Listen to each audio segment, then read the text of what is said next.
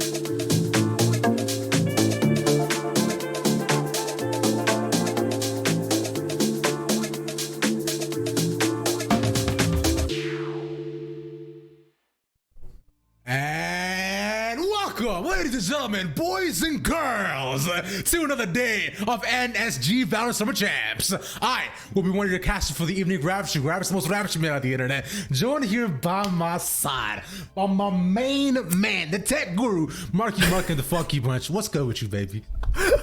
You know what? I have to admit, you really set the bar extremely high with that opening. But you know, listen, I love the energy, Ravish, because once again, we've got a lot of Valorant ahead of us, and I think this is going to be a really interesting tournament. Of course, we're coming in on day number 2. We're going to be starting things out with the round of 16, and then we're going to go into the quarterfinals today. Tomorrow, well, we've got these semifinals as well as the finals there. But quite a few pretty noteworthy teams in this tournament this time around, Ravish.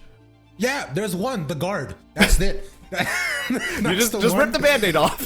let's just get down to it. I'm not here to mess around here, all right, Marks? I want to let people know what they're here for. Yeah. Which is the guard. All right, cool. Look at that. The guard are up against the I would call them the ganaches, which is, by the way, delicious if you've never had a ganache before. It's great. It's real good. You're gonna have that with your polenta, and it's gonna just dip it right in. Past that though, some other notable teams, of course, that we've seen go into the round of 16. Things like Dark Zero, EVG, Near Sherport, and of course Lenny Time, everyone's favorite team. Of course, yeah. You're seeing a lot of these same teams that have kind of run through this online gauntlet before, but have also participated in some of the in-person LANs that have actually happened, being hosted by Nerd Street as well. So it's great to see so many familiar names of some of these teams coming back here. But of course, we have a couple others. Like you said, we've got the Guard, we have a Crew, Knights Academy, BBG Academy, Dark Zero. So many actual pretty good contenders in here. But of course, just quickly talking about things around the bracket, we also had Complexity, Virtuoso, as well as New York Fury. But unfortunately, they didn't make the cut this time around and have already been eliminated from this bracket, which, if you ask me, Ravish, that's a little spicy. It is indeed. I was expecting Virtuoso to be the ones that honestly to make it through. They were up against DNA Div, which I'm like, wow, okay, that's it's a little bit shocking to see. On the other end, though, the one that I know a lot of people were just really puzzled at, NYFU. Yeah. Just lost to Lycus Empire, and I'm like, man, it's because look, it feels like every single time NYFU release like a new piece of content, they lose. And they released their direct new correlation thing just yesterday. So like, guys, just stop tweeting for a bit and you got this. Straight up about this. But let's go into our main matchup of today here, Marks. Absolutely. So we're going to be starting things off today with the Crew up against Knights Academy. Of course, we know the Crew roster. These guys have been playing together for quite some time, have been in quite a few tournaments as well. So you see a lot of very familiar names there. Of course, we got to keep our eyes out for Neon as well as Gucci, but you can't forget about Zachary as well. Meanwhile, over on the Knights Academy roster, a little player over there named Zeldris. First time on this Knights Academy roster coming into this tournament. So I'm curious to see how this is all just going to start to fit together. But of course, we already have our map picks and bans. And so map number 1, we're going to be heading over to Ascent. Where else but Ascent? And that's going to be the Knights Academy pick. Then map number 2, we're going to be headed over to Bind, which is a Crew. And last but not least, if that third map does come around the corner, then we're going to be headed to Icebox. All right, Shakespeare, my bad. I don't know what's going on here. But yeah, exactly like you mentioned. It's just the first 2 standards, nothing super out of the water. Bind is awful, and Icebox can be fun. But Ascend is a thing that everybody does kind of just fall down to, right? Considering it's what you all know and love. Ascent, especially going up for Knights Academy, and both the Crew is something that they're also very practiced in. Bind, I think, is personally a bit more Crew favorite in my opinion. And Icebox really could be a toss-up for either side. What is interesting as well, though, is that Knights Academy has also been trialing a bit without Frosty as well, too. We've been going around for a couple of different teams as well, so not too sure how that might play into the dynamic, but nonetheless, one thing I want to point out is that the coach of Knights Academy, Keith LaFortune, friend of mine, owes me a jacket. Keith, what happened? You said you give me a jacket, you've forgotten, and I'm sad about it. So I'm sorry I'm rooting against you until I get it. Oh boy. Hey, it's just this match has just gotten a lot more personal, and the stakes could not be higher right now until a said jacket could be delivered. But speaking about map number 1, going specifically on Ascent, I'm genuinely curious what these teams are going to be bringing into the rosters regarding their agent-wise. I mean, obviously they're also going to have really cool jackets. Unfortunately, you aren't, Ravish. However, sorry, I had to take my dig where I could get it. Lately, we've been seeing a lot of Fade start to come into the compositions on Ascent specifically.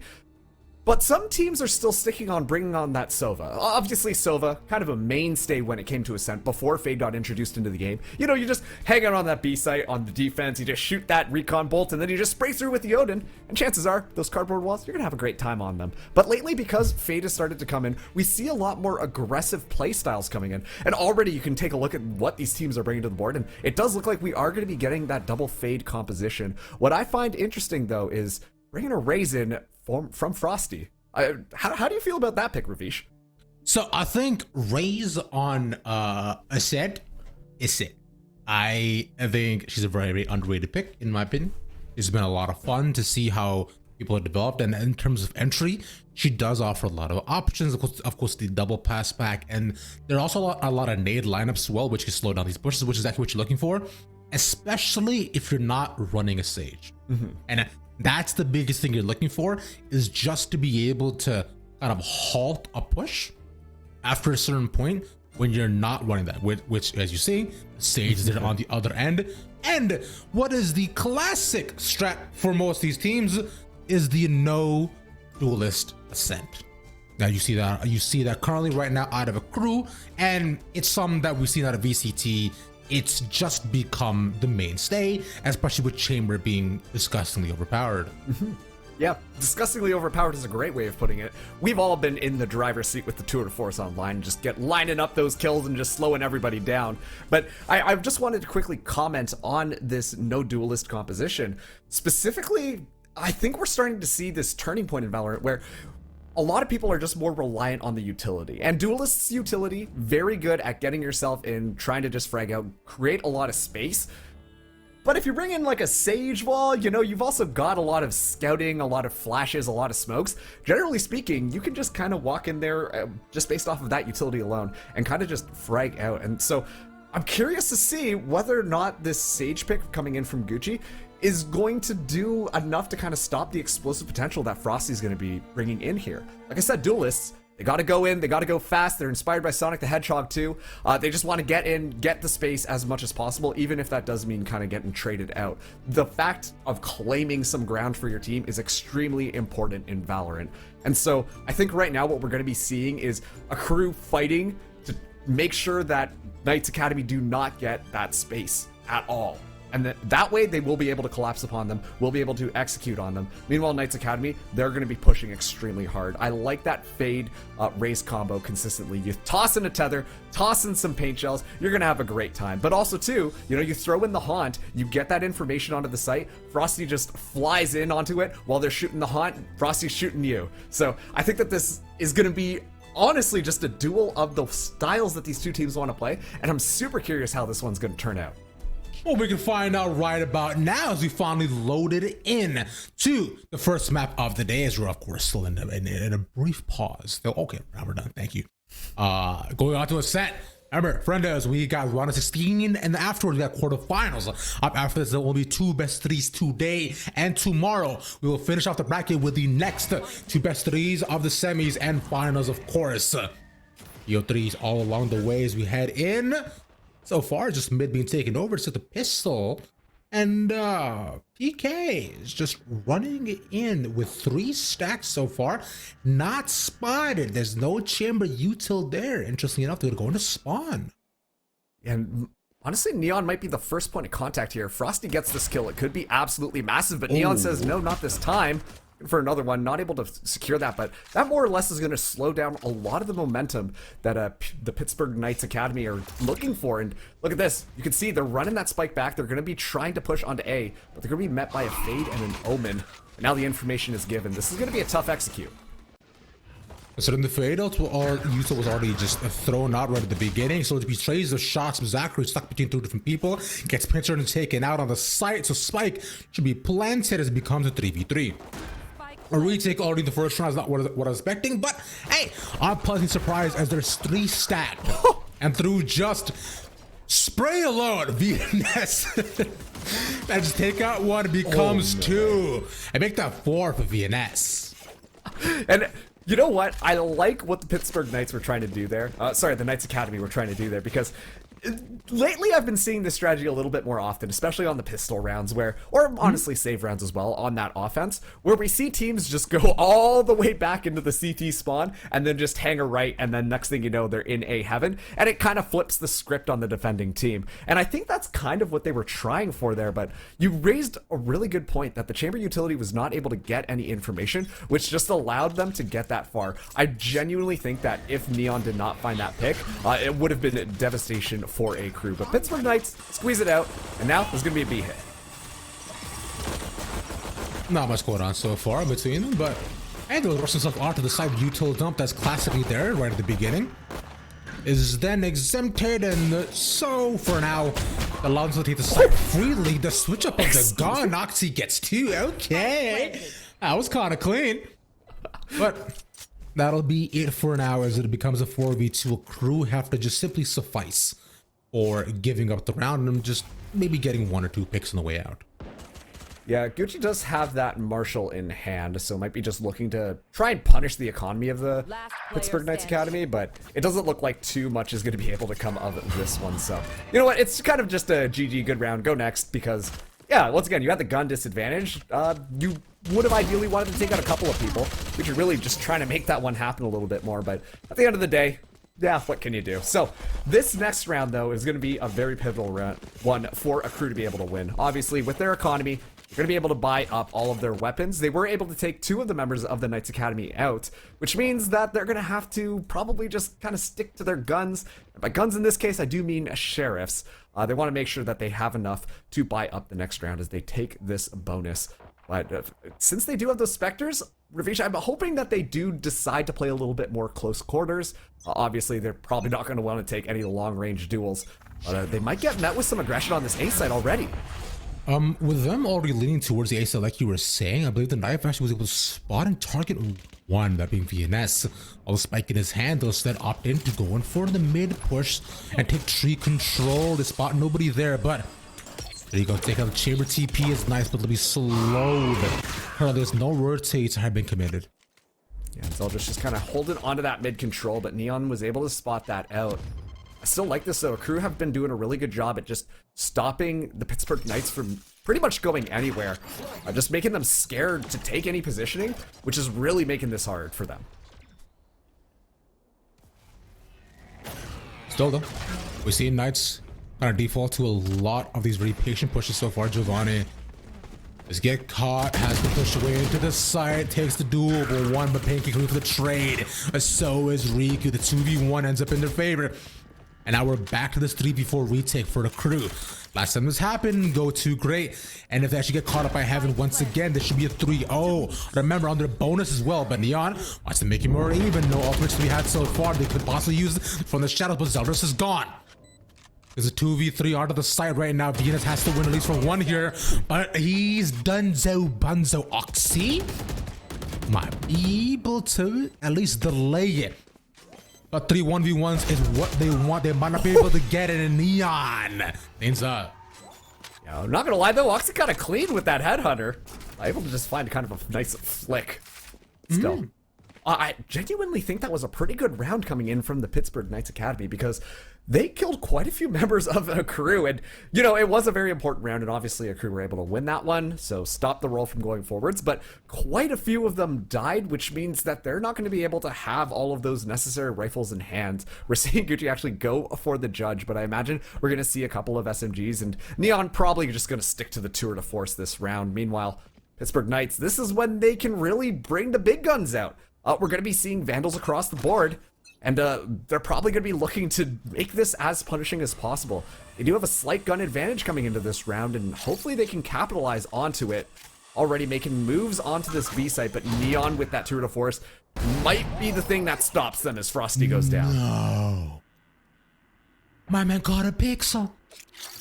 And repositions to a very just similar angle, but I'm more front facing, you could say, but Zeldris. Oh, this would have been clutch if you managed to make it past mid again, but considering you know it's consistently gonna be there in terms of the tell Giovanni, good peek out the flash.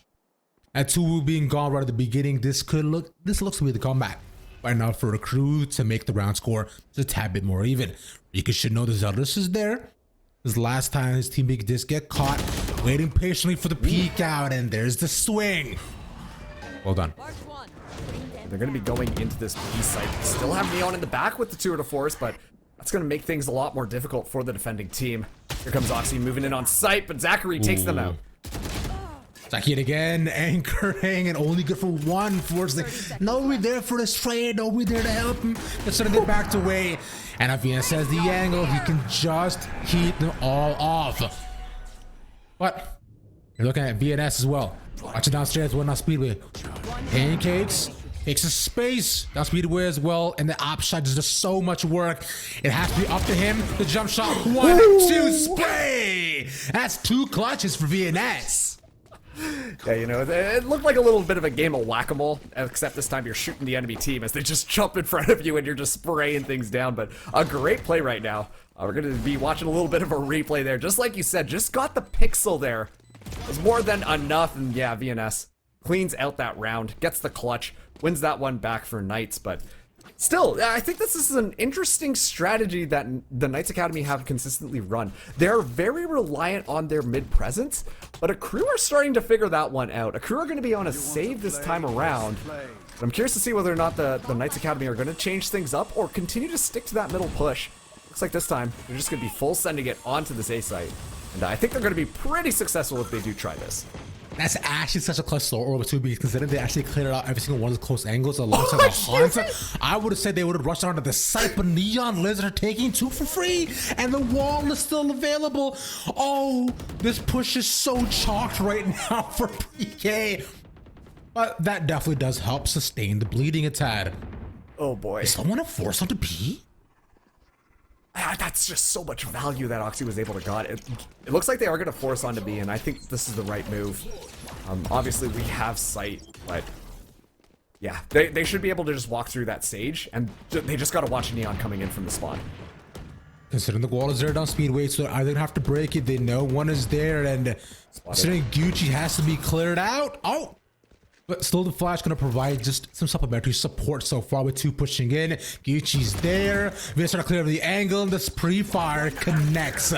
Now, oh boy, I would have said they would have been able to try to get the retake, but Zeldris instead decides to stop that. And this is the thing. You mentioned this mid-round, but it's so important. Just Oxy having that 2 to force, able to stop the rest of a crew getting that mid presence, I think was so important. Because as a result, a crew didn't have a strong idea as to what the Knights Academy were trying to do. Are they still trying to push up mid? Are they potentially swinging around to A because Neon just got that double headshot? And as a result, their forces were scattered all over the side, which just allowed for that B take to be that much more clean. And so it was a good job from Knights Academy to stop that bleeding, just like you said, in order to seize that space, which just allowed them to run over that B site. And then, obviously, you know, guns do play a little bit of difference, but Neon, somebody's gonna stop Neon. This is ridiculous, Ravish. And that's the most interesting part about what you said, by the way, is just the space taken as well as oh no. Look, I get Frosty, but Riku, that was just tragic. Neon, you can't miss those, but it's okay because Pancake has your back. And it's just Zeldris. He could do this, but his ult is ran out, so it's not even like there's anybody to try to revive him. And they're both just double watching through the tree angle, looking through mid. But see, because Spike isn't there, for Zeldris, he's gonna have to just, you know, try to move around. So has 1 flash there, but this is a bit of a toughie for him. Absolutely, especially with that fade, because it just gives so much information. Yeah, they're with a swing angle here as well. Because in case Zachary dies, you know that there's 2 more on the corner for trees, the pre-fire there, and yep, bye-bye. It was honestly a good attempt, but good job from a crew. Listen, I know we were talking about a couple of missed bullets there out of an operator, but the impact that Neon is having in rounds, honestly, has been pretty good for a crew. Just being able to secure that first kill as the round begins is a great momentum booster for a crew, which then Pittsburgh Knights, they're not necessarily sure which site they want to go onto. So I think that Neon right now with that operator, even though some of those shots are missing, is still doing a pretty good job of being able to slow things down and really force the Knights Academy to play it at a crew's pace here. So they're doing a really good job with that operator, but they're starting to learn. Pittsburgh Knights, great smoke there, but doesn't matter. Zeldris already down. That's tough, as well as losing one of your main initiators too. They're gonna have to go off with the fade if they are to sort of create their space in the rounds, or Frosty has to just live for the beginning parts and double bash back in to allow themselves to make that space, as you mentioned before. A beautiful paranoia. The Frosty gets punished, but that's that COD timing as well. You go ahead and get the after death kill with a molly, which is clean. Pancakes left alone on site once again. They're all closing in on him with the fade. Util doesn't manage to get them, but the unfortunate spray. And now the Nightmare will cause one fear on every single one of them, as PKA are fighting for survival onto the sites. It's Venus left, and with all the decay in front of him, he's in a 2v1. He's not the worst of spots, but they have to know where he is. He could try to just ult out, but no spike in hand. One, but not two. Yeah, that was a tough round, especially too as soon as that Nightfall got popped. It was looking more or less done. Obviously, you know, it is pretty scary. I mean, that's kind of how Fade is built as just a character in general. But the fact that you can't really hear what's going on there, you could just tell that VNS was just kind of stuck. But once again, the Pittsburgh Knights Academy, they're really interested in that middle presence. And especially too, as a crew have been more or less leaving Neon to kind of watch that mid presence, they haven't been able to get what they wanted without losing one of their members here. And this time around, they are mostly going to be on a save, so they only got their sheriffs in hand, as a crew are only one round behind. A lot of ultimates also online for a crew. They could use that null command either to retake or potentially stop a push. And right now, a crew, you want to just slow the momentum of Pittsburgh Knights because it's been working excellent for them every single time. Let's see how this round shakes out, but Neon's always good for it. Riku down. First one taken away, losing one initiatives yet again off the rip is a tough call.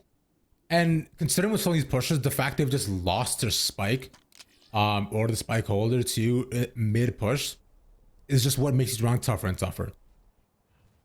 And I want to raise a point before that you were saying, is that in terms of space so far, the crew are very good about just letting things go and then coming it back for the retake, right? They want to play much more for the man advantage, as you've seen so far. And they just allow PK to move in the site half the time, and they don't mind utils up, just half utils up at the beginning. But this is a much more patient round so far. Neon yet again. 30 seconds left. At least the ult wasn't committed, but that doesn't mean that doesn't hurt any less. And now we're going to be seeing PKA try to run their way onto that A site, but that's exactly what a crew really want them to do. They still got their KO there, and look at that. The flash is so good. I don't know that they're going to have enough time to make their way onto site. I mean, unless Giovanni lives, oh, beautiful paranoia. With just one health, while he stays alive, but Oxy with a trade, the swing back to 3K, but there's still not enough time. I was clean though. Yeah, no, absolutely. Oxy, someone to watch out for, especially with that headhunter. A great round coming in from a crew though. You know, we talked about these stall tactics. We've talked about using utility, and I think that a crew are doing it flawlessly right now. Obviously, it helps a ton when Neon is completely landing these shots, taking out key pieces of their chess team.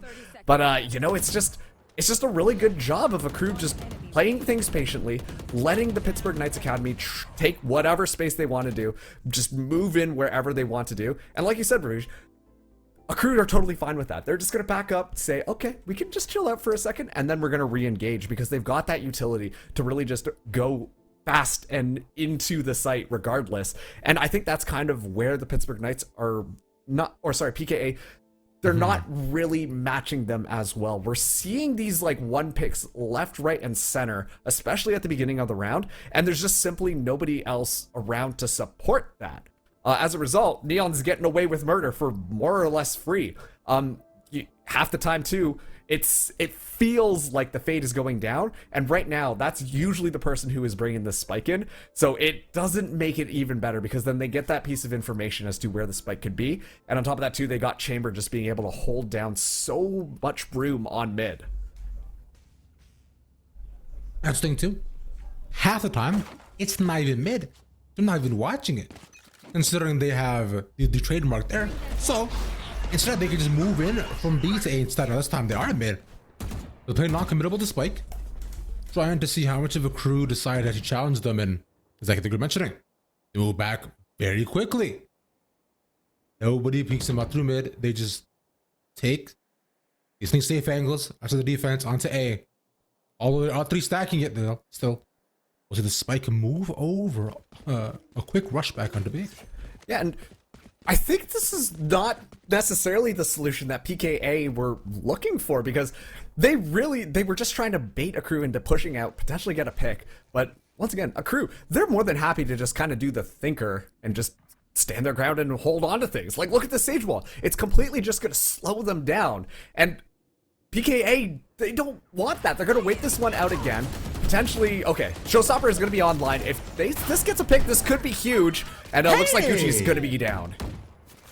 All right, that's actually super solid, because with the Gucci gone, we know we're slow orbs too, of course, and no res also being a factor potentially, but ENS then as well. PXA moves into the back of sight because we're off values. You have somebody just chilling in a corner. That's gone. A lot committed, but a lot gained. And it seems to be the swing round back for PKA. It's 3v5 as a crew. It's a smart choice of, yeah, you know what? We gotta do all that. Let's just move away. Yeah, and I think this is the right move as well. See, the only two people who can get over that barrier orb is going to be a Raze and is going to be an Omen. So you can tell for a second there, Pittsburgh Knights Academy were just like, how do we deal with this? I mean, we could shoot it down, but that's going to take a lot of time. Just give it to the Omen. He can TP. He can disappear into some shadows and reappear onto the site, and it's going to be a good time. Neon really punishing Zeldris for running out there, so a good exit there, but overall, a very clean round from a crew. I loved that explosiveness that they needed. I think that's their key to success here.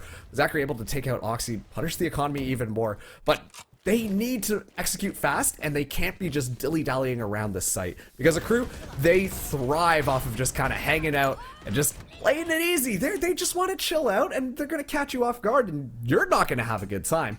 But as soon as we see Academy just kind of take the reins and say, okay, we attack now, and they all just run into battle together, then I think it's just going to work out better for them. That's how their team composition is built around, and especially too, if they lose someone right off the bat, they can't be that fast anymore. So it's very important for them to keep up this momentum.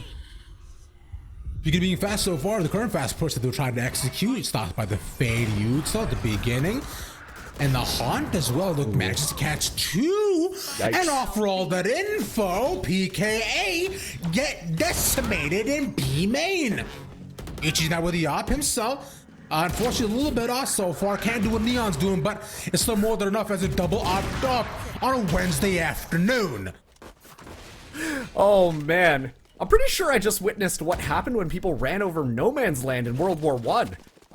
You just see a crew, they're hanging out in their bunkers, their trenches, if you will, and they're just like, all right, let's get the information. Let's wait for them to kind of come in. But what's more important is that they were able to just split them up using utility.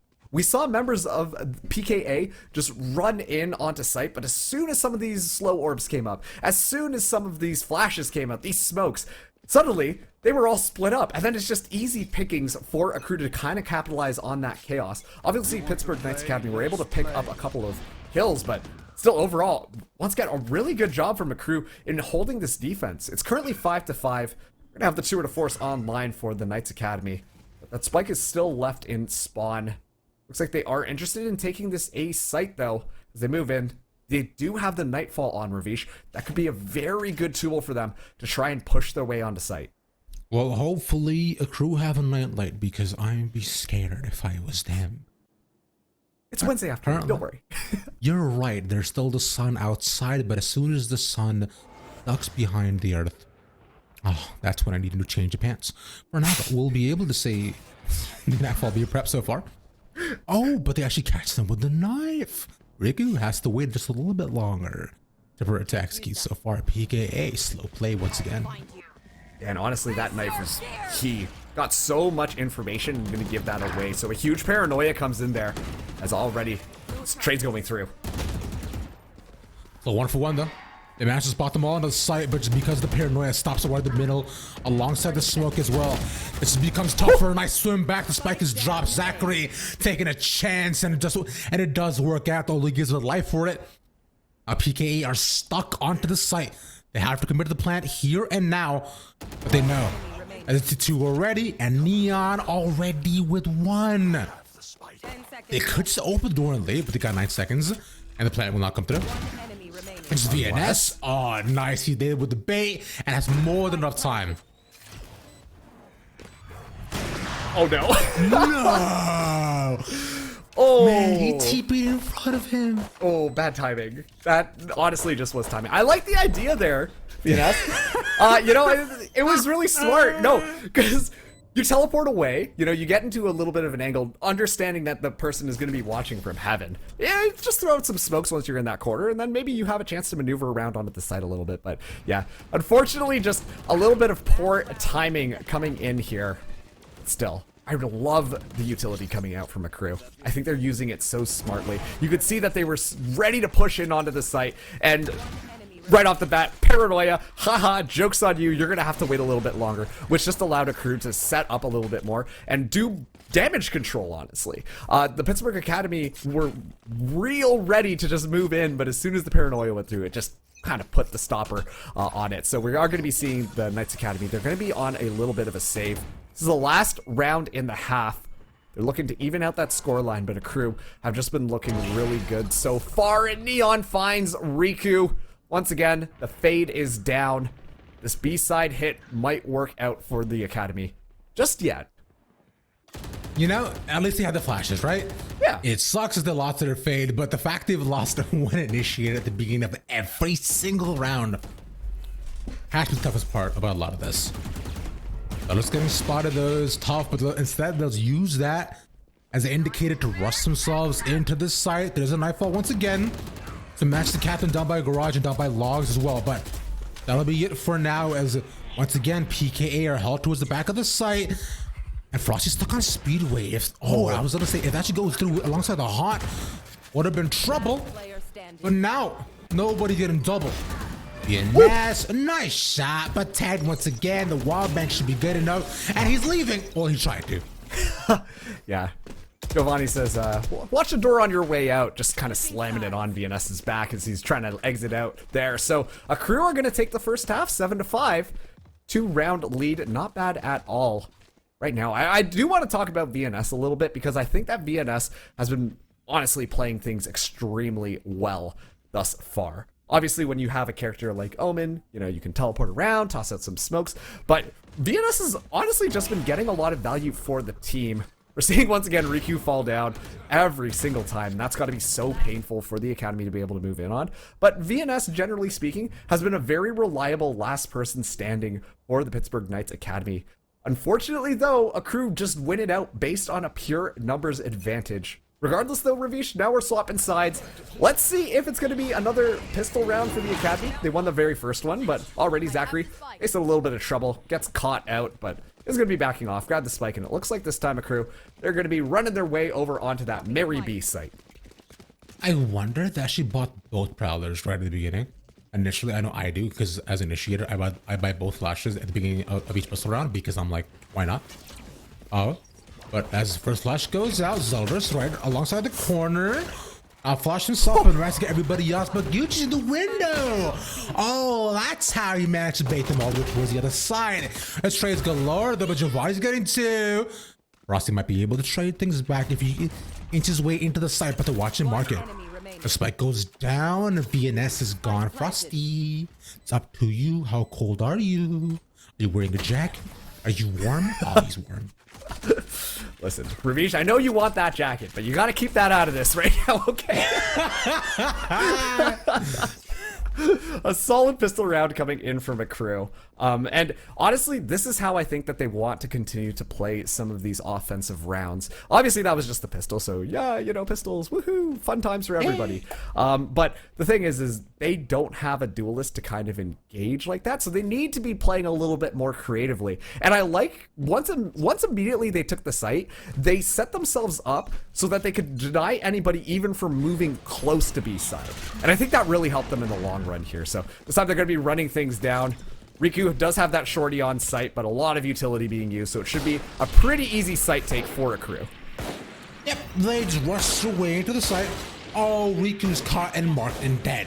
Sadly, the shorty does not do no damage at that far of a range to take away. Oh! Very useful. Nice through the smoke. This Bobby spotted Gucci's ponytail, which, by the way, I think that's a cap for us H players, the fact that you can see that everywhere.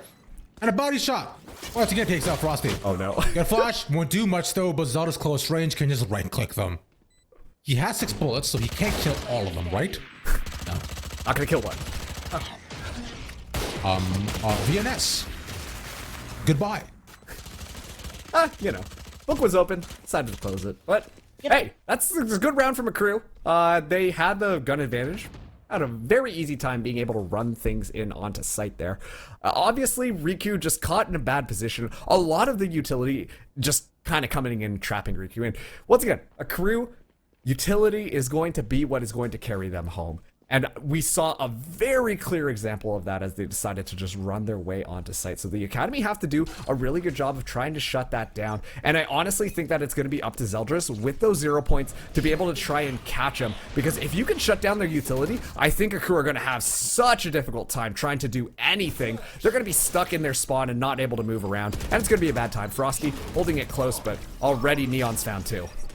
Unfortunately, thought maybe with the close angles, it might have been the take it, but Sally number 2 being gone so quickly, they actually just spot Zeldris with the spray, so they know he's right by outside of the door. They're trying to spray him down, but they're not catching him either. But the wall upside of heaven will mean that a PKA have only 2 options of trying to rush their way in, especially with a spray down to the wall. You know, there has to be one of them. Zeldris now caught. With the flash being down, it just means that Riku has to do everything. And now they know where he is. Well, 38 health doesn't mean he can't get 1, maybe 2. It's a possibility. No, it's not. I love how fast you are in correcting yourself when you're like, oh, maybe. Nope, never mind. It's good speed. It's good speed. And I'm just trying to be positive, Ross. I'm like, maybe not. It's like, I know it's not happening, but I want to hope for them. Yeah. I mean, honestly speaking, it was looking like it was going to be winnable. That's one of the things about the Haunt that, you know, I have seen some teams start to utilize, but not all of them, is it also serves kind of like a distraction, much like the Boombot, much like the Sova Owl drone, you know? It's something else to shoot at, and as a result, you can kind of swing off of it as well. And so, oh, okay, Gucci takes out Frosty first. A crew, they're kind of rolling things forwards. They're feeling nice and confident. And look at this, they don't even have to play together. They're relying on PKA's aggressiveness to be able to get some of these some picks for free. It's almost like they're playing defense on the offense. Oh, nice shot. And as he immediately exits away to his hole, we see VNS can perhaps peek his head up once again to find more targets. Apparently, I don't think he's gonna be able to, so they just spotted him ducking away. As he repositions towards the other side and through the knife, they catch him again. They're not letting him go. There's no way he escapes from this. And he has to use his final relocation, little shadow step over to the other side. And after all that util is dumped, a crew were like, let's just move. Let's go to the side. It's fine. Like, I mean, hey, they're really putting up a show right now, but actually, we're gonna just, like, go over there. It's really cool what you guys are doing. Love it. But we prefer more, we're more of a B-site team. So they will be met with Oxy. And Oxy, the headshot king with this headhunter, could make this difficult, especially as Pancakes goes down. Oh, the magic is the first pick as well. Oh, that's huge from Zeldris. The ult out. They get to them. This is a save for themselves. Oh, the reload, the quick scope as well. The thrifty for PK. Hey. Oh, that's got to put the wind back into their sails. Yeah, you know, PKA, like you said, Ravish, they dumped a lot of utility into that A site. You know, VNS just flying around. Am I over here? Am I over there? But this first opening kill was key in slowing down a crew's push onto the site here. Oxy just kind of using the tour de force for style. I think they probably would have been able to walk away from that round regardless of the tour de force, but you know, you gotta bust it out and flex a little bit every now and then. And so a good round, good momentum for PKA. Let's see if they can keep moving this one forwards. Neon this time will have this tour de force, and Neon, a little bit of a menace. Man, I thought you were gonna say that they can bust it down. I'm like, damn, Marks, what are you looking at? That I'm not seeing. It's crazy. You know, But hey, it's all perspective. okay, you clearly have different ops perspectives right now. I don't know who your observer is, but what I see currently is a crew, finally, taking a small step back and not challenging PKA right on their front doorstep. Instead, as the engine through towards 3, the smoke comes out. You see one by one. That's VNS though. And he's tucked away pretty clean. They're not going to clear it either. Nice paranoia. And it catches both. And he only manages to get pancakes, unfortunately. You know, Gucci's there. But he's actually not tagged with this either. Yuka goes out and he doesn't die. It's not enough, but instead of the manage to clear out the site on the other side. 1 for 1. Oh. But they drop down, they clear them all out. Wind indeed, my friend. So all they got is oxygen as Oxy gets the final. Yeah, and bit of a tough round for a crew. Obviously, they didn't have all of the guns that they would want that round. But honestly, a crew, we're still trying to move in there. But once again, you gotta be able to check your corners. VNS should not be able to walk away with this and kind of pick up that kill, let alone the second kill onto Gucci. They even tried to flush him out with the fragment, but still was able to get a kill there. And yeah, just a solid defense from PKA. But I do think that, you know, a crew, they're definitely still feeling pretty confident. I need to see this aggression come out a little bit more from the Knights Academy. I think if they just continue to play this confusion game, you know, they're going to be like, aha, kept you guessing, suckers. And they will be able to come out on top. But Frosty, great use of the paint shells there, able to get a lot of damage onto pancakes. And already that is going to be their KO down. So they won't have that 0 point anymore to try and deny any of that utility from slowing down these pushes. And who else but VNS hanging out in wine yet again, probably sipping his drink, ready with that paranoia before he swings out once again, assuming that the spike does come this way. Crew look a little bit stuck here, Ravish. Yeah, because the last time they tried to push down this and didn't clear out wine, VNS got all of them especially. I read the paranoia, there we go, and it catches them all again. Let's swing out with the angle, exactly ready. They anticipated it, the push along with that, and they get 2 for the rest is ready. And now suddenly, we're in a 4v3 in favor of crew who move over, still kind of faking towards A. Interesting. Yeah, I wonder if they're going to invest in Nightfall here, really sell it that they are going onto the A site. Well, nope, looks like they're actually going to be rotating around. They're going to play off of it as Zeldris picks up Neon. So yeah, that's really just going to deny the B site. But a fragment is going to slow this push down and wait out the effects of that Nightfall. At least with this, with Zachary still falling, they should know where all of them are, but that's about to wear off as well. Oh, they spot the dome of one, and Gucci's gone, the dome taken off clean. Giovanni managed to get at least one 1v1, but now they know they can't give him 2. Oh, Riku, the final second, he didn't know where they were. Well done by PKA on a close retake once again. Yeah, and that's something that we haven't really mentioned here, is how close some of these rounds are getting down to. It's been multiple times that it's like, oh, we're in a clutch situation, and it's actually looking possibly doable. People just getting multi-kills when they're the last person alive. But take a look at the scoreboard right now. We see VNS and Oxy on top, and I think VNS really shined on the first half of this map thus far because, you know, was just able to just find these clutches, but it's still doing a really good job of utilizing that Omen utility to really slow down the aggression coming in from A-Crew. But I do think that Oxy's been having a lot more success defensively, and maybe that's why Chamber is actually a Sentinel and not a duelist, because you are able to maneuver around quite a bit and control a lot of the space, and Oxy has been generally speaking, landing a lot of these shots. And it's really making things difficult for a crew to move in. Based on their composition, they need a lot of their members alive in order to get that space to play off of it. But Frosty just pulls out the fireworks a couple days late, but gonna make that one count. This is a tragic round right now for a crew. Oh, yeah. They're forcibly intimidated, and with them being all caught, it was an easy read from PKA to make it 10-9. By the way, towards your point about Chamber not being a duelist, you're incorrect. Oh, what sorry. do duelists do, Marks? They take people out and they make space. Now, the thing is that Chambers naturally takes space because his presence is so overwhelming that everybody dies around him. Simple. Yeah, but Riot Games tells me that Chamber's not a duelist, Ravish. Well, you're not Riot Games, are you? Okay, fair enough. We got a nice little replay there. A good read with the showstopper. Just being able to maximize the value there. Frosty hasn't gotten too many frags, but honestly, I think doing a really good job of at least slowing a lot of the momentum down, controlling the space, specifically with those paint shells. I think that these paint shells have been, honestly, pretty scary for a crew. If you're trying to push into one of the sites, you always got to be a little bit scared that it's going to just fly through. But PKA, they've really stabilized themselves. Now only a 1 round difference. As the VNS trap is set up once again in line. I imagine the crew will be expecting it, toss out the fragment, and VNS barely able to escape. They at least managed to lure him out. That's both slow orbs as well, just put down by a crew to take control of a short, which they're not necessarily committing it to. So right now, this in terms of util, PKA are most definitely building themselves. But hey, nobody going down early on either. I think that's a win that they can definitely count on. There's still the crew are bunched up right off towards the A site. Ooh. Oh, he gets a nice bit of info across. He gets caught.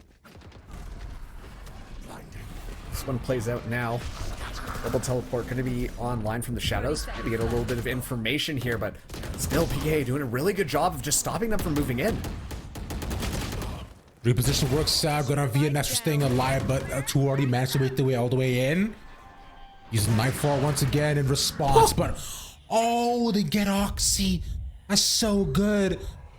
Which is still stuck by himself. This is doable, but he has to plant, but he has no time, and he's caught. He's marked. And with a couple of seconds, he'll surely be dead. As Stone is the wall bangable, but they could just knife him, or they just rush him down. And you know what? I feel like a crew need to be a little, what's the best way to say this? The Knights Academy have been running a very similar defense these last 3 rounds. On that A site, we're always seeing that KO. We're always seeing that raise. We're always seeing the Omen just kind of hanging out there. But every single time it seems like a crew are like, we're still going in here. We know that this is going to be a little bit tough. We know how they play around their utility, but we still want to do it. It's only now that we are seeing PKA decide to change things up a little bit more, but I think the overall idea is still going to be the same. That A site is just really not too friendly for them to move in on, and I think that a crew have been really struggling here. They're only going to have a half by this round, but the Knights Academy have completely tied things up, and they have a couple of ultimates to show just in case they do need that null command. We'll see how they decide to deal with factors. Oxy still there mid, good shot, Neon gone, reposition once again. But for now though, the 1-for-1 I find still definitely in favor of PKA. But losing the chamber isn't too big of a threat to themselves. Still trying to force it onto A. Yeah, I could speak this. It's so free. Oh my god, they're not even turned around. That's 3 for free. Wow. Oh man. You knew that a crew were listening to the Pink Panther theme as they were walking away, and then, well, who else but VNS to sling it around and be like, not today! Able to just get those for free. Yeah, it's only one person left.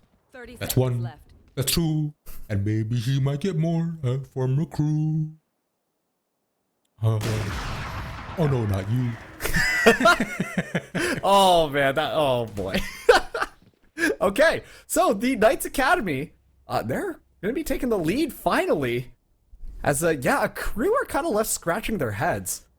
once again, their strategy, Crew's offensive strategy has been to consistently push that A site, get a lot of space on mid, move on to A. But right now, it's just been so easy for the Knights to read this, and they've just been walking away with so much value. There's VNS, just lighting up the kill feed yet again. Who else? And of course, Oxy steps that round down. Now it does look like they are going to be trying some stuff out. Toss out that utility, maybe fake things a little bit, but they will be met with Oxy on B. Usually Oxy controls mid, and I'm not sure that they're going to be anticipating that Oxy's going to be set up on this B site.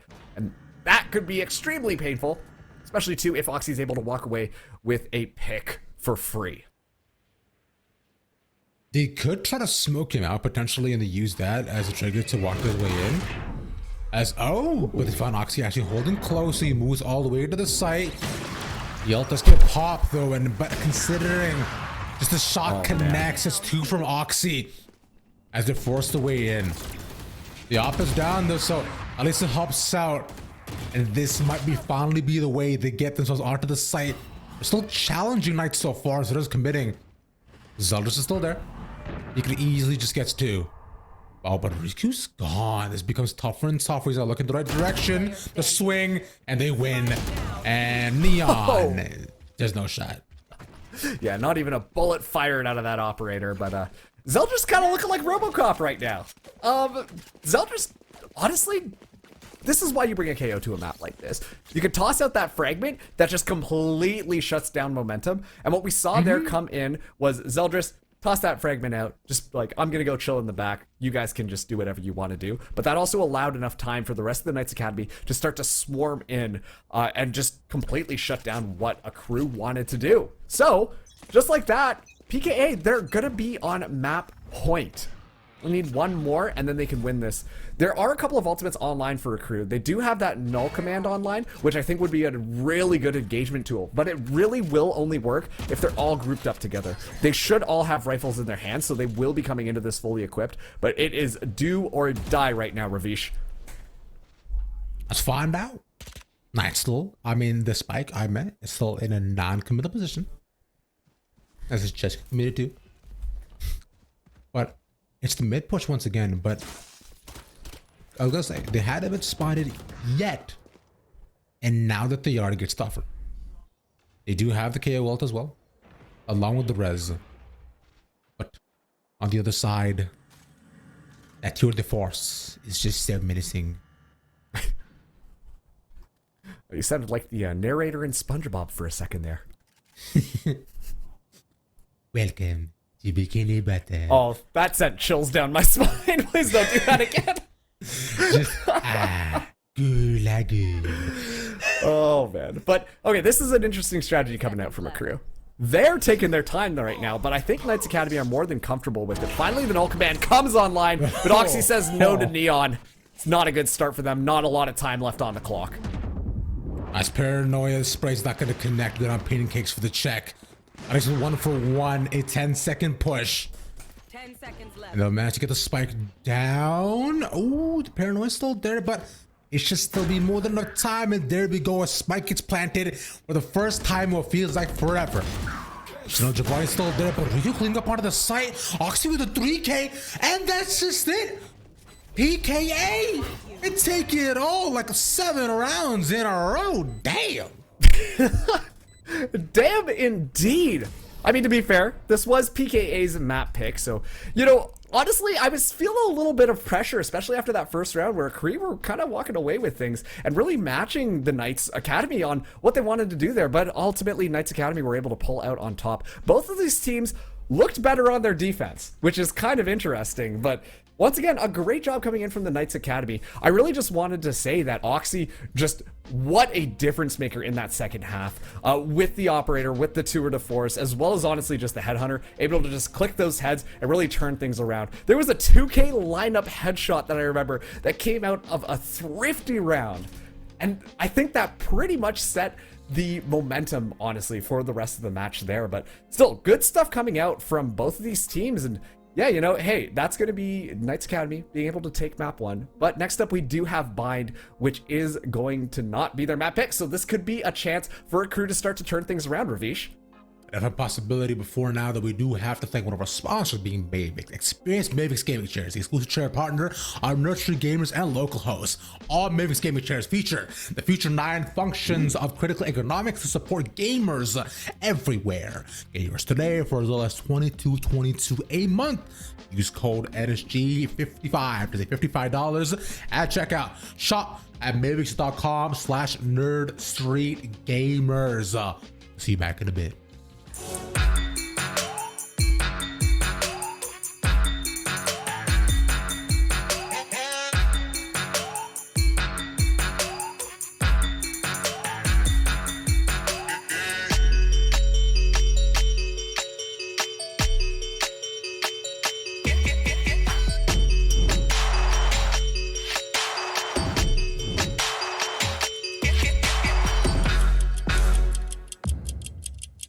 I know you only show up for these tournaments for the ads. I recently partnered with DigitalOcean to help spread the word on their amazing software. I think you mean their amazing web-based cloud computing services. Okay, if you're a developer, then you know how incredibly hard it can be to get started. Not true. DigitalOcean made their UI so simple you can start developing right away. Plus, they give you full access to their human support staff. Easy to start, human support staff. Don't forget, really transparent and affordable pricing. Okay, let's keep the tournament going. One of the reasons that I wanted this lesson with Super Ukuma is because I felt like I had reached kind of like a plateau with my gameplay. I tend to teach more of a way of understanding the game, more than just, oh, you need to work on this, you need to work on that. He showed me this diagram that was pretty simple, and it was kind of something that I was aware of instinctually, but when you kind of like visualize it, it helped me gain a deeper understanding of the game. I gotta say, I've been having a lot of fun doing it. It's been very enriching, and it's helped me a bit. I've learned a few things doing coaching. You should definitely try Medify if you're looking to level up your game.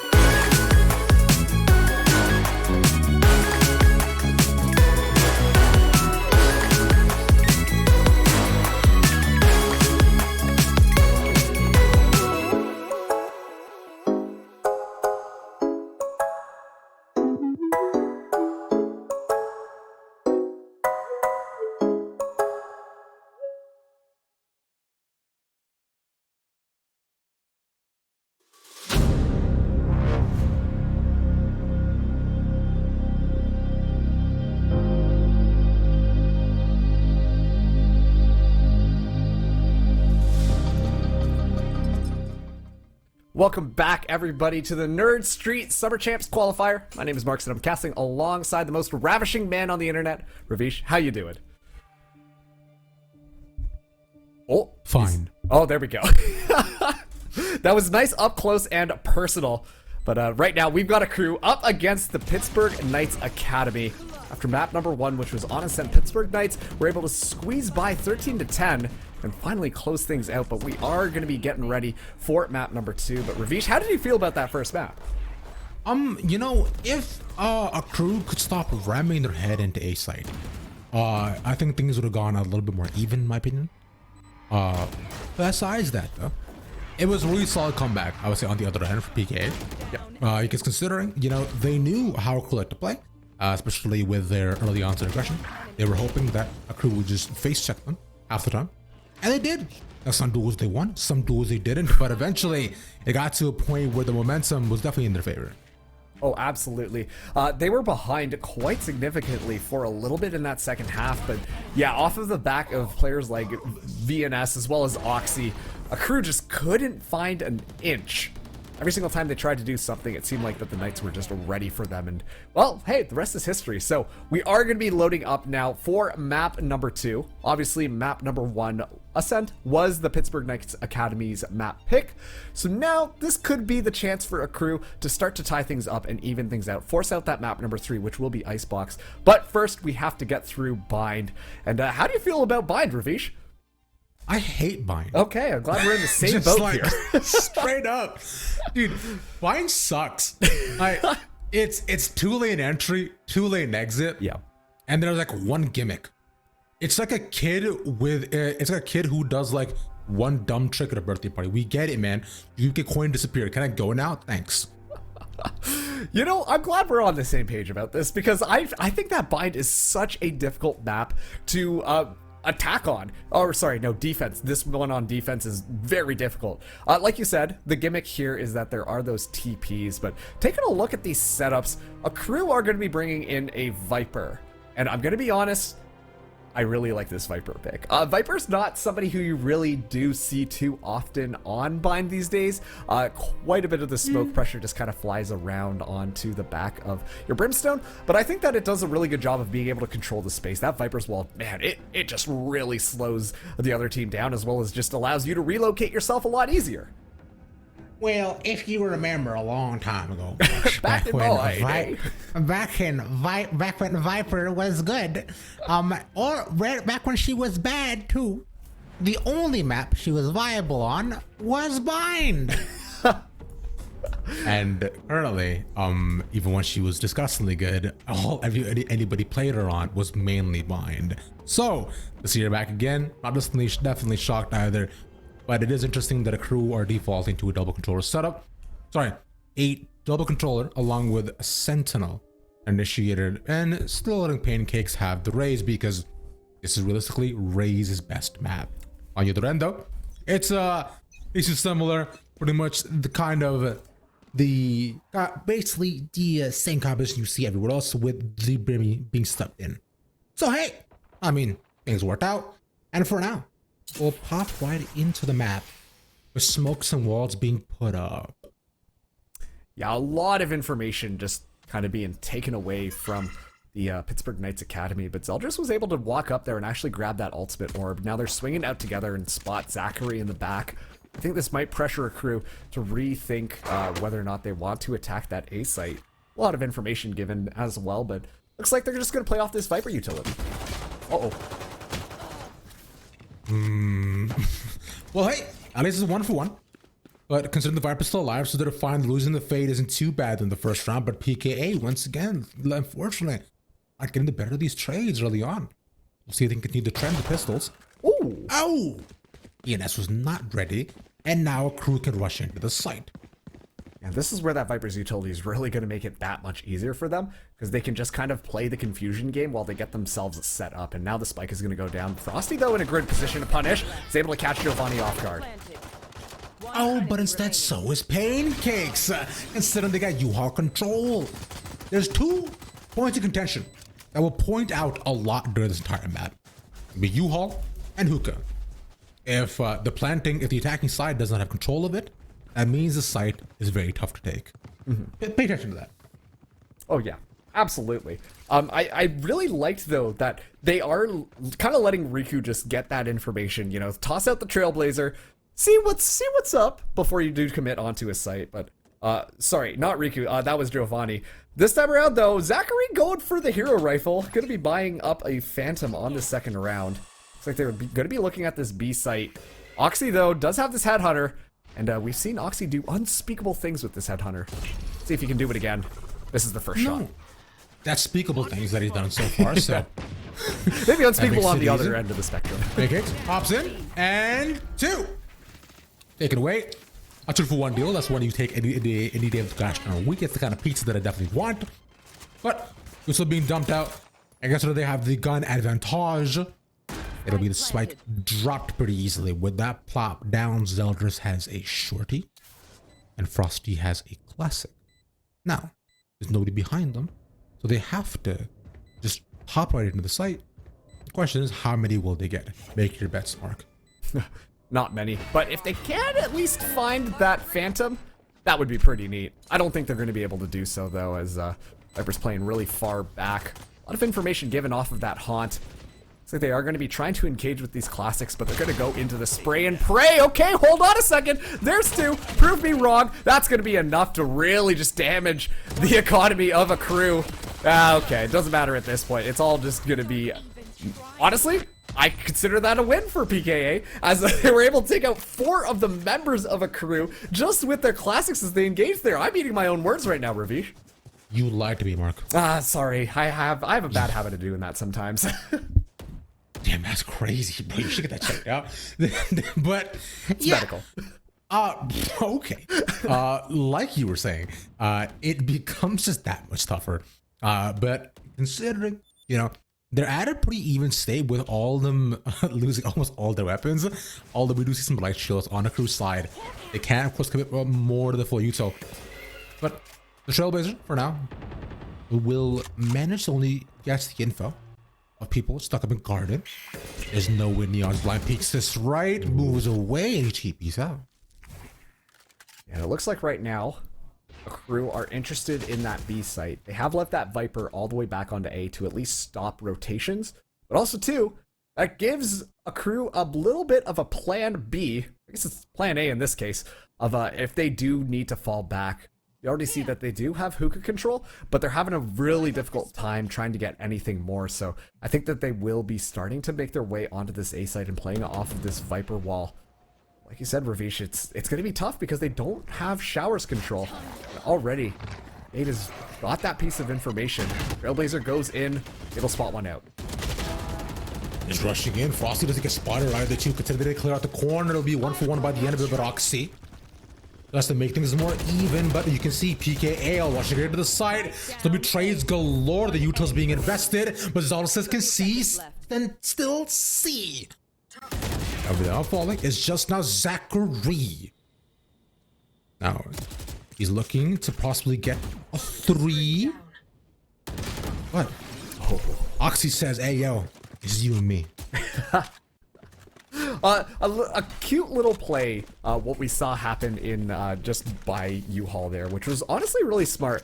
And it was just, I believe it was VNS, got caught by the Seeker. Couldn't really see. You know what? Just kind of hung really close around the corner there, because even if you can't see too much, you can't see directly in front of you. And that's kind of a really smart play. And that's usually what we do see people, especially too, adapting to paranoias, adapting to those Seekers as well as other pieces of utility as well. It really helps even things out.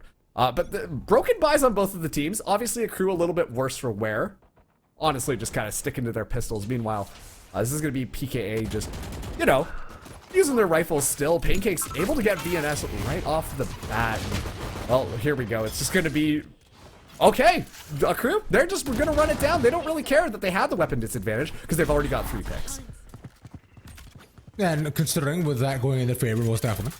It'll at least be a 3-1 lead for now, but with them being able to buy in almost all these rounds, it will mean that the econ for so both these teams is just in the most precarious of spots. It's delicate right now. The child being born. If you drop it, bad things will happen. Yeah, and I don't think that PKA really want to push this anymore. Riku, maybe only with this judge in hand, is going to hop around this corner, but only gets one. Honestly, this was just a very clean round from a crew. And it all started off with those paint shells. Explosions, hey, they do the job if landed correctly. And the rest was kind of history. Just so much aggression. And you could just tell that PKA were not expecting that, as Oxy's the only one left standing, able to take that Phantom out. So I guess we can consider that a little bit of a win. And hunting for him as well. The fact that this by the end was a thrifty too is really funny. Absolutely wild. We've seen this from a crew though. That's the thing, right? Yeah. And you were talking about how the defensive halves might be better for both these sides, but you know, so far defense on bind for PK going a bit tougher. To be fair, this was a crew's map pick, but we'll see if that does shake out. Yeah, and now they have this Viper's Pit online.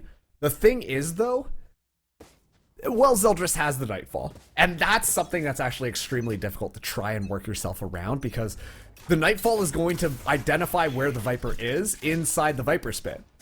And that kind of negates the whole purpose of the Viper's Pit, honestly. So that could be a really good counter if they do decide to use that for the Knights. But still, it's going to... Sometimes you just want to use that Nightfall a little bit early, especially too if there's a good opportunity for it. Regardless of crew, they're going to be running their way in onto this B site, looking for getting control. Riku in the back, already sprayed down.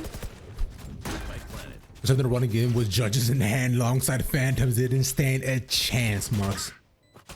But, you know, it's the anti-eco. So, PK, the most, and I think if they at least get 2 here, they've done their job on the anti-eco. That's more than you could ask for. Nice haunt as well. Hey, the wall bang does work out. Zeldris is waiting to smoke though, but as each with closer to garden, they find one. Gucci wins that. That's tragic. But they managed to get 2 out of a crew's hands. Oh no! They look to hold on site, and yeah, they just get taken down. I am so glad we swapped to the third person perspective there, as we basically got to see a scene out of Psycho, Alfred Hitchcock specifically, with Frosty just sneaking up behind him with the judge in hand. They didn't even see Frosty coming, and well, the rest was history there. But yeah, a really good wallbang, honestly, just to be able to just make that one happen. Sorry, I said Frosty, but I actually meant Pancakes there. Still, really good round coming out there. PKA, they're down 3 rounds. They do still have a lot of ultimates online, but the orbital strike might be pretty good to be able to deny a lot of the space. Could be traded back though, as Gucci also has that orbital strike online. See how the crew want to play this, but they've cemented their lead thus far, and with not that many rounds left in this half, I imagine they're going to be trying to push that even a little bit further. Oh, VNS try that actually would have been really clutch if they weren't already there by spawn and then forcing them all the way over. And with the spike being not committed, it becomes now much easier for a crew now to just choose where they want to go. For now, they should be aware that they probably pulled away most rotations over to B, and they find Zeldris as well as he gets caught in the corner. So now crew, you can decide to either punish him, but even Riku's trying to pinch them as well. And he's peppering shots at them from 2 different sides, and they're gone. That's actually huge. You take out 2, they're going to be moving in here. It's just Frosty on the site. Can Frosty hold this down? 1v4 situation, and they all just take a little bit of a squat as they just spray Frosty down. The crew, they're able to get it. The tour de force did get busted out that round, though. I don't know that it got too much value, but that might have just been me missing it. Thus far, a crew feeling nice and comfortable on their map pick. A lot of ultimates online. We are now seeing Oxy pull out the tour de force as well. It looks like they will be setting him up onto this B site, potentially watching along. Usually see Chambers playing around there. I'm curious to see though, a crew, they have that showstopper online as well. They could use it to really just enter in, claim that space, force people out. It honestly is a really good zoning ult. And right now it's just the Academy. They're back onto a little bit of a save. It's a bit of a save, nothing much more. But as they've popped into what I rightfully dub as the ping pong economy, Marks, they'll continue to stay here until they win at least either save or 2 rounds in a row for themselves. Ult, you still be committed, just hold off and slow down the push of a crew. We know we like to play it fast and loose. But currently, look at the concentration of people that are just there by a interesting Viper roll to try to take some shallow control and probably get the plant down. But they have to be really careful about checking all these corners.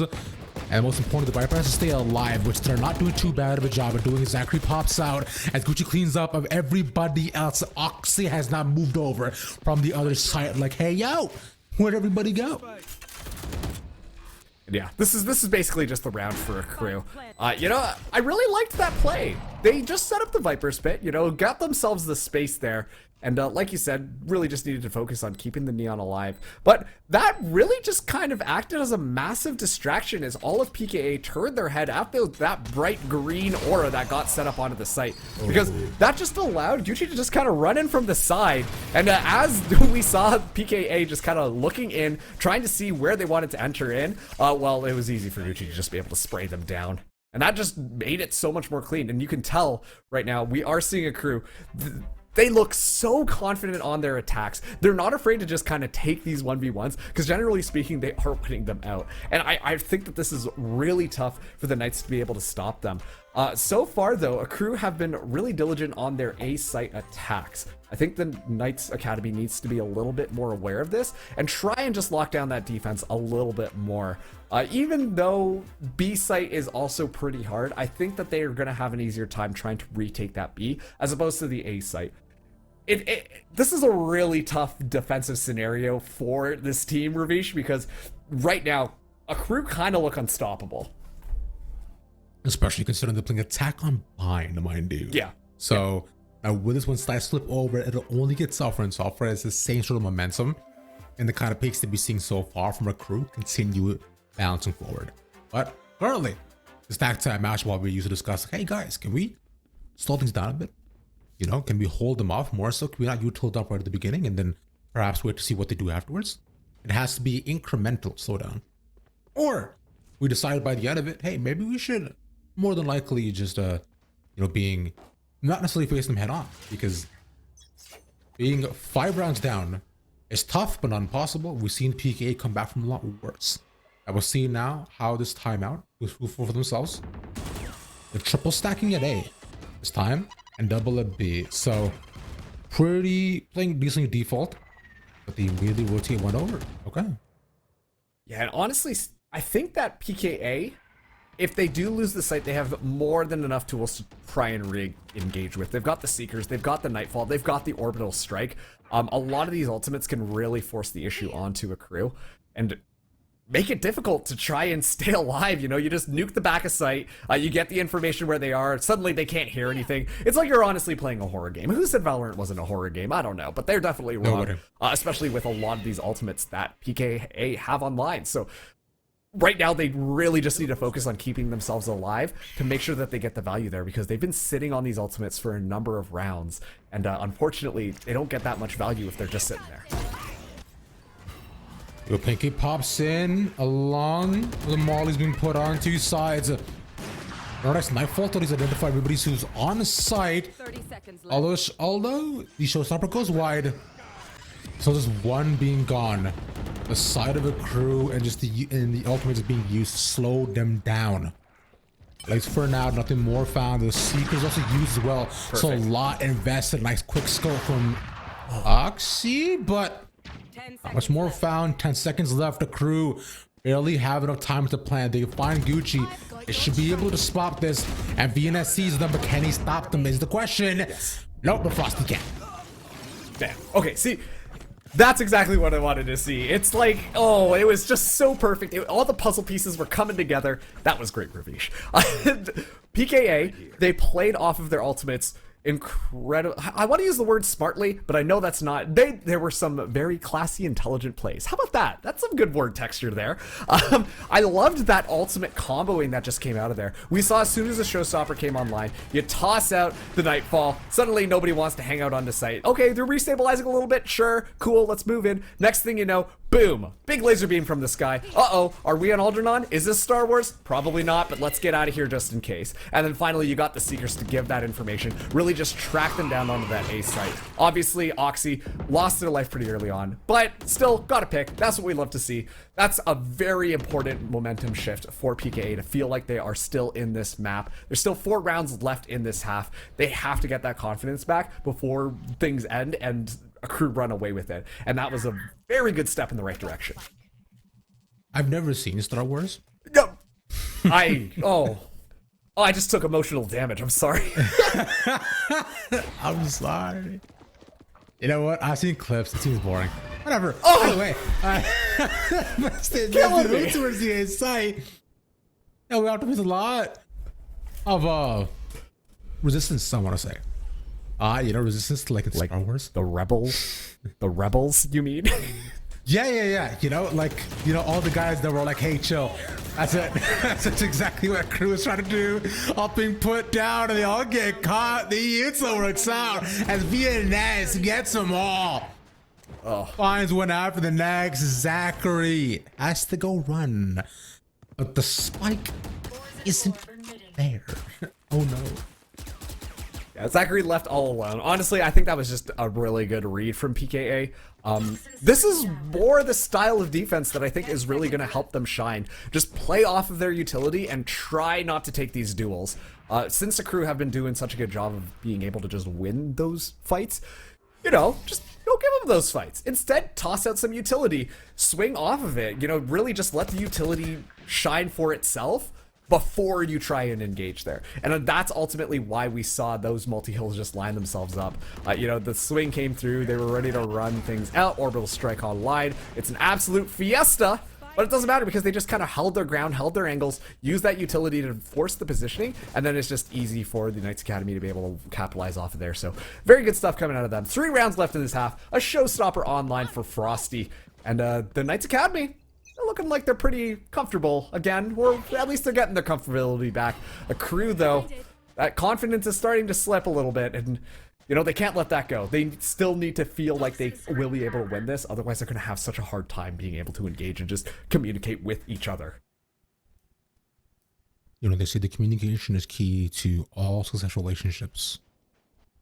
Currently, the crew have decided that perhaps maybe they're playing a bit more broken telephone, if anything.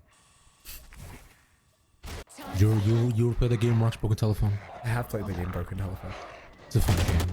It's a hard game. It is. And the whole point of that is to be able to effectively communicate what you want in the hardest and most smallest voice of words right now. Crew seems to win. Moving on to B. And both of them get spotted at both different corners. There needs to be a trigger. The blast pack is there. They go off with the flash, and there we go. That's one they haven't spotted. Frosty yet closely enough, but it's playing inside the smoke. He only manages to get one as it clear out the site. But Riku still holding strong in the back of the site. Oh, was almost theirs. But at least the hot lands and Spike will go down. Yeah, there's only one person left. I think that Oxy is just going to have to back off. Save this rifle. I'm going to be honest, Ravish. A crew looking absolutely clean. Somebody get them up because they just kind of wiped the floor with the PKA there. That execute on a site was... All right, come on. But the execute on a site was so picture perfect. Like, they looked squeaky clean. Obviously, they did run into a little bit of difficulties. They lost a couple of their members in there, but we saw them consistently peeking different angles, being able to effectively trade. Even though PKA had a little bit of interesting positions, it didn't matter because how they executed in onto the site, everything was just pure good gunplay, I feel like. And that's why a crew were able to just walk in there and be able to execute on that. That looked rehearsed, honestly. And so a crew, they're going to take this round, as they should. PKA, though, there's still 2 more rounds in the... Am I doing my math right? Yes, 2 more rounds in this half. It's been a day. But yeah, like once again, look at this execute. They just kind of walk in, are checking all of their corners really well, but also able to just move together and kind of play off of each other to make sure that they don't let a single kill not cost PKA at all. And that's what we need to see. You're gonna get the numbers advantage that way. It's just gonna be that much easier for you. So 2 more rounds in this half. Thank you for confirming my math. I feel nice and validated. But still, full rifles coming out from both of these teams as we do see that tour de force coming on for a crew. Neon, he's got to start pulling it up. Show Oxy who's the real chamber here. And this could be the round where it starts to shift back. So, a couple things on that. Number 1, Oxy clean. Oh. Second. All right. Secondly, like you're saying, a crew definitely have, in terms of set plays that they're executing on, they seem very well practiced and really well coordinated as well. And considering PKA, the way they're holding on defense is with 2 anchor the site half the time. Like that, they need to manage to get 2 off of the night. That's actually a beautiful haunt. But considering Zelda still dies, it has to be up to the rest of PKA to punish it. And for all the gain as nice as Oxy managed to get 1 more, and that's the kind of trade pattern we need to see if PKA are to be able to come back into the game. And a crew right now, I mean, punish will be forced to rotate. Riku's ready as a floater, and good round for PKA. It's an absolutely good round for PKA. Let's talk about Oxy for a second. It's the last round and a half, but Oxy, you know, really good with the operator, really good with the headhunter. We saw this on this last map, and finally Oxy seems like he's being able to shine a little bit more. Just being able to find those kills was absolutely instrumental for PKA to be able to hold this site, and it made a crew guess themselves. You know, as soon as Oxy just kind of got that double kill, a crew was like, oh, okay, B site it is, and they just hightailed it over there. That's what you want out of a chamber player, and that's what Oxy has to bring to the table. This is the last round in the half. It'll be 7-5 or 8-4. Only one way to find out, Ravish. I mean, currently, faded Ita. So they just caught just 1 with no one falling. Oh, there's you again looking forward all the way in. Frosty the spray, the car in the corner, flashing as his barely wears off. A crew managed to clear out too, and these trades going in their favor so far. The site getting cleared out, and PKA caught in the 2v3. With both of them being over onto the other side, they managed to rotate, but playing at 2 different sides of the elbow. So just managed to catch the bitch of info, but no, nothing to haunt, gets nothing. So they're walking in blind, and Pancakes takes him out with that. No eyes left. Oxy, let's see it. They're in 3 different corners. Are you gonna check them? No, you're not. Bye. Yeah, looks like we are gonna get 8-4. A crew, once again, their practice just really showing on this map. It was a little bit of a messy execute onto that B long site, but they were able to come out on top. It seemed like for a second, everyone just couldn't see anything, and they're like, all right, if we just stand our ground, it'll all work out in the end. And I guess it kind of did, in the sense for a crew was able to win that round. So we are going to go to 8-4 in this half.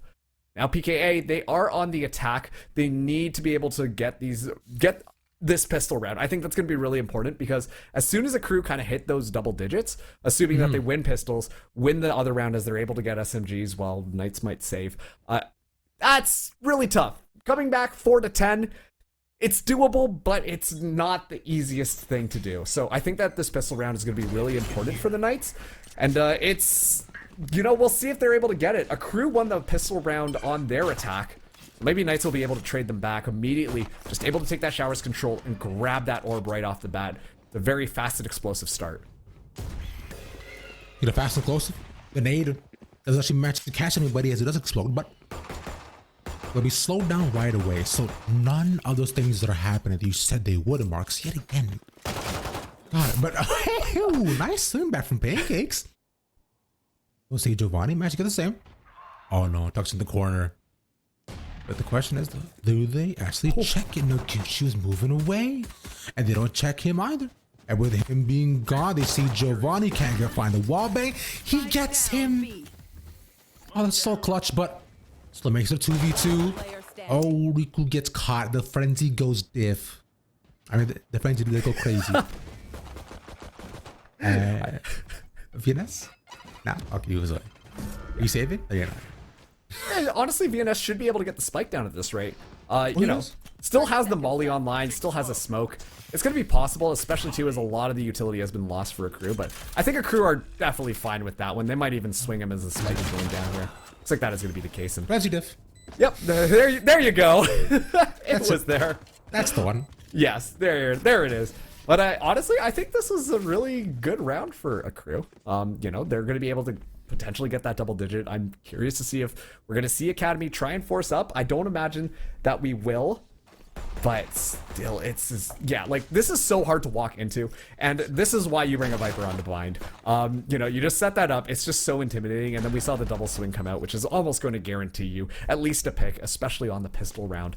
And honestly, it just looked like PK were running around and not necessarily sure what they wanted to do. A great play coming out of Giovanni, being able to hold that angle there. It's really just shut things down for a second. Drew so many resources out of the attackers to make something happen, but time around, PKA on the save while a crew will have their SMGs. Crew really looking to hit those double digits. Oh. Ouch. Okay, that's a nice shot to start off as well, but we'll see if we can translate to two. We're seeing yet again, once you're anchored in these sites, if you don't manage to get two with the close angles, unfortunately all that was for the attackers. And they got three, so they're doing more than okay. But Oxy should definitely be caught. He gets concussed and they just rush at him. Forced to give away any of the space that he got. Tiny inches that were given. It could be forced to TPU as well, over to the A side. But then at this point, Plan 1 would be nice. But getting guns out of a crew's hands is much more worth it. Whoa. And nice timing on the swing. Hey, we could get two though. Maybe three. One shot? One bullet? Oh. One opportunity? No. Not today, Eminem. Sorry, Marshall. No Marshall's on the board though. Still, I think that was really good for a crew. I think right now, Giovanni really holding down that B site. And it does seem like PKA are really struggling to play around that Sky utility. It's tough because the Trailblazer does come out there, gets that information, and then the flashes can come out. And we constantly see that Giovanni is being able to rotate around based off of the flashes that kind of pop. As soon as the flash kind of goes through, Giovanni is just moving around to make them always keep them guessing. Always keep your foes guessing, and that's what Giovanni's doing. So it's really difficult for the Knights to be able to confidently move in onto the site. And this time they're going to be gambling with this B site. The crew have most of themselves set up here, and that's because they are going to be trying to get this bonus. Never let him know your next move, Mark. Not even once. And Zealous moved you to think, hey, maybe I push past the smoke, but no. He's chilling in the corner. He's in a little batty spot. Ooh. Oh, hey, it's a pretty nice trade. The fact that he took almost each other out. But as it ends up being, they wait for the exact right moment to push past them. And they get caught. The spike will go down. They start for PKA on their bonus. As all of the crew is cleared out. Right here. Whoa. Boom. One enemy remaining. Oh? One enemy remaining. And maybe Bacon might be able to do this considering the showstopper's still there. Not much health on him either, but you can not watch this pretty much full health. And they know another clutch for the Sky. It is a clutch for the Sky, so good job to PKA. But man, they lost a lot. You don't want that round to be the one round where you've only got one person left standing. It was really tough. We are seeing a crew being forced onto a save here because they did invest up into those rifles, but still really good stuff kind of coming out from there. Pancakes just bringing the pain again. Able to just find two quick little kills, and it was looking doable for a second, but great repositioning from Riku. Just able to take them out now. PK, they gotta get this momentum continuing to roll. They're 5 rounds down. A crew looking to seal the deal here. Only need 3 more defensive rounds. Frosty's already hopping up. So many things on the ground here. Giovanni not spotted out, but is spotted out now as Frosty gets the first kill. Once again, the swingbacks continue to happen right now for PKA. Although it's econ advantage that's most definitely helping them out. The wallbang not gonna work out, but no way. the right time, it works out for Gucci. And considering he's gone, still hookah very much in the favor of a crew. Considering they know where he's holding his 3 move back through elbow. Waiting to peek them, and here it goes. The fact that this works is big. And What? a crew come back from what was just essentially like a save. What? What? Okay. Hang on. Let's kind of figure out how that kind of fell apart for a second here. You know, because Sure. all sides were pointing that that was going to be a PKA victory. They had the double swing off on the side of B in that little elbow section there. And honestly, I think it was just the positioning just kind of worked out for Pancakes, and Giovanni is, you know, they just kind of ducked around and sprayed things down. And it really just worked out. And then, you know, we do see Neon come out with that headhunter, able to find a couple of headshots. The rest was just history. That shouldn't have been around, that PKA lost. And now that they did, you know, their economy is going to be really hurt, and only VNS is the one who is able to buy up a Vandal. The Seekers are already active. VNS burned and Neon to the ground as the utility is just going to slow things down, but Frosty's able to pick up 2 headshots. This is, okay, PKA, they're swinging right back into this. It's easy, U-Haul controllers there, out through the showers, into the fire as well. There's 2 left now for the side of a crew. It's not an impossible situation, but they need to play this carefully. Just the peaks they get, but they get spotted and move out from heaven. Oh. That's 1 for Giovanni, but Player they're standing. covered on all sides. There's no way out. Thrifty for a thrifty. PKA says, we like what you did. Let's try and innovate a little bit more and keep more of our people alive this time. And it's going to be great. Just wait. Comes to the theaters, people are going to lose their minds. And that's exactly kind of what happened there. PKA, a great round coming in from them. So much utility invested from the Knights, but I think that that was a smart play. The orbital strike really, yes, you know, does find a kill, but it's also just a very visually distracting thing to look up into the sky. And that actually allowed the rest of the Knight squad to just kind of move in pretty much safely onto the site.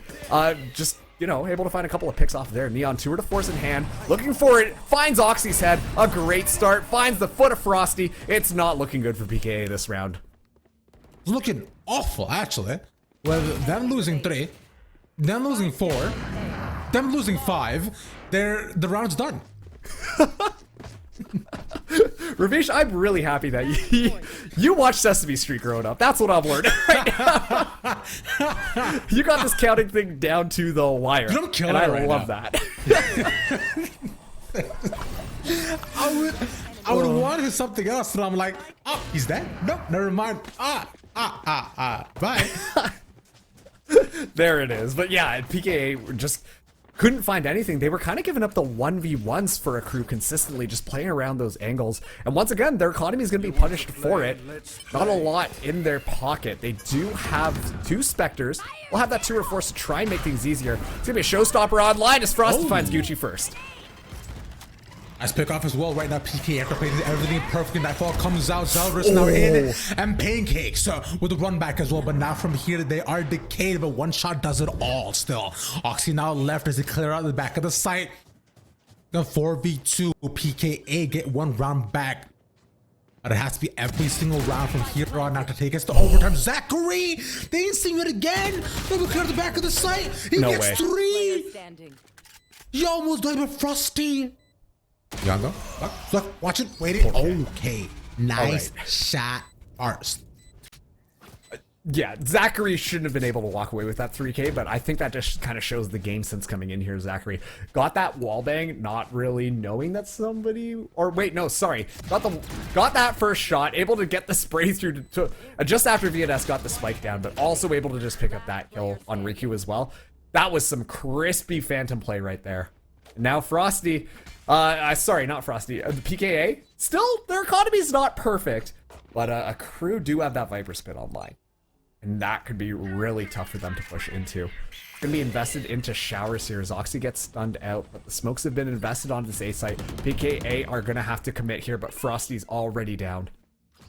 Oh no, you don't want that from the entry as well. Oh, there's an ultimate to be had still though. Frosty, big force. Enough for PKA. And considering how it is right now, they're looking to pre-fire every single angle to clear them out. or at least draw them inwards, but no, instead they'll use that to force them away. Interessante. They're still trying to fake towards the A side, pretend as though they might be there. And there are still 3 members from a crew committed to A, but B seems to be the take. Yeah, and I wonder if this was the right move from a crew.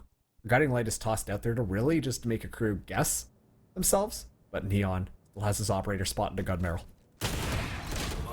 Oh, the crosser was a little bit off. The op is gone. I saw this round becomes a lot more doable, but What? Gucci gets 2 out from the bunker. Last player. They What? keep on doing it for Zachary. Now Gucci, they just die. What? Huh? What? Why? It seems like that big old box is kind of the Pittsburgh Knights Academy's downfall. Consistently when a player was in there, they're able to find 2 or 3 picks and, you know, just completely shut things down. That happened maybe 3 or 4 times on that defensive half, but still a crew looking like a force to be reckoned with. PKA were really struggling on their defense. And once again, I think the damage was just done after that half because a crew, they just needed a couple of rounds and the rest of it just kind of fell into place for them, Ravish. I'm bewildered. That You look shook. that shouldn't have happened. Like, it's like twice, by the way. That shouldn't have happened. No one should just get 3 free kills. Yes. Hard to say. It's From behind or inside the bunker itself. Okay, you know what? I'm gonna let it go, and I'm gonna think about my own games after this. But before that, Marks, we have somebody to thank, don't we? Yes, we do. Want to shout out another sponsor, Medify, which gamers around the world are becoming better, faster, and stronger just after a few sessions on Medify. Get trained by the best pro players in the world. That's right, they're all on there, and they're helping people out just like you and me. Book a live session now, and make sure to use code STREET15, that's STREET15 for 15% off. But that map number 3 is going to be forced out, so don't go anywhere. We're going to figure out which one of these teams really want it. It's a crew up against Pittsburgh Knights Academy, going to Icebox next, just after this break. Arslan Ash is a hero of mine. I was there when he won EVO, and it was a very exciting match between him and me, and I just really wanted to take the opportunity. Honestly, it was an honor. Arslan taught me to utilize all of my character's game states. See, your strength of Elisa lies in the back guy, in the side stuff. One of the great things that he taught me is how to utilize my character's movement and to optimize damage. Elisa down power 2 is very good. 16 frame and it's safe on low and sometimes it push high moves. Arslan was very nice and very respectful. He was patient with me. With what he taught me, I can take my game to the next level. You should definitely try Medify if you're looking to level up your game.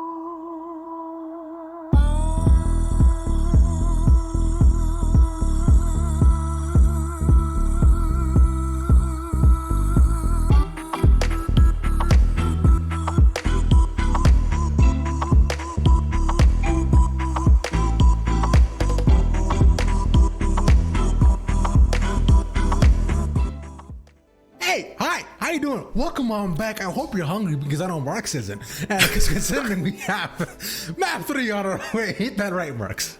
Oh man, you gotta do me dirty like that, huh? Every time. Yeah. Right now we have Pittsburgh Knights Academy up against a crew.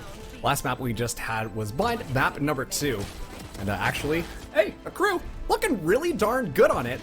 It appears that PKA, their biggest fear, is that little box right in the middle of that B site. Oh man, it's like the boogeyman. Consistently, that just allowed a member of a crew to get a couple of multi-kills. We saw really good site executes coming out from a crew in general, and PKA, they did have a couple of moments of brilliance. They were showing a really good just playing off of utility and being able to just kind of roll forwards with it.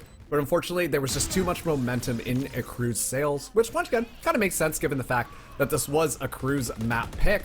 So overall, a crew just looking pretty clean on bind.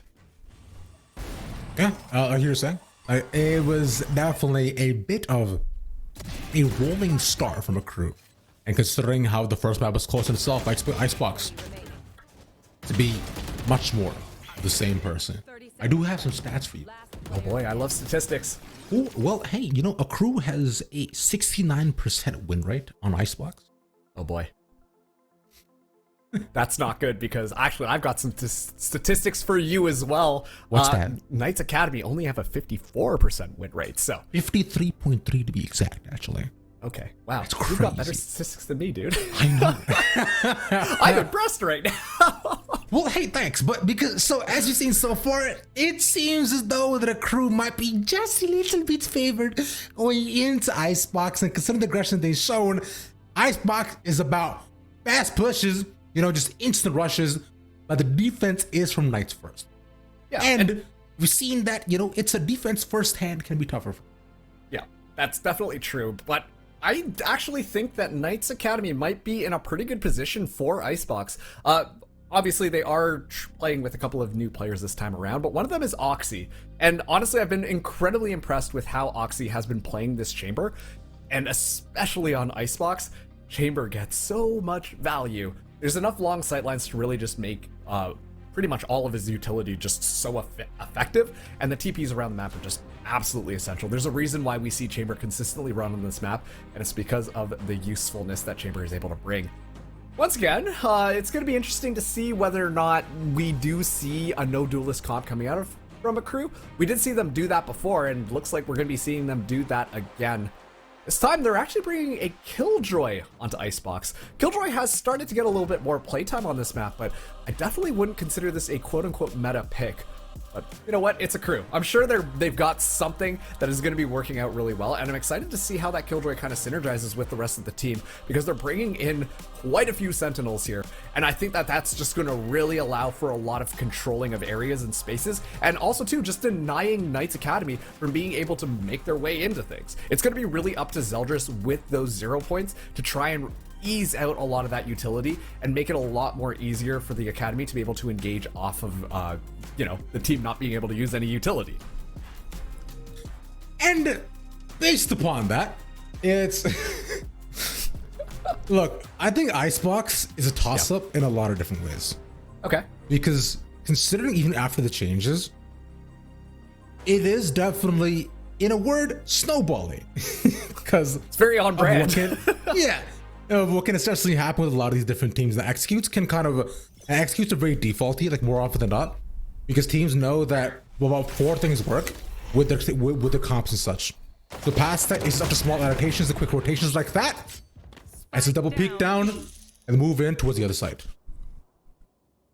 Yeah, very aggressive coming out from Pittsburgh Knights Academy on that defense, just really pushing into a crew's comfort zone on that B site, and you know, just happened to get it right. Like the play, but it's going to be dueling Viper walls. This could be anybody's game right now. I mean, it's pretty standard setup so far, considering they still have the wall for cover, but as soon as that drops, getting the spike down, it's just that much tougher. Nice swing back from Zachary. The pistols seem to be slowly shifting towards the crew's favor. As I say that, Zachary falls. No way. That was the blind spray with a frenzy from that kind of a distance, and it works out. I think that's cap. The knife, I think, okay, actually, knife might have been right for close. He could pop flash out and see The work, but the wall goes up at the exact right moment. Oh no. So you can't even move over. But oh, this works out. And hey, that's really good for Knights Academy because they've only won 1 pistol round this entire matchup thus far. So, hey, get another one. Start spap off on the right foot. It was pretty interesting plays coming in from both these teams right here. Zachary is kind of looking out there, but yeah, that Frenzy Go diff indeed.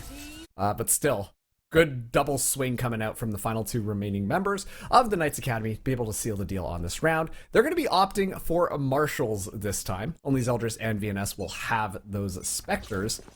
But it's going to be interesting. A crew, they're going to be pushing onto A site. Frosty's holding a nasty angle.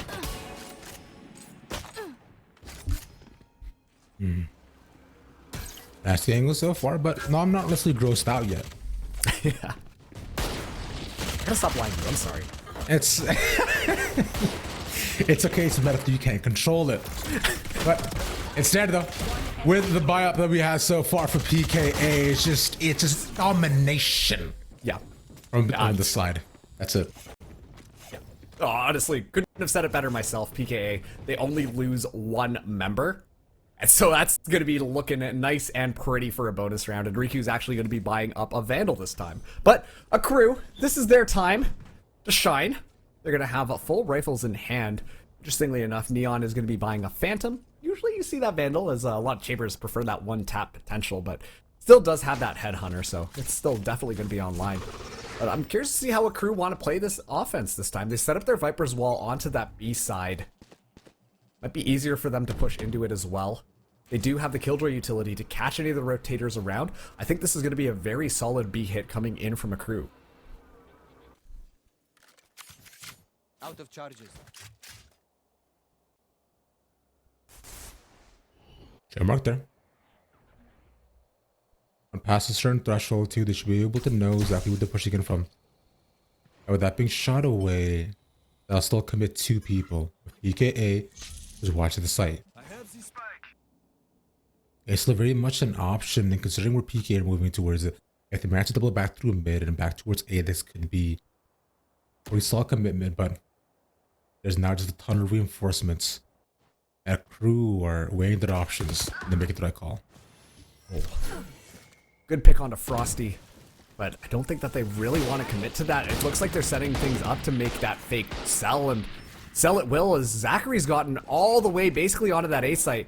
He's going to just pave the way and has that utility to also deny entry from PKA. So it looks like this is a very clean site take from a crew. It rotates, new custom. And with them being caught out as well after the fake works out in their favor, Frosty being gone in the beginning. Have all their angles covered. But this is the bonus too. But aside from the actual gun diff, it just becomes a matter of good rotation, which we're talking about could be the difference maker. As Icebox map. Oxy just kind of looking, potentially get a pick or 2, but this is going to be just a clean round from a crew. And they're all able to survive and hold on to their rifles too, which is going to be extremely important because this is the round that PKA are going to be bringing their full arsenal to the table. Ideally. Doesn't look like that will be the case. We're seeing a little bit of an impact of Riku buying up that Vandal earlier. Makes things a little bit more difficult, so we are going to be seeing that. But Ravish, there's 2 operators on the board as we're taking a stroll down the luggage lane. Okay. Now, we did call out a crew previously for being double locked up on a Wednesday. Yeah. Seems the PKA have decided to follow suit. But the question is this gonna work out? Look, I don't know, Icebox, you got a lot of long angles on defense. Yeah.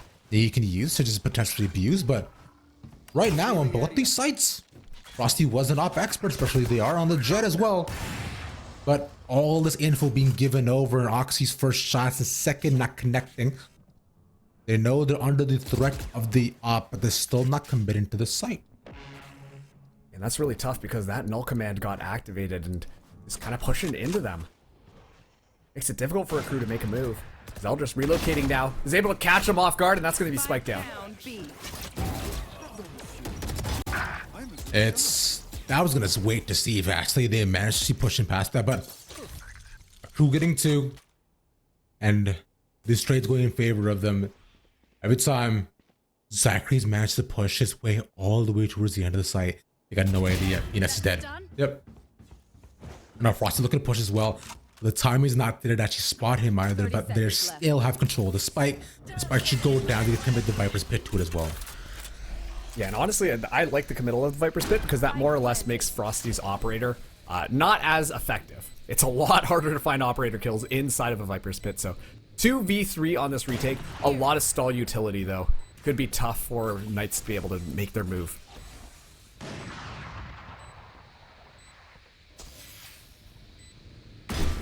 Close call. Oh, he snuck his way in.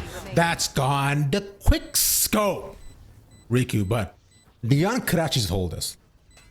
Question would just have to be in a spot that was not like he planted for him either, and the op against him makes it that much tougher.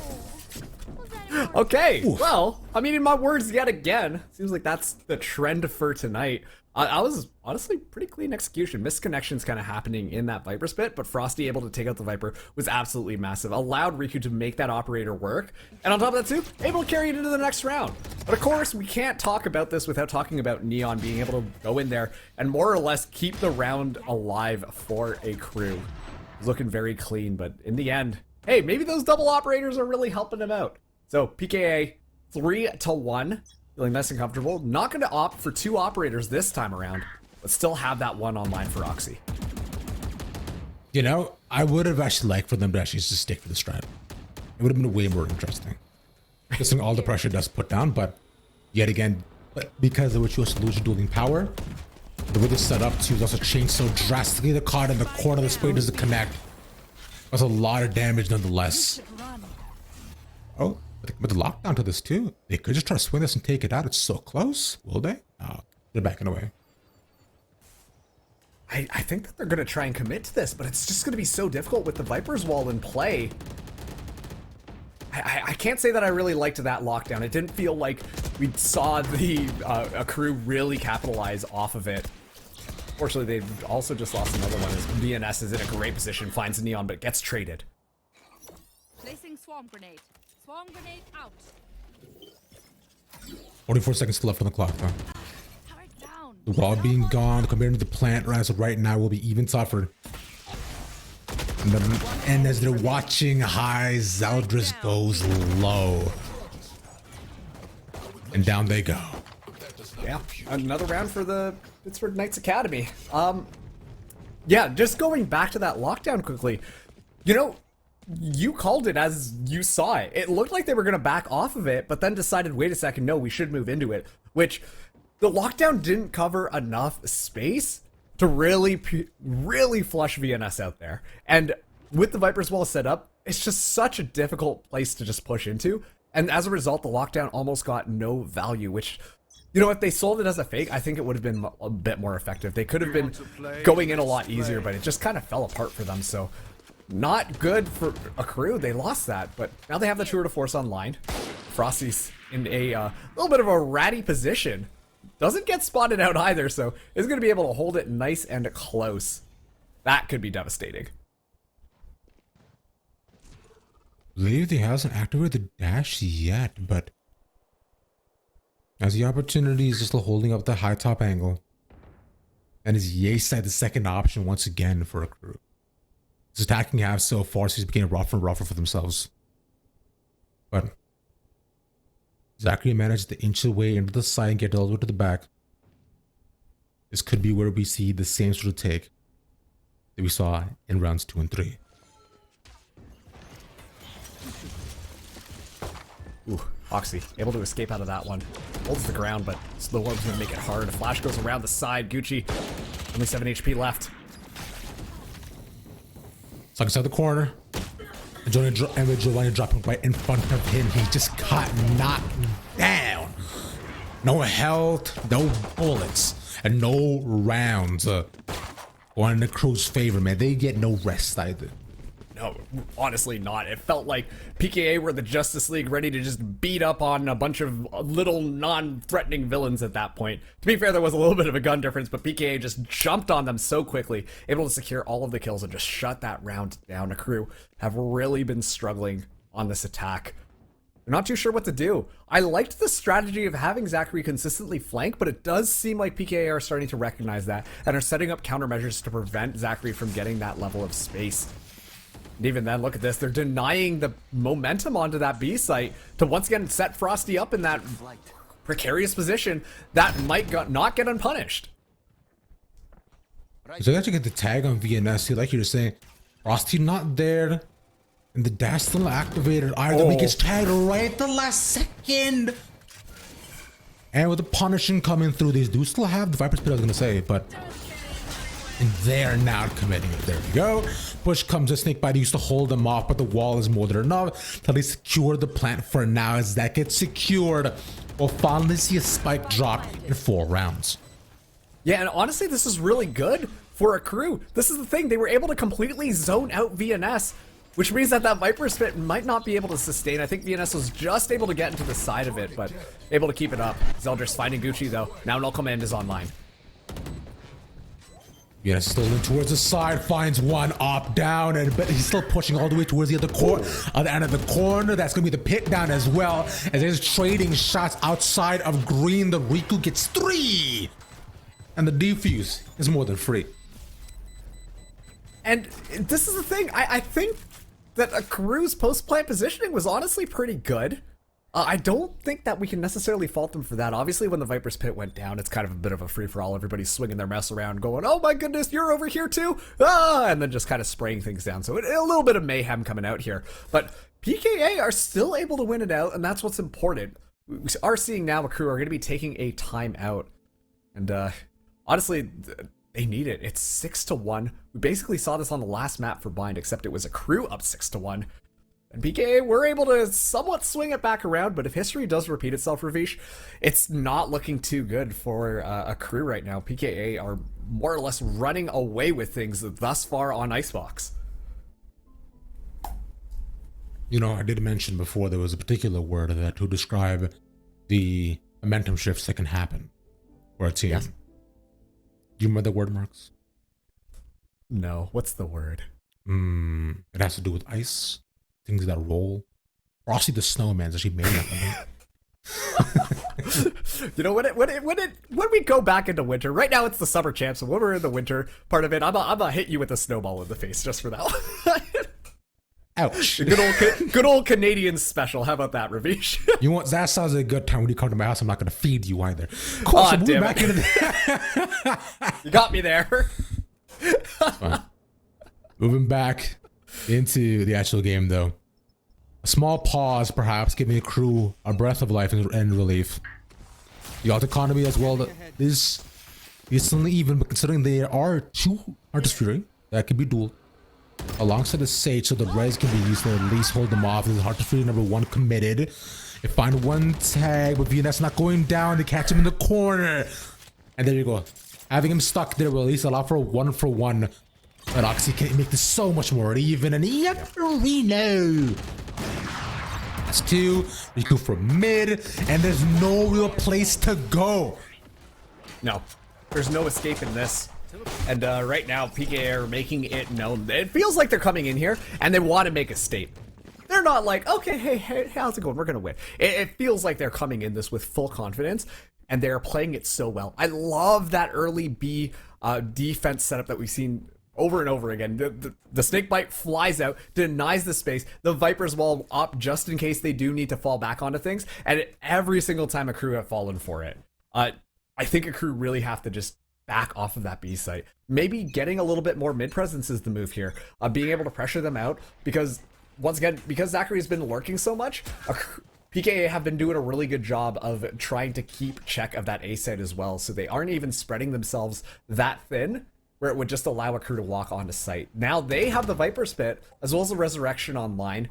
But imagine a crew want to storm their way in, get the Viper Spit down, get the Spike down, and hopefully turn things in their favor, but it's looking still very difficult for them to even get a foot in the door as Frosty's already taken Zachary down. Well, no one's storming the bridge yet, but right by Belt, it was will be trouble. They can use the Viper's Pit still. Try to get shallow control of the site and force them away. You will not kill Seems my they ally. might look to do so. There's the rest committed as well. So I think that's what they're looking to set up to do right now. I got this To spot them here. But yeah, so looking to move in off. This is interesting. All these people being dumped. There's 40 seconds left. I think this might be the execute. As Gucci slowly made their way in to hold them off. And let's see it. Let's see it. There we go. Look at that.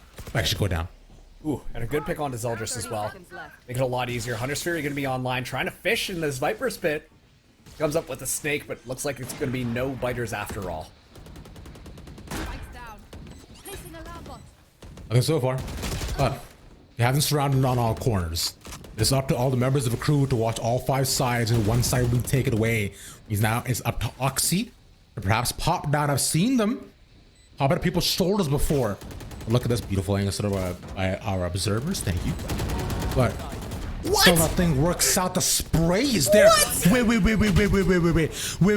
Huh? What do you mean? He just sprayed them down. It was random at a certain point. He saw the feet. Gucci gets 2. He's a 1v1. And that herb is enough. Riku just maybe might want to go and buy a lottery ticket after this one. Just decided, oh, I'm just going to hold left mouse button down and kind of swing my mouse around. Let's see what we can come up with. Fight the 2K. Then Oxy just hops in from above, goes, what up, everybody? Got my headhunter in hand, and I'm ready to play.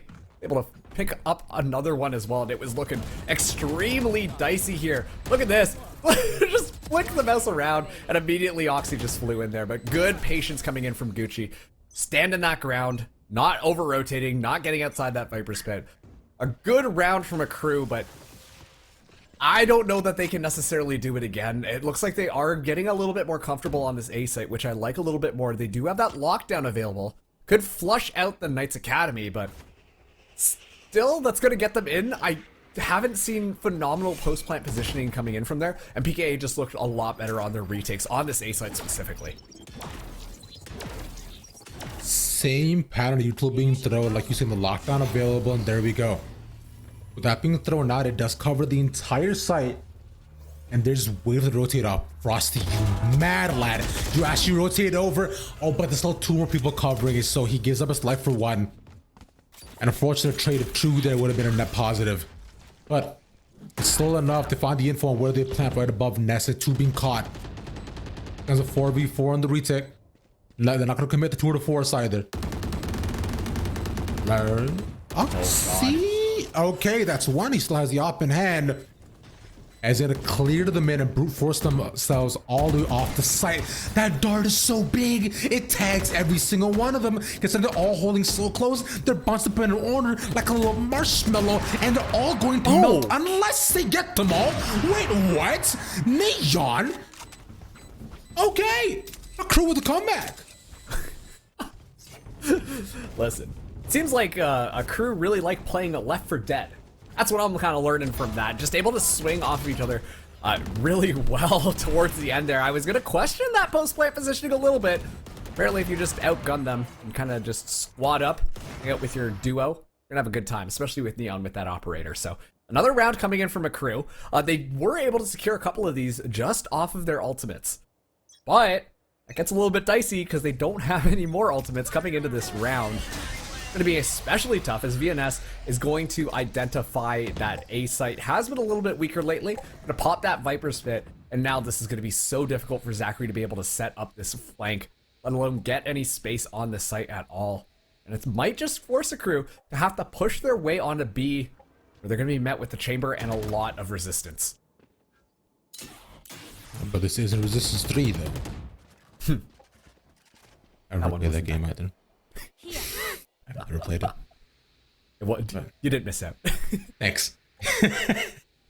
Instead, it needs to be 7-3 as they pop back and forth between the rounds.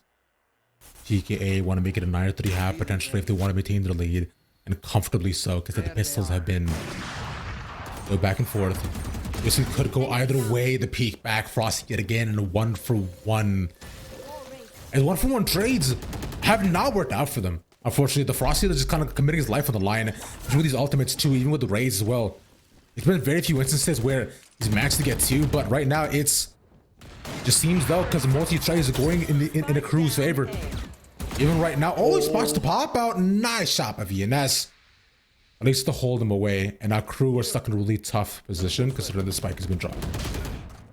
Yeah, it's not looking like a very good round for a crew. And honestly, it just feels like a crew weren't on the same page as they were making that push onto there. We saw the Sage alone trying to push up mid. A little bit of a risky maneuver and actually just got taken out. And that's why the spike is in such a bad spot there. They thought they could get over that green Pac-Man hanging out on the A site, but it just did not work. And that's one of the problems of trying to push into a Viper spit. You can't guarantee that it's going to come out well for you. And so really a crew took the gamble on it and they lost it out. And as a result, it just put the spike in such a bad position. They did not have any positioning on that A site. And it was just easy pickings for the rest of PKA. So still one more round in this half. Right now, a crew looking to get that 8-4 half. Well, PKA, they won it 9-3. Be so much easier in a crew. A couple of them are on a save. They do have an operator though. A little bit of something to fall back on, but still. They're moving in onto this B side. I don't know how well of a time they're going to have. Frosty yet again with the exact same angle, and yet again it's exact same 1-for-1. There they are. Well, they look to be close to 2. They find Oxy with double ping once again after the drone. And this is more than enough to get the spike down. Oxy left to perhaps try to respawn, but they all move back towards yellow and towards green. And it just devolves into chaos. PKA are currently thriving. Shots going well. Oh yeah. They double peek against themselves and make it 9-3. And this is what you would expect out of a crew's composition, given the fact that they don't have that duelist. They should be playing very utility heavy. Play off the utility, get as much value as you can. And I'm gonna be honest, Ravish, they looked a little bit panicked towards the end there. A lot of the utility, a lot of the stall utility after the spike went down immediately got activated only off of one defender from PKA. And you can't let that happen. They weren't even able to secure the kill, which ultimately just made it so much more difficult to defend that spike. But once again, 9-3 half. If you're a crew, you know, maybe you're feeling a little bit more spiritual right now. Maybe a couple of curses are going to be activated. Meanwhile, PKA, they might be calling a little bit of an exorcist. You know, no curse today. So let's see how this one goes. We are swapping sides. This is back onto the pistols. Traditionally, usually a crew have looked better on pistols in overall throughout this entire matchup, but PKA did get the first pistol round, and if they do get this pistol round as well, that's going to be so difficult for a crew to try and stabilize themselves off of. I'm gonna be honest with you, man. I don't believe in 9-3 curse. It's not there. It don't exist. Half the time, like, I understand. Like, I get it. Maybe, just maybe you consider teams just bad. That's all.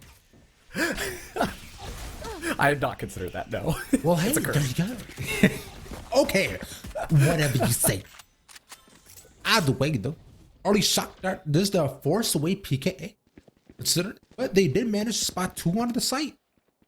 The rotation should be called out, but a crew aren't committed. They're not falling for it so far. It'll be pushed through mid, all the way down to B. The Killjoy Util does spot them. Nice pick off. The Gucci gone. They see one up top by Nest. That spike should be down. Great round coming out for them. 3v5 on this retake. I'm the most concerned about what Neon could do. Does have that headhunter. Pancakes, closer swing. Oh! You see? Well done. The question is, can he continue it? Drag a shot away. Still gets 2v4. Yeah, I guess 1v4. Edgebody just stuck trying to get and pepper them with as much as they can. Yeah, that'll be it. And this is actually a very interesting setup coming out from the defense of a crew, especially with that Viper wall being set up onto that A site.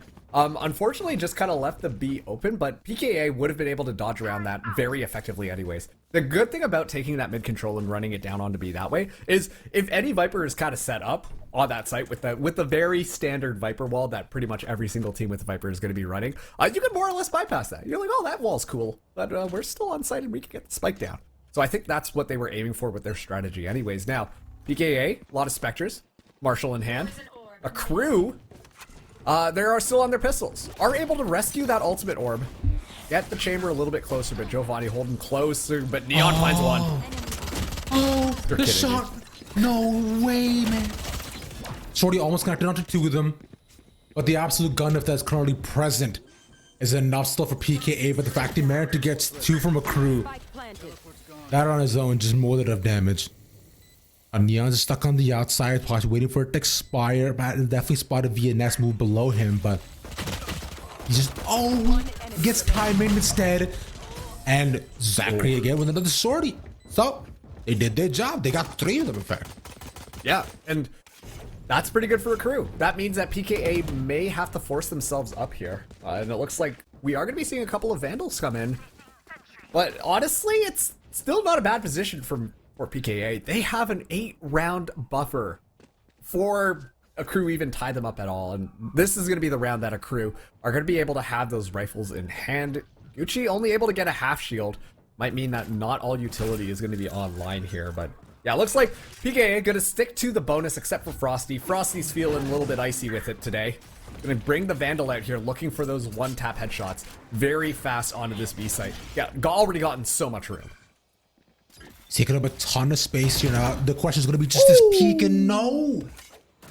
He loses it again. Frosty's been having a bit more of a rougher game, but still, although from the side of PKA, Zeldris has been stepping up consistently.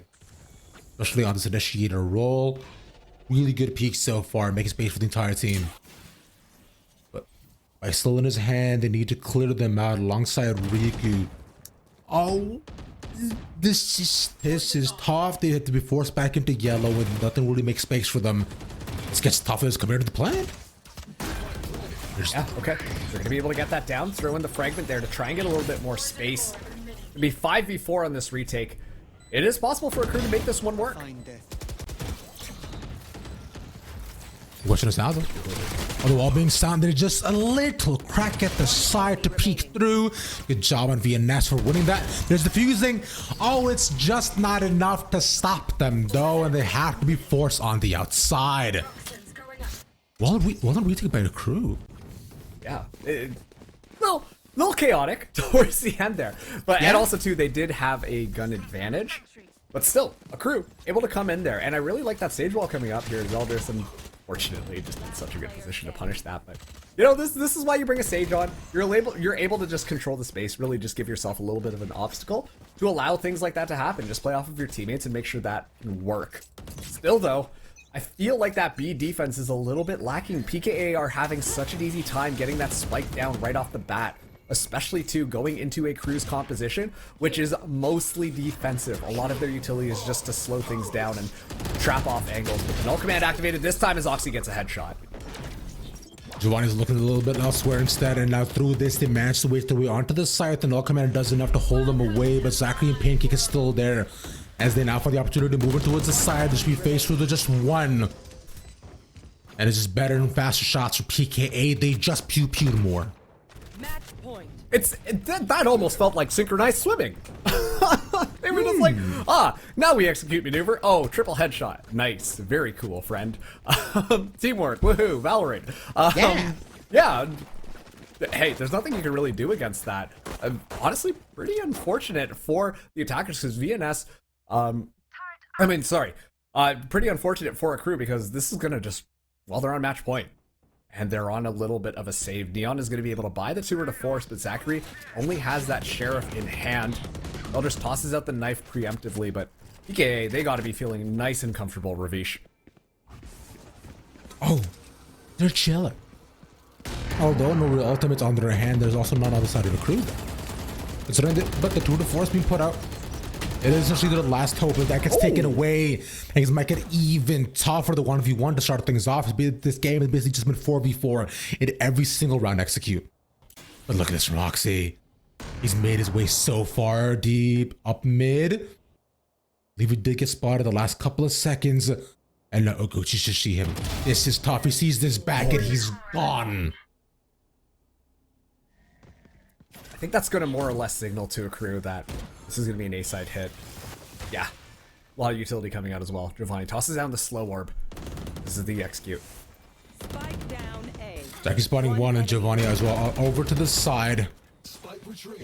Although they'll make it a 1v3. Zeldris has to be forced to just take what they can 30 currently. seconds left.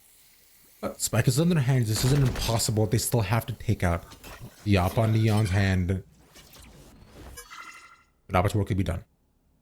I think that was a good move by Zeldris. Just pick up the ultimate orb, get you closer to that null command, and on top of that too, try and take some of these duels. If you die, that just gets you closer to null. And straight up, they have the Hunter's Fury as well. If they do get that null command online, which I imagine they might in the next couple of rounds, once again, they do have quite a bit of buffer, that more or less is going to just allow for such a clean execute coming out from the Knights Academy. So good round for a crew. They're still in it. 7 rounds to go before they can potentially force out that overtime. It's going to be just rifles galore, except for Oxy. I imagine they're going to be trying to rush to get that ultimate orb, get Oxy the tour de force online. That'll even up the score line just a little bit more and make this round a little bit more winnable. But you know what? If it doesn't work out, it's not that big of a deal for the Knights. Once again, they got a lot to work with, and a Viper's Pit is going to be committed onto the A site. Rapper's been on A side, lockdown on B side. So all of this just to stuff them backwards. And at least to slow them down. Very early in the round though, but oh, Giovanni sees them outside too. So at least with the info being given over, they now have a chance to pass peek over, get peeked by Frosty. Finally making it a 5v4 in favor of PKA. A man advantage I haven't seen in a very long time. PKA are just more than happy to just kind of play things slow here. Oh, 2 more kills, make it a little bit more easy. They're going to be pushing into this Viper's Pit, but the pit is going to be going down shortly as Gucci is all the way outside of it. Oh. Able to find Frosty though. But at least without falling though, they know where Gucci is. And so at least now with the info being caught, Rico has to commit to the plan, takes a bunch of damage, but is not aware of the presence of the two moving towards spawn. And it's to live, but they get all that over. It's just 1-for-1s, and it's Gucci now up against Riku. It's 18 health on the Viper.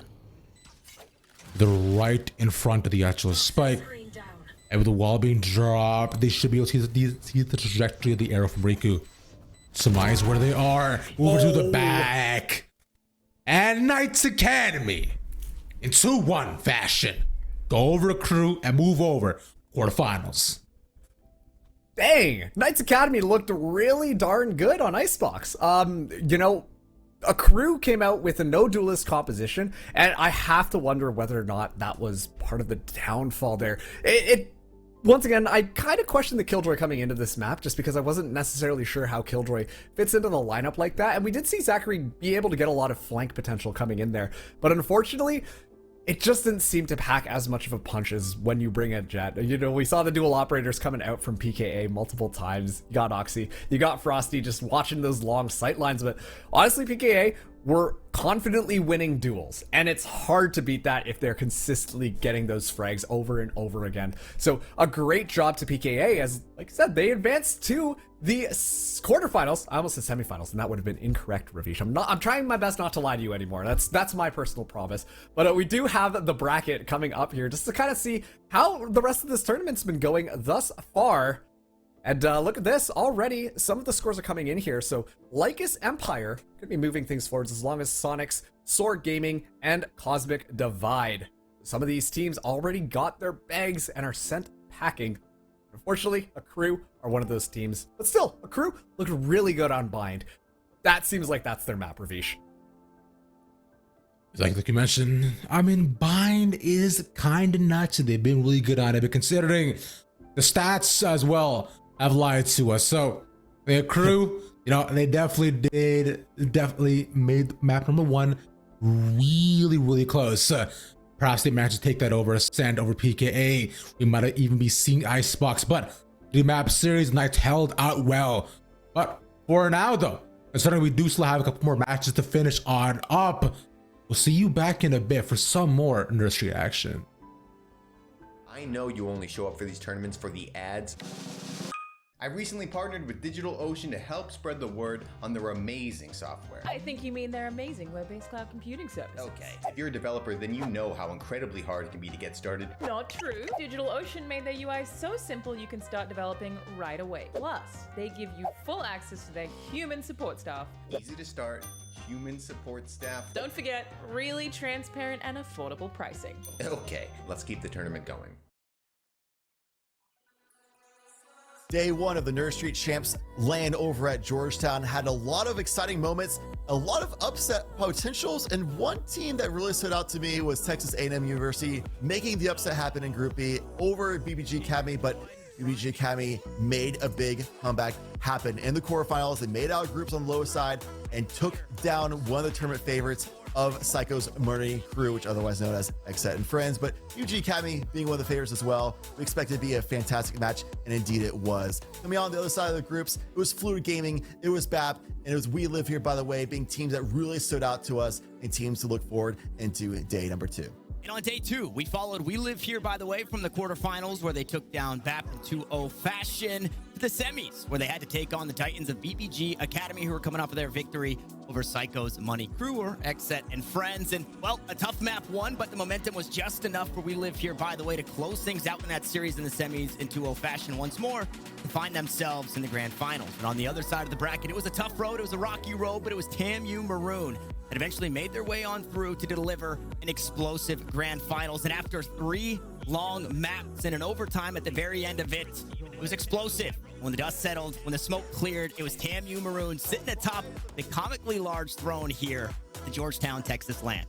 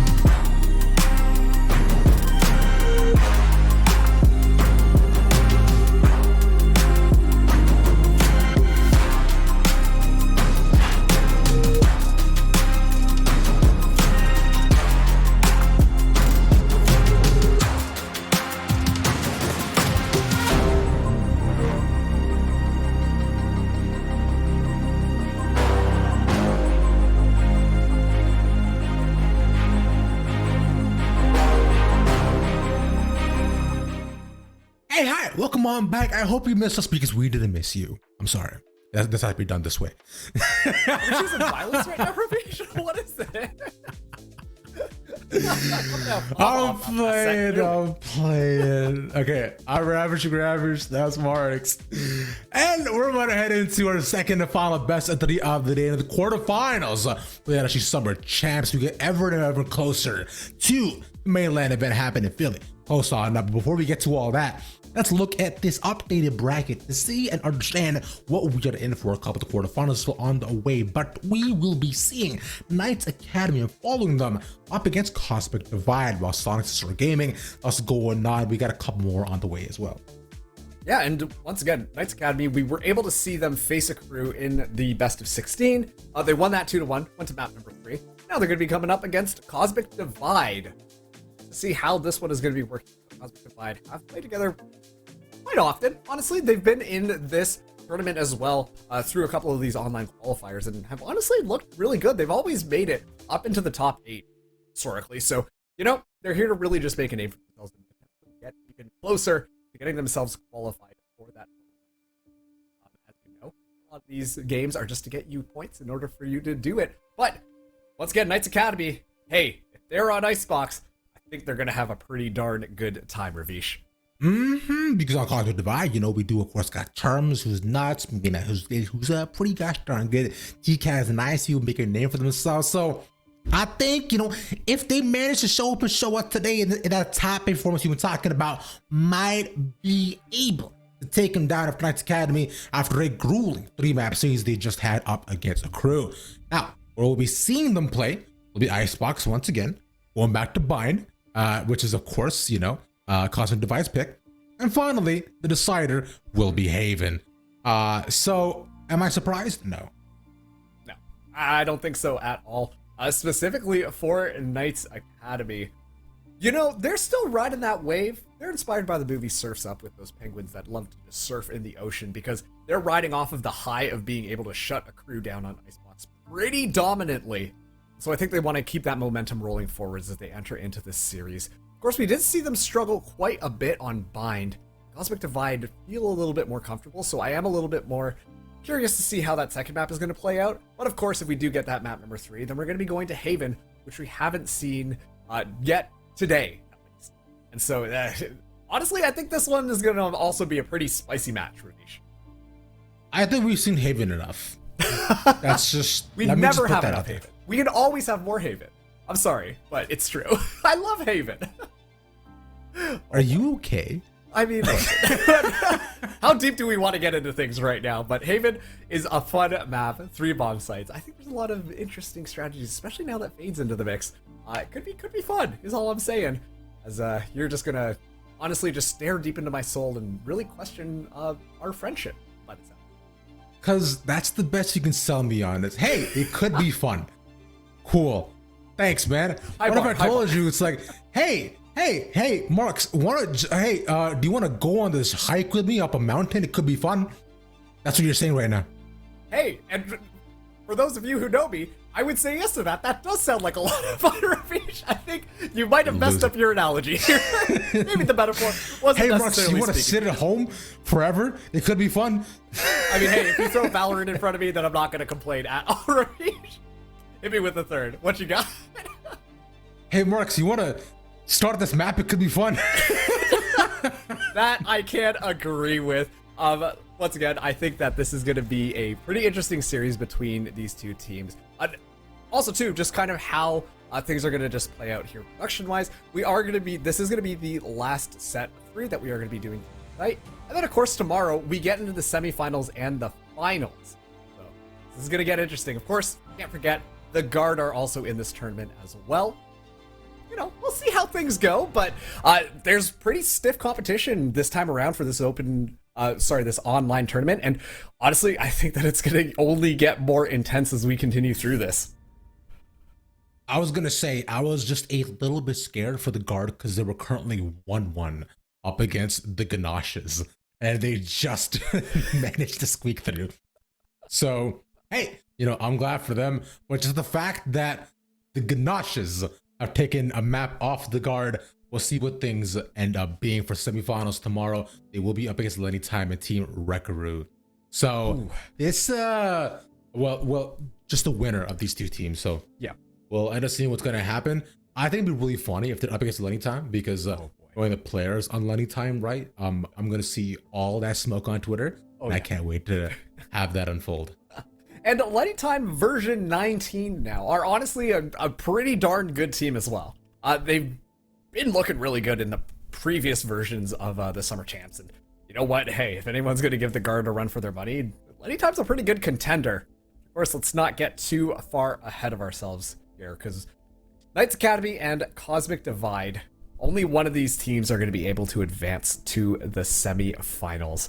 And it's really difficult to try and predict who's going to win this match, but they will be facing the winner of Dark Zero and Lycus Empire. Actually, Lycus Empire, they were the team that actually eliminated the New York Fury. So, you know, they're out here. They're making waves as well. A lot of these teams, honestly, have been through the Summer Champs for quite some time now, and there's a lot of recognizable names. So, it only gets more intense from here, Ravish.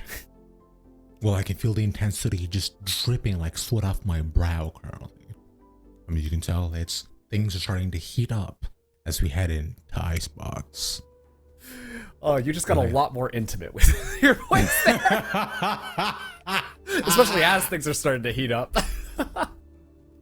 It's fine, because Mark, let me take you on a small journey on this wonderful land of the Box of Ice.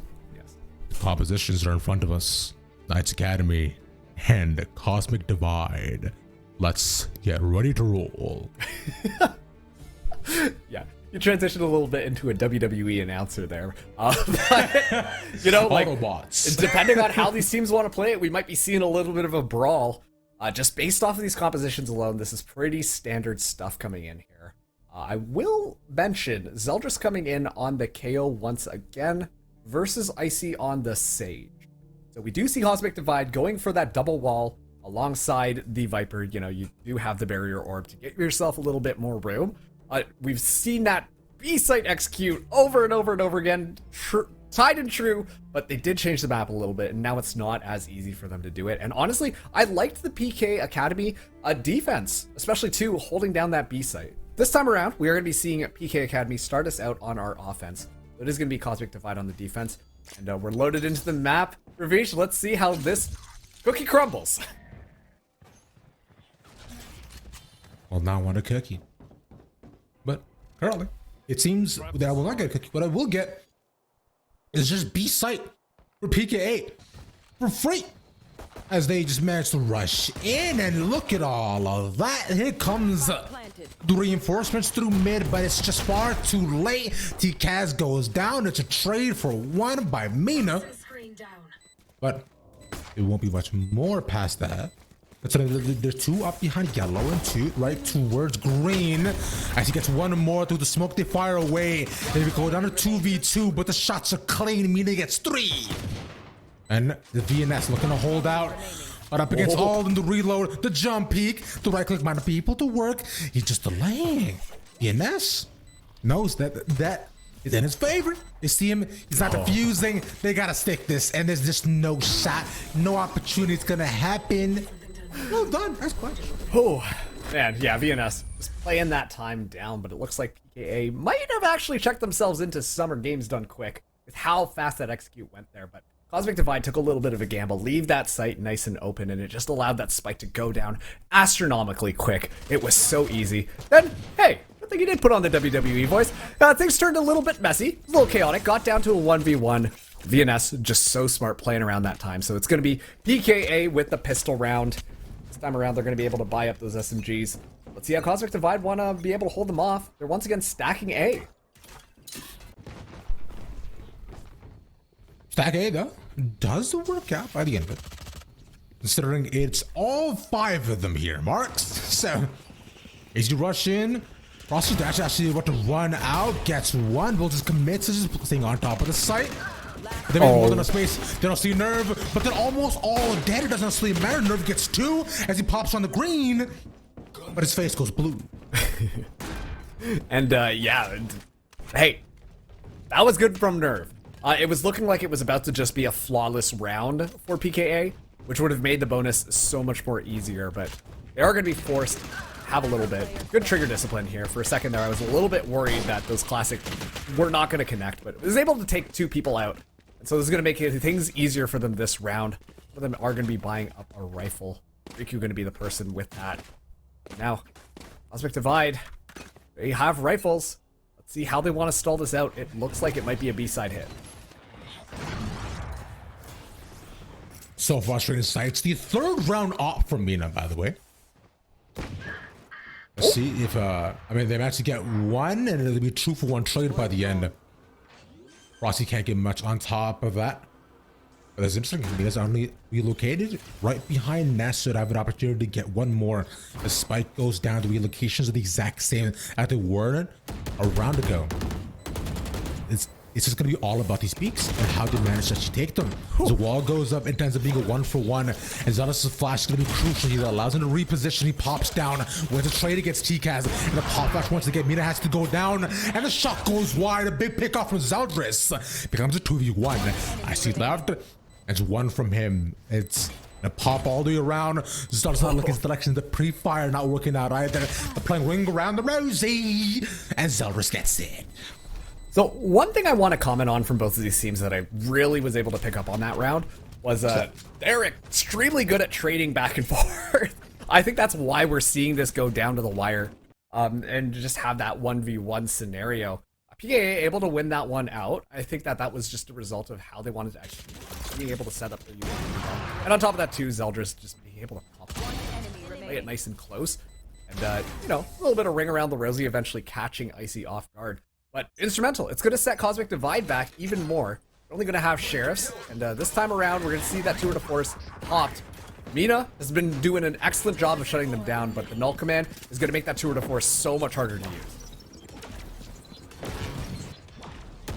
It's right past the wall. Oh, Frosty catch him the time. He wasn't ready for all that. But another one caught below. It's 3v4. Frosty ready. This quick scope right away to the body shot. Excellent stuff. One enemy remaining. CD. Why don't we come just 1? Oh, clean from Riku. So we have 2 shock starts and 4 left until that comes about. It's just a half. Oh, look at that. King of zip lines Riku is. You can't see that one at one plan, but hey, makes that one work. Riku able to bring that round back. It was looking pretty bad for PKA towards there, but honestly, I think that was because Kaz just decided, all right, time to go in. I've got my sheriff in hand. Howdy, folks. And just able to get a couple of headshots. Make it nice and easy. Still, Cosmic Divide, they're down 0-4. We gotta change something up here. Otherwise, PKA are just gonna continue their lead. And rifles in both of these teams. Get out of my way. Mina has to stop this B-side push. Misses first shot. Has to... The combo with the dart right into the Heart's Fury as well. Doesn't catch Mina. In fact, gives away Zeldris, who is a clutch factor in the first 2 rounds. And with them being gone, PKA are in a much rougher spot they were previously. And a win of this round is firmly in CD's favor. Yep. Firmly is a very good way to say it. It's looking to do a little bit of damage, but Mina's going to be able to find it. And I really like those sightlines that were being held there. We had Mina as well as the Viper just being able to hold it behind. So even if they did decide to pop out there, sorry, Nerve was their name. You know, Nerve was ready to check that. Had the Phantom, so you get a little bit more spray potential while Mina was just watching down main. So not only did Knights have to dodge Mina's bullets, but then immediately had to take out Nerve. And that is just going to be so difficult to do. So, fortunately, they crumple there, and they're going to be pushed to save a little bit, and that's mostly just because Cosmic Divide has done a really good job of finding picks on them. And this time around, Nerve put up that Viper's Pit onto the A side. Very classic pit here, and I don't know whether or not PKA really want to engage into this. I think that's going to be extremely difficult. They could potentially catch Nerve off guard with some Sova utility, but it doesn't seem very reliable as Frosty gets a lot of room and finds Churms. That might be a signal to go B. Oh, never mind. It's the signal to go A. Yeah, I was gonna say it's a possibility, but they would need just full mid control. But having full mid control, it's just so much easier to execute onto A instead, right? And maybe forcing him through the Viper's Pit might be what they decide. But Oxy now moving through here is just gonna even tough for Frosty on the other side. But does manage to clear out mid. I'm gonna pop out from Nura, but one is all they get as that goes down. A fantastic clear out by Frosty, and the op 9 in his hand as well. Having a much better game this time around. The 4K just give him the ace, baby. He's ready and prime for it. Looks towards the outside, but they don't see. If he turns around, maybe no. Oh, TK shuts him down. Dang. Unfortunate, but I don't think I'm gonna make an attempt at it. Well, there's one more there, but Eldris is just ready to shut that one.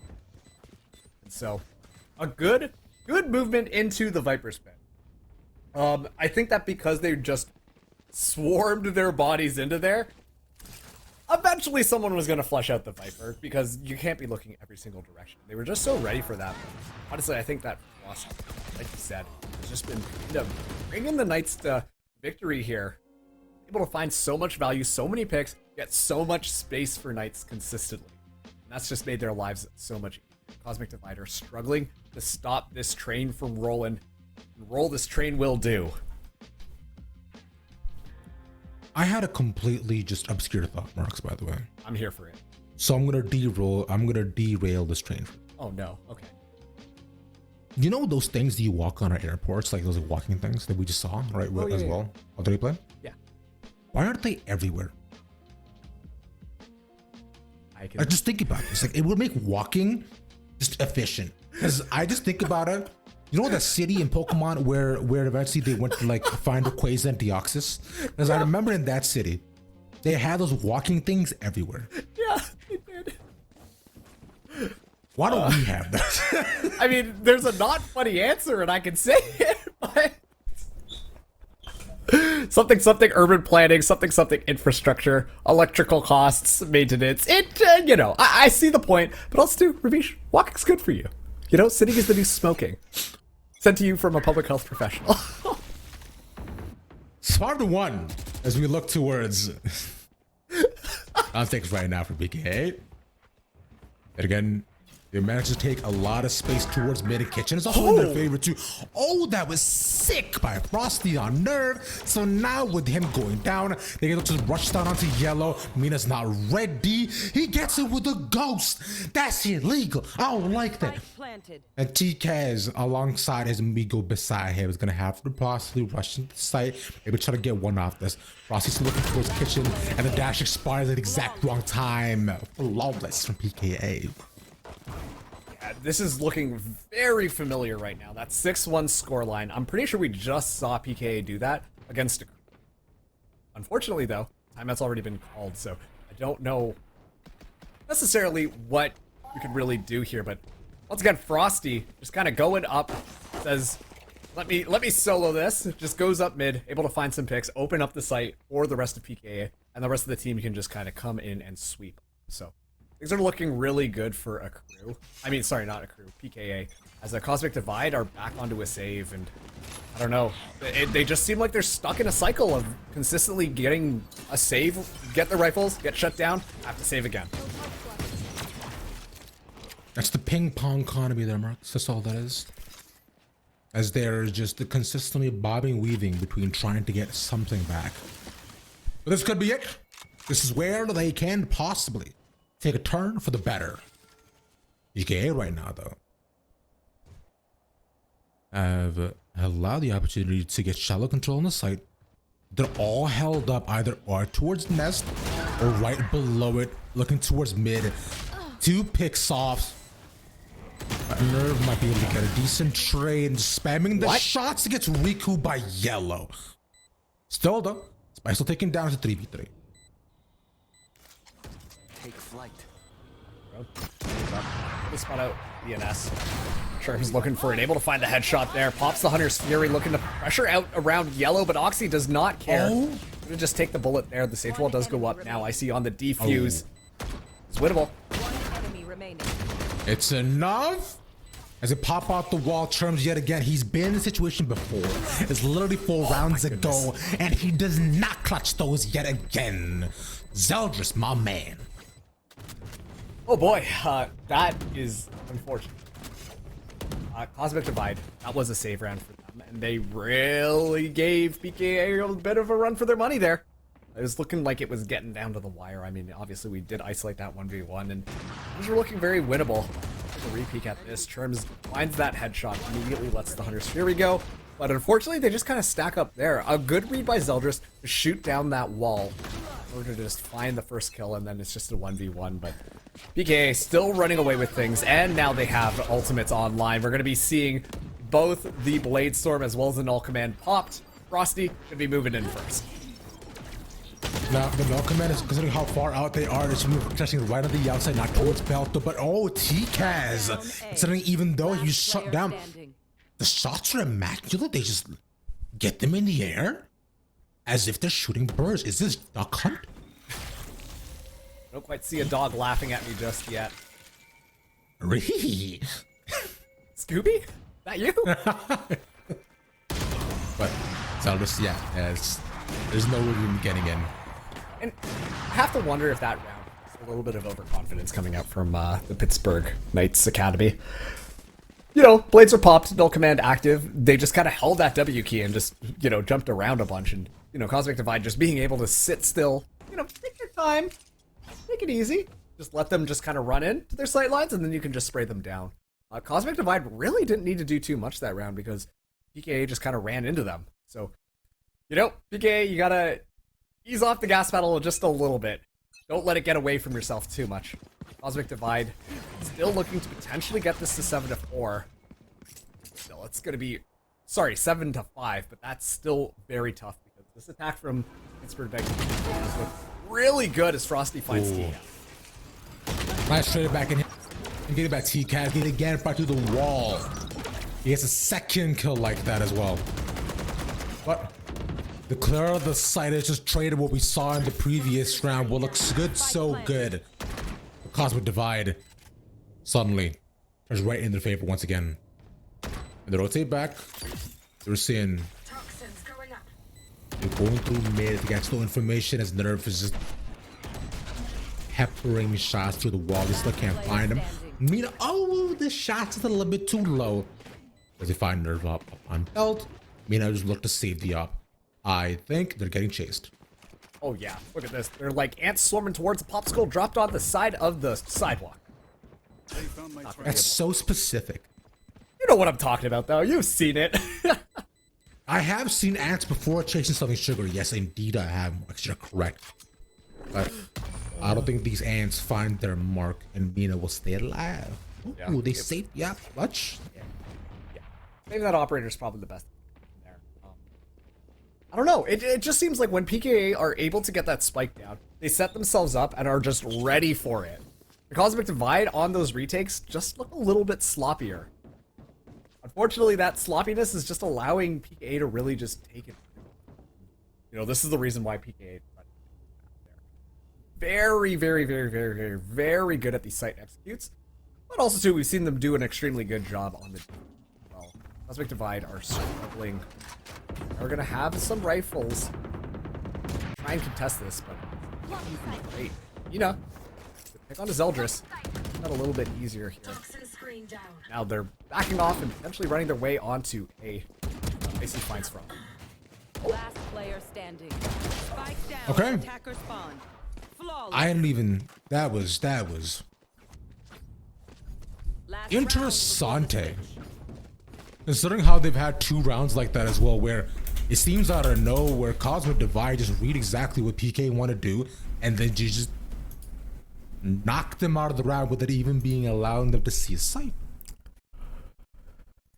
Yeah, I mean, this is part of the problem with the Knights just kind of really relying on that strategy. And once again, when you have players playing as confidently as Frosty is, you're hoping for some picks.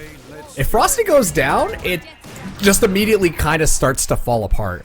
So here we go. Icy immediately punishes Frosty. Not off to a great start for PKA, but Riku is going to start spraying that wall down. And now let's see if they want to engage on there, because the Viper's Pit is going to clog things up onto that A site.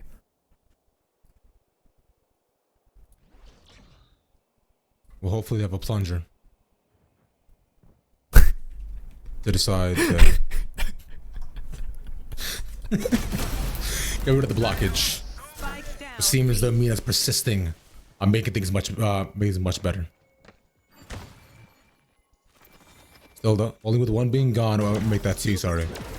This op though is gonna be an absolute menace. They're looking to make it 8-4, but they had to get past Mina first. Ooh, actually, this is actually quite clutch considering how close they are. Mina's not gone down. The ability to not be able to TP away is so tough for most chambers, but they still managed to lay down. Oh. Viper's Pit, shot goes wide, and turns things up. There's just Terms left.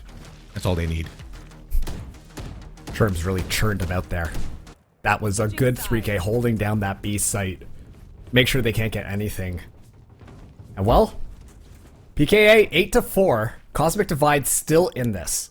It's not over yet. This is not nearly as tough of a scoreline as it could have been. So this is the chance for Cosmic Divide to start to find their footing.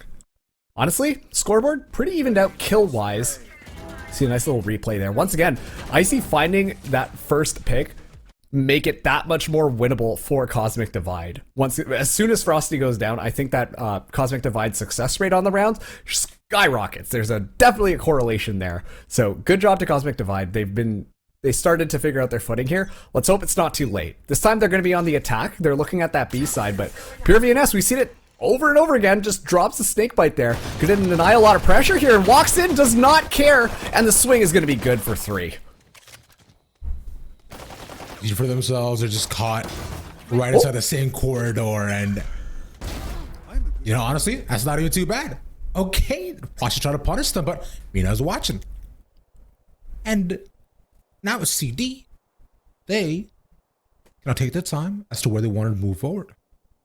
Mina's still being watched by Zeldris, but they're just shooting them in spawn. That spike dropped, and Mina stuck by themselves. They just watch mid and hopefully take them down. Yeah, Mina, last person left standing. The spike all the way back. Yeah, get spotted out there, Sir Riku. Yep. Zip, zap, and you're gone. Just like that, PK get yet another pistol round here. They've been looking very dominant on their pistol rounds on Icebox specifically, and they're going to make that scoreline a little bit more punishing there. I loved that offense coming, or defense, offensive defense, honestly, coming out from PKA. We saw them use that strategy against a crew multiple times, and it's always worked out for them. You could tell Cosmic Divide were just not anticipating at all. They wanted to take their time. Next thing you know, PKA up in your face. A couple of your members are down. Now they're going to be able to buy up. You're seeing Nerve and TCAS go for the Sheriff buys. A couple of members have that shield. Let's see how this goes. PKA this time are going to be pushing out of the A site. Get a little bit of space. Interesting enough. Oh. Mina finally gets punished for the over-aggression when pushing out. And so now they've just created a whole lot of options for themselves. Especially with TCAS getting punished, so the spike should go down.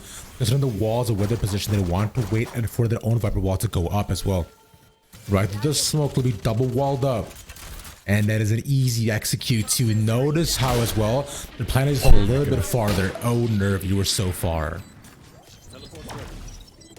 Oh, everybody's dead. Look at that. Oxy just gets a free defuse. It didn't even look like they realized that, because Fragment got tossed out towards the end there. But yeah, PKA, solid defense round. A little bit of the gun difference. Nice little lineup right there. What goes up must come down.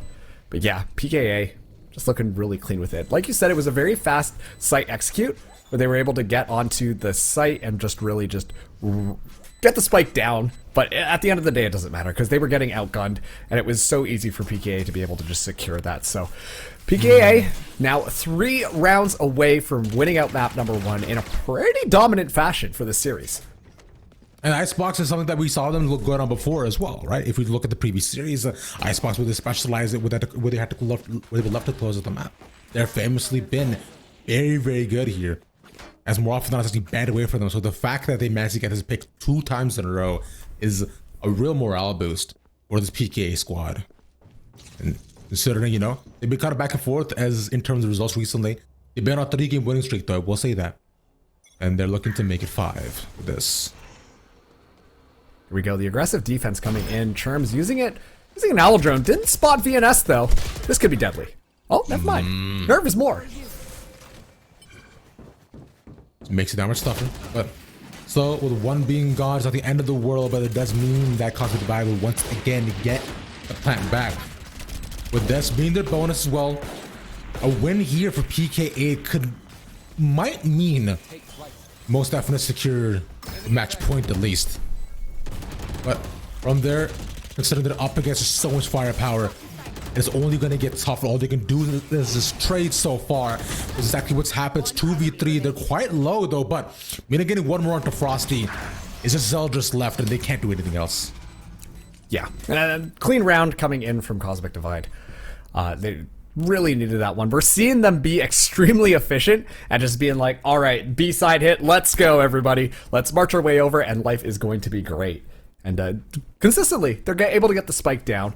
Obviously, it's been a little bit more tough with the gun disadvantage to try and defend it. But that time around, we saw what happens when they're able to get themselves set up. So Cosmic Divide did look pretty comfortable towards the end there. And a very key round for them. But this is going to be tough because PKA, now they're going to have a lot of good weapons in their hand. Mina still going to have that operator.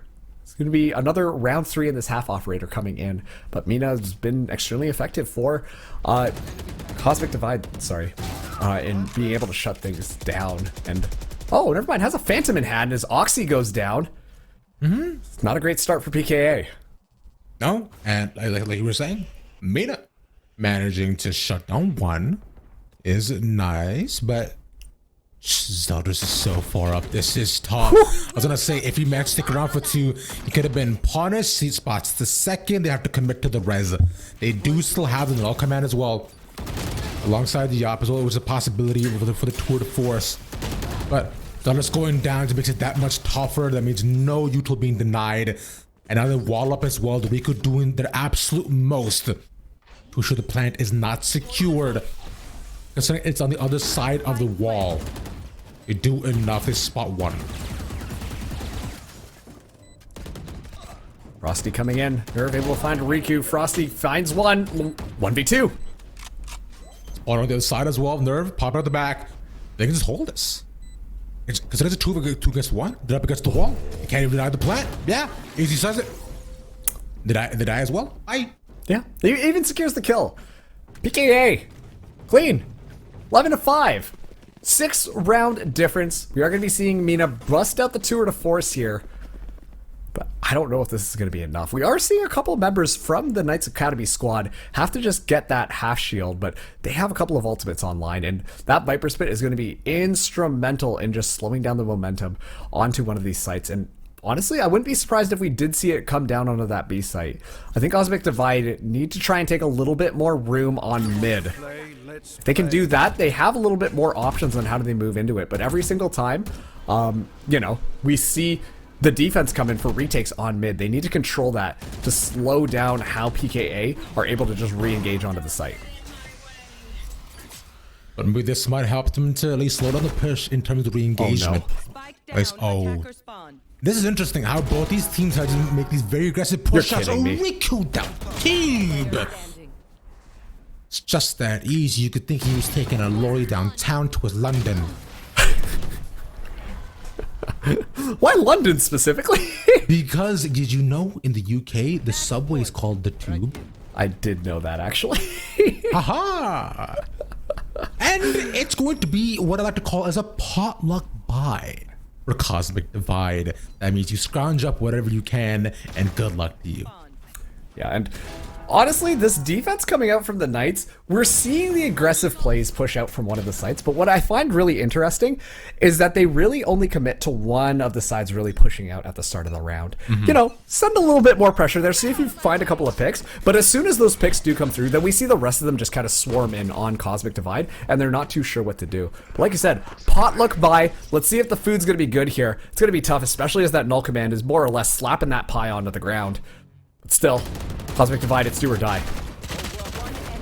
moment it seems right now they can't do, Mark. So guess what? It's gonna be option B. It's die time. Knights Academy gets map 1. And this is pretty much what we expected from Knights Academy. They looked so clean on it against a crew, and well, Icebox is clearly their map. You know, they made that one look easy. On their offense, they were more or less uncontested. And on top of that, too, the defense, they just needed to get a couple of rounds. But even then, they looked very comfortable playing on that defense. So good job to Knights Academy. They're going to take this series now 1-0. But things get a little bit more interesting as we get ourselves ready for map number 2, which is Bind, because we've seen Knights Academy on here before. And Ravish, it left me wanting more.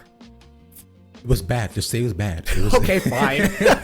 I'm trying to use some cool words here, busting out the thesaurus, and here you are. No, it was unfortunate. But hey, you know what isn't bad? Mavix Gaming Chairs. Experience Mavix Gaming Chairs, the exclusive chair partner of nursery gamers and local hosts. All Mavix Gaming Chairs feature the Future 9 functions of critical ergonomics to support gamers everywhere. Get yours today for as little as $22.22 a month. Use code NSG55 to save $55. Shop at mavix.com/nerdstreetgamers. See you back in a bit.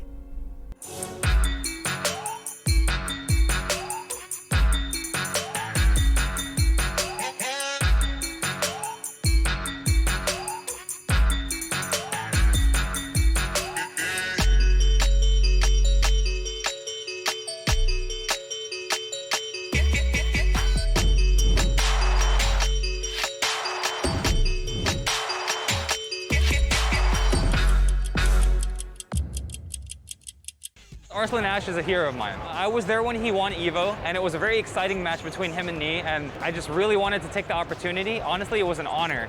Arslan taught me to utilize all of my character's game states.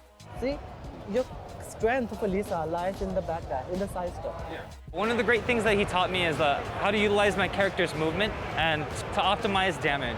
Elisa down power 2 is very good. It's 16 frame and it's safe on low, and sometimes it push high moves. Arslan was very nice and very respectful. He was patient with me. With what he taught me, I can take my game to the next level. You should definitely try Medify if you're looking to level up your game.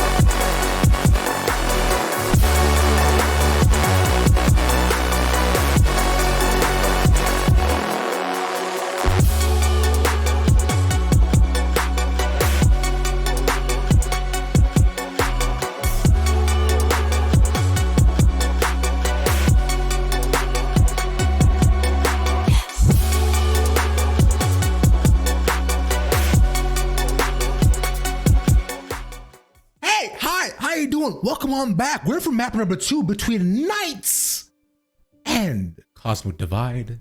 I'm Ravish and Ravish, joined here, one man Marcus. Hey Marcus. Hey Ravish, how you doing? You know, I'm doing okay. Considering we had an absolutely astounding performance coming out from Knights on Icebox, but that's what we expect out of them. But on the other end though, going on Combined, it's a bit warmer there. The climate they might not be adapted to. They might be still wearing winter jackets. You know, I'm starting to make a connection here that maybe that's why Frosty was really able to pop off on Icebox, because his name is Frosty. It just like, you know, it just themed. It was very on brand for him. But yeah, no, Knights were just kind of running all over Cosmic Divide. They had such good map control consistently. We're always just keeping them guessing, honestly. On their offense, almost performed it flawlessly every single time. We saw a 6-1 gap at the start, and they only made it even worse, leading us to a final score of 13-5 on Icebox. But like you said, we're going to be going to Bind now, and previously when we did get to see Knights Academy play Bind up against the crew, Knights Academy didn't look great. So curious to see how this one kind of plays out here. Honestly, Knights Academy looked a little bit uncoordinated as they were facing a crew, so this could be a pretty darn good opportunity for Cosmic Divide to tie things up and get their momentum back, feel good about their own gameplay, and force out that map number 3.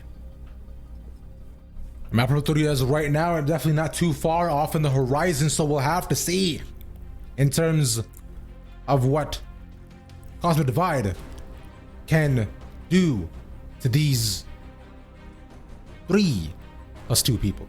I was looking for some. I was like, come on, there has to be some there, but nah. It was just, it's okay. We move on forward. But hey, as of right now though, I'd say, you know, Knights so far definitely do have a lot of covering to do, and I'm sure the CD have managed to just shake things off and move on forward. But comp so far seems pretty standard, I'd say. Yeah, Cosmic Divide, this is pretty expected.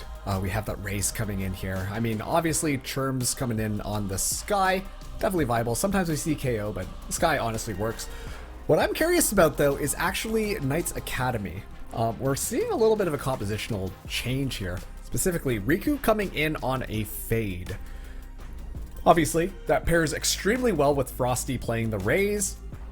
Fade really good for the engages as well. I imagine VNS is also going to be locking in Brimstone. That's what they did last time around. So this is going to be interesting. Maybe this is going to be the opportunity for the Knights Academy to kind of redeem themselves on Bind after they more or less got stomped by a crew and really just turn things around. Maybe they'll 2-0 Cosmic Divide. You know, it's a possibility. Bless you. Thank you.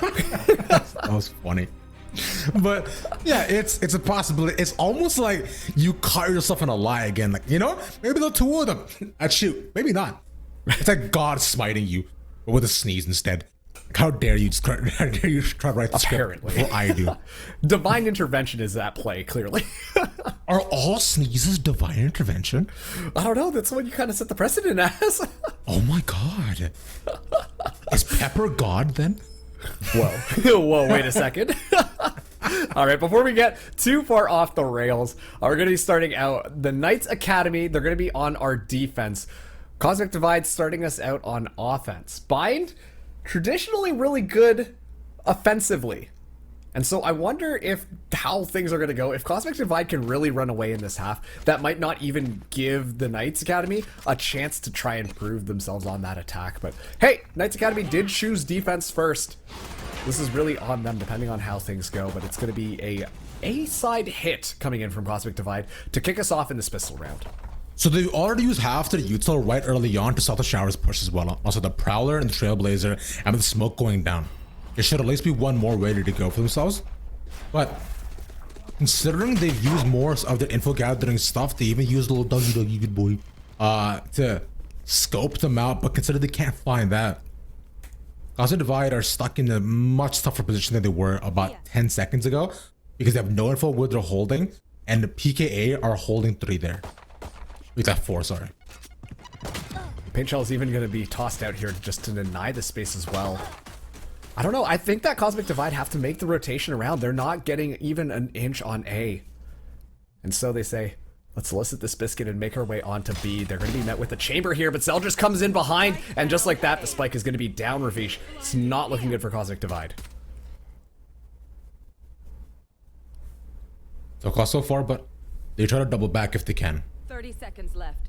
Currently, though, they have a couple of options as to what they can try to rush in if they want to, but I was gonna say they haven't managed to clear out U-Haul first, so as it becomes trades galore. It's 3v2, the nice flashback to get to secure the plant, but they're all tagged. They can't secure the plant. Never mind. And with them running out of time, TCAS manages to get one, but they can't get much more than that. No. Hey, it's going to be tough for Cosmic Divide to push into that A site, and we see exactly why. Once again, you mentioned something, just a heavy utility investment coming out from the Knights to just try and control showers. And I actually think that was the right move, because it really just made Cosmic Divide go, oh man, we were kind of banking on that.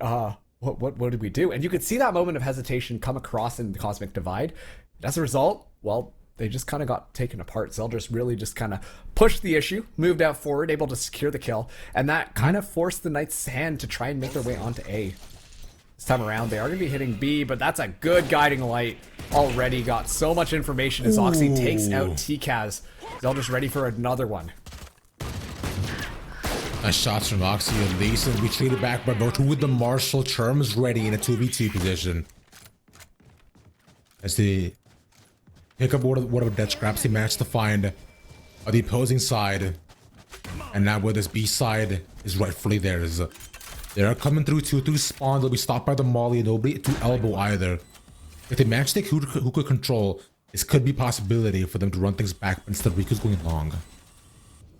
Spike is now down. Honestly, this is already a pretty darn good round for Cosmic Divide as Riku gets tagged up. Frosty, though, able to take out Nerve, but Mina goes in for the swing, able to find Riku. 2v2 scenario here. Knights are already on the site. However, as Frosty finds another. He gets pushed out as well, and look at that. Just a little slide across, man. That's how you receive this wheat right there. And you know what? All things considered, Cosmic Divide, you have to be pretty happy with that round. I loved the double swing that happened onto Oxy. Just really just made it that much difficult to try and hold that angle with the Marshall. And on top of that too, that just freed up a rifle as well. And you know, they good read by Mina just to lock things in. But Frosty, good with it. Able to spray things down, just do a little bit of a drive-by. Secure that round. Now, Cosmic Divide, they're gonna be buying up. We're gonna be seeing the Knights Academy have to try and go for that bonus. Riku opting to get a Bucky. Ravish, call it now. Are we gonna see a Bucky kill today? Yes. Of course. I love it. When I was part of a free agent team, we were called the Bucky Gang, in fact. Oh, I hate it. Oh, I remember back in the days of yore, back when Shotgun Sage was a person that existed, and they were immortal too. The Bucky was nuts. Oh man. Awesome. How to sound like a Valorant boomer, am I right? Yeah, man. It's hey, but it's fun. As we'll see, just the same poking pod for info. Oh, a good TP out at least. But at least with this, they get stopped right by the entrance once again. But this is a swing ground here for Cosmic Divide. So they are most definitely not looking to take any unnecessary early trades with the gun advantage they have. And I think, honestly, the Knights Academy have been doing such a good job to deny Cosmic Divide from entering onto that A site. Really keeps them guessing, but now this is going to be a clean execute. All the utility has been expended. Terms, holding that angle. 30 seconds left. Oh, it's just put out though. The Frosty even caught in the corner, ready for the trade. Frosty only doesn't even need it though. With Oxy being by his side. With the Spectre nonetheless, Showstopper put out. Looking for where they might be, not caught in any corner either, but they're all being run down on each side. Frosty with 3. You could look for the ace here right now, but they're giving U-Haul control. I see coming all the way around. You don't see him, he's down. And he's weak to left, but nerves and showers. And now I'm not saying that you jinxed it. However, we did not see a Bucky kill that round. A little unfortunate there, but honestly, Frosty really made that one kind of close, a lot closer than it should have been.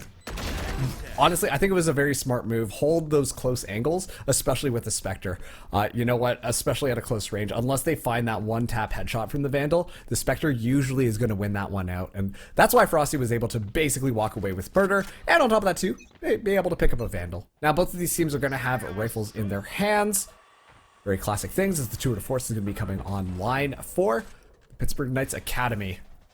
Let's see how Cosmic Divide want to play this. They always go with this Trailblazer up B long. Unfortunately, not getting as much information. Riku using the Prowler to scout things out as well. But that's two pieces of utility without too much knowledge. I do believe the sound cue was there for the Prowler identifying they found one though, but it timed out right at the last second, so it should have an inkling that there's definitely a split push going towards B. There we go. Stimmy gets put down, T-Cat's looking for it. It'll be 1 for 1 though, but they still managed to maintain hook control. Sight giving up. Yeah, the spike should be able to go down here. I agree with that move. Just back it out. Try and escape with your lives. Coordinate that retake, but Mina says not today. Able to find 2 headshots now. This is looking a lot more winnable for Cosmic Divide. It's going to be 2v4. Tour de Force is online still. Would have to be huge to be able to take that back, but with Oxy right now, that's the tough part about buying is all these small different corners. We've seen Knights in this situation before. We've seen Oxy in this situation before, in fact. But they do a little bit better. And so they had some backup. That's simply not enough.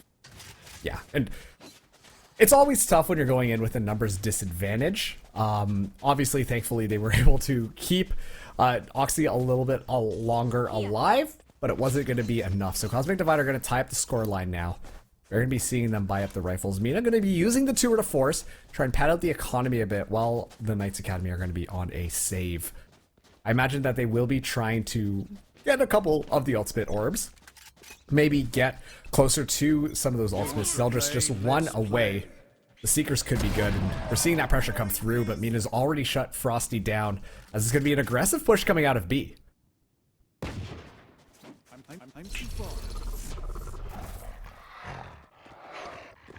They don't rush away completely, but they do reposition, and a heavy hit towards A. I mean that Riku's kind of just stuck in a corner. Only spots one going towards her, but the possibility for a flash, the op shot's ready. Oh, he spots Mina first! That's so big! With the ult being down as well, Icina stuck on the outside. It becomes a 3v3. They use both Prowlers so far, but Icy bad with the peek. And there we go, they even get the res back as well. But what more can they do? They only have Sheriffs, they managed to pick up 1 or 2 Vandals. Things might have been better, but set up with the trade, the U-Haul giving up again, and it just becomes a death match on site. Yeah, and the res could be considered questionable, but you really want to make sure that you win that round if you are Cosmic Divide. You know, the economy is looking a little bit tighter, and they want to be able to punish the Knights. The more rounds that they can push them back, the better. And considering that Cosmic Divide have now won 3 in a row, the Knights have to be a lot more careful about how they approach things. They will be able to buy things up here because they had a save round, but if you're Cosmic Divide, you want to make sure that they continue to get stuck in that economic cycle. The ping pong economics, as you call it. You want to solidify that as a lead. Now, Cosmic Divide, they do have the Seekers. They do have the Orbital Strike as well. Here comes Terms coming up with the Trailblazer yet again. He's able to see 2 of them there. That's good information. There's a Trailblazer trying to scout out from PKA. Doesn't see anybody. As Cosmic Divide are kind of holding back this time. They don't necessarily want to push in just quite yet. Try and get Knights to overextend a little bit. Punish, and then move in to try and push onto the site. There's Seekers on both sides currently available, along with the Orbital Strike from Cosmic Divide. The secure post plan for as a possibility. There you go, that's being put up for Cosmic Divide. Nice flash out. We'll push them away. They're still looking for a possibility to try to push in the Orbital Strike to perhaps just give them a little bit of space on the site, if anything. As they finally manage to move in, it becomes a bloodbath. On both ends, but still trades. On both sides, huge spray transfer from VNS. And that's just 4 easily given over to me. So, give me them creds, baby. Well, I wasn't aware we were at the carnival today. VNS just kind of picking up the gun and being like, "Oh, look, targets," and then just shooting them. I don't even know if that was necessarily spray transfer. More or less just kind of lined up. There wasn't even too much to transfer. TKaz and Icy walked into a directly straight line, and then all was left was nerve. You're right. Great job from VNS holding that B side down. It should have been an easy win. Unfortunately, Cosmic Divide were not able to take out VNS, just kind of hanging back there. So, time around, seeing a similar engagement, but good read from the Knights this time. They've put 3 of their members onto this B site because Cosmic Divide have ran this B site multiple rounds in a row. And so they can anticipate this year, stack the defense a little bit more, shut it down. With the exact same push-up as well. But this time what they're not expecting is a swing. Now, Frosty will have to dry peek this as well. There's no flash to actually try to cover him. And the Fade Util not being there, there we go. Frosty manages to get one. The nade at least try to circumvent and slow them down, but I see it already pushed up too far. Outside of VNS once more. He's waiting for them to push through guard, and they don't check the corner. And that's easy, but this time Nerve punishes him. Still making it a 2v2. And that's the thing about these tight angles. If you do not get 2 out of it, once again, you are sometimes forsaking the round for yourself or giving up the site. And that becomes about the retake. Which right now, which is what PKA are under the pressure of. Cosmic Divide just trying to take their time before they do it. Make sure that there can't be anybody who does come down here. 2v2 now. Zeldris is rotated all the way around to beat along. Mina hangs out as Oxy comes in through spawn.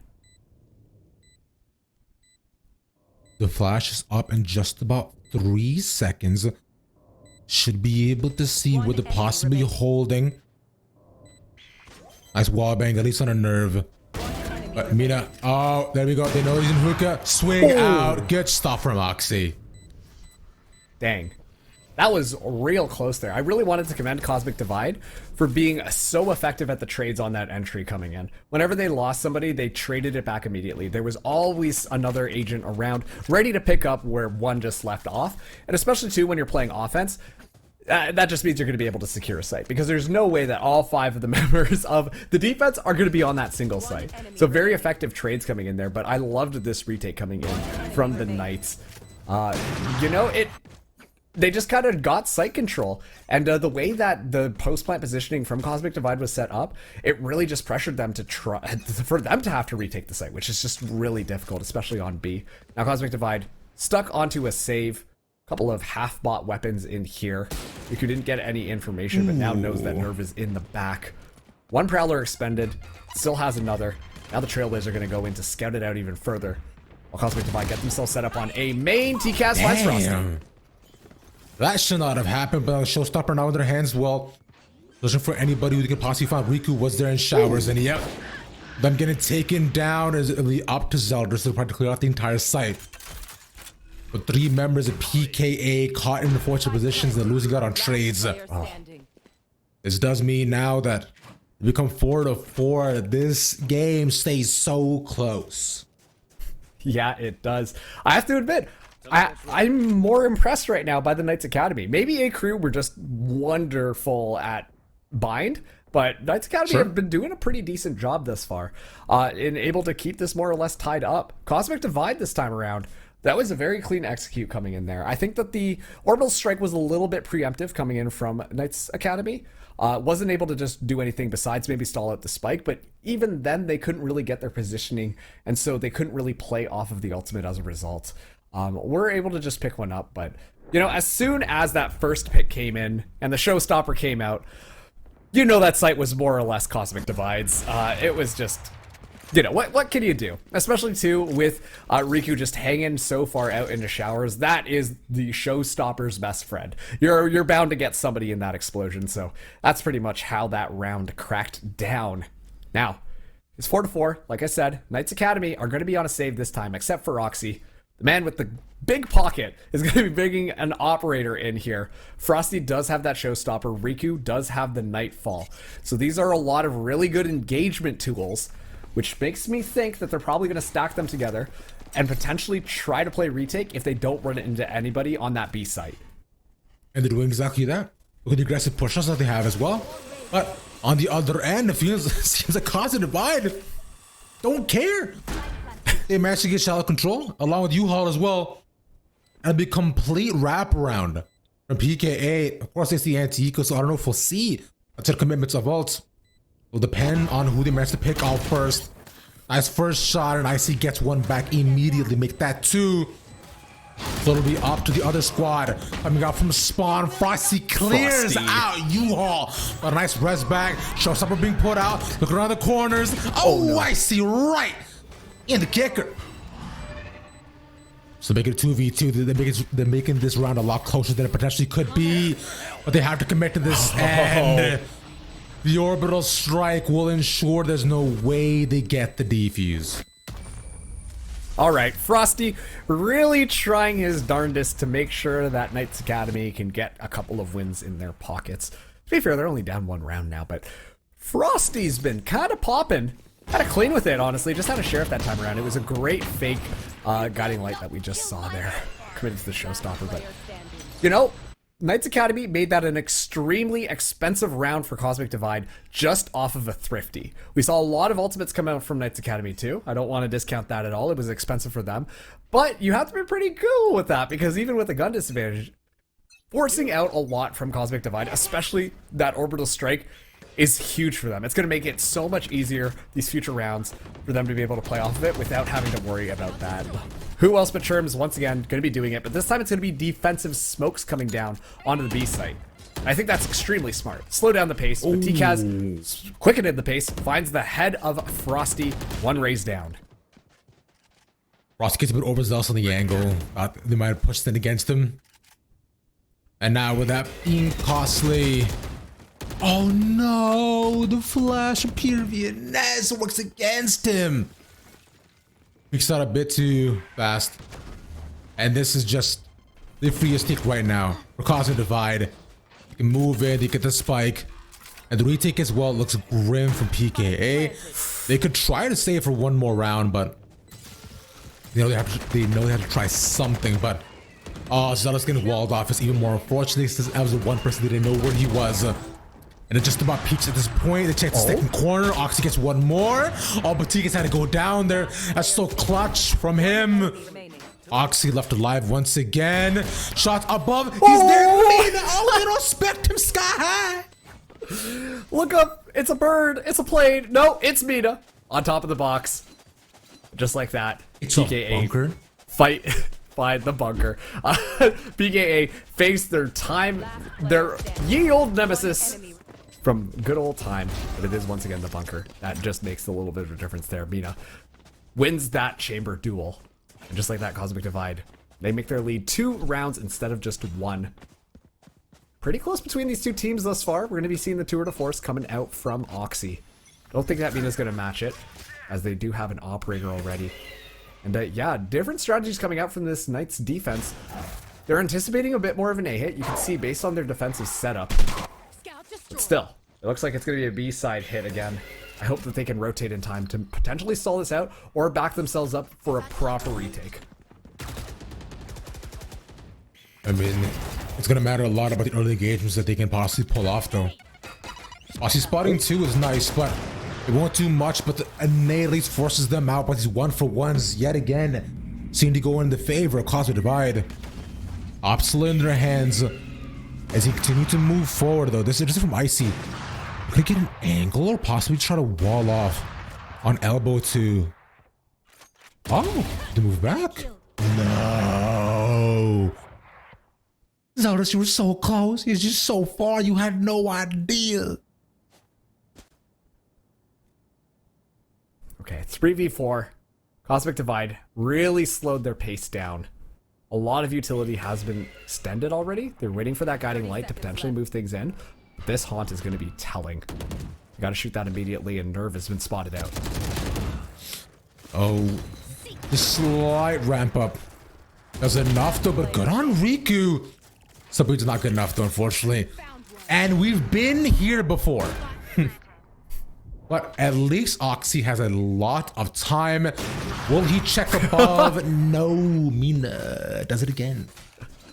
Like George Lucas says, it's like poetry. Just on top of the bunker. able to find that pick there. But 1v2 scenario, pretty hard to win out. Oxy really trying their best. Just falling a little bit short.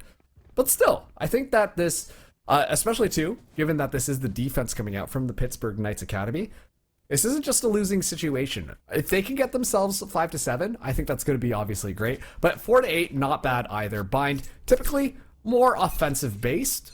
So hopefully they might be able to convert things around. They're going to be on a little bit of a broken buy here. A lot of Spectres on the board. You are seeing Cosmic Divide pull out the tour de force, though. TCAS already getting a lot of space. Frosty wants to be on the winning end of this duel instead of just getting taken out immediately. They're expecting him to peek out towards the corner this time, but there it is. Finally, he does it again.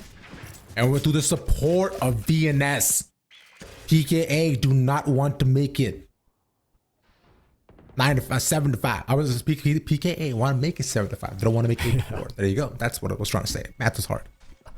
You got there. I'm proud of you. Thank you, father. Hey.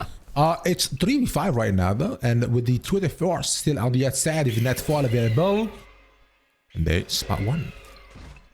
I want to comment on these smokes. They've been extremely effective at dropping one at a time. Terms has had such a hard time trying to confidently push into there. Finally, they're able to get the spike, but they have to make their way through hookah. Finding Frosty, though, was a great start.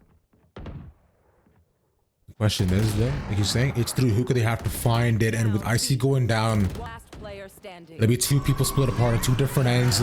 The Nightfall committed just because they can, and yet Mina's just stuck in the dark. Lights out.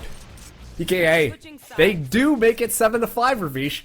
It's not looking too bad for them. Once again, I loved how they played that utility, specifically just dropping the smoke one after another to really just shut down any momentum that was coming in there. And because the spike was committed in through hookah, it was just so hard to do. And yeah, that was really what won them the round. That first opening pick, being able to shut down the two people pushing into hookah, just opened the round for the Knights Academy to be able to win. They were able to rescue some rifles, got a couple of picks, walked out with their heads held high, and the rest was history. Now, they are swapping around 5-7. Still a very winnable scenario for the Knights Academy. But who knows? Maybe this Cosmic Divide defense is going to be out of this world.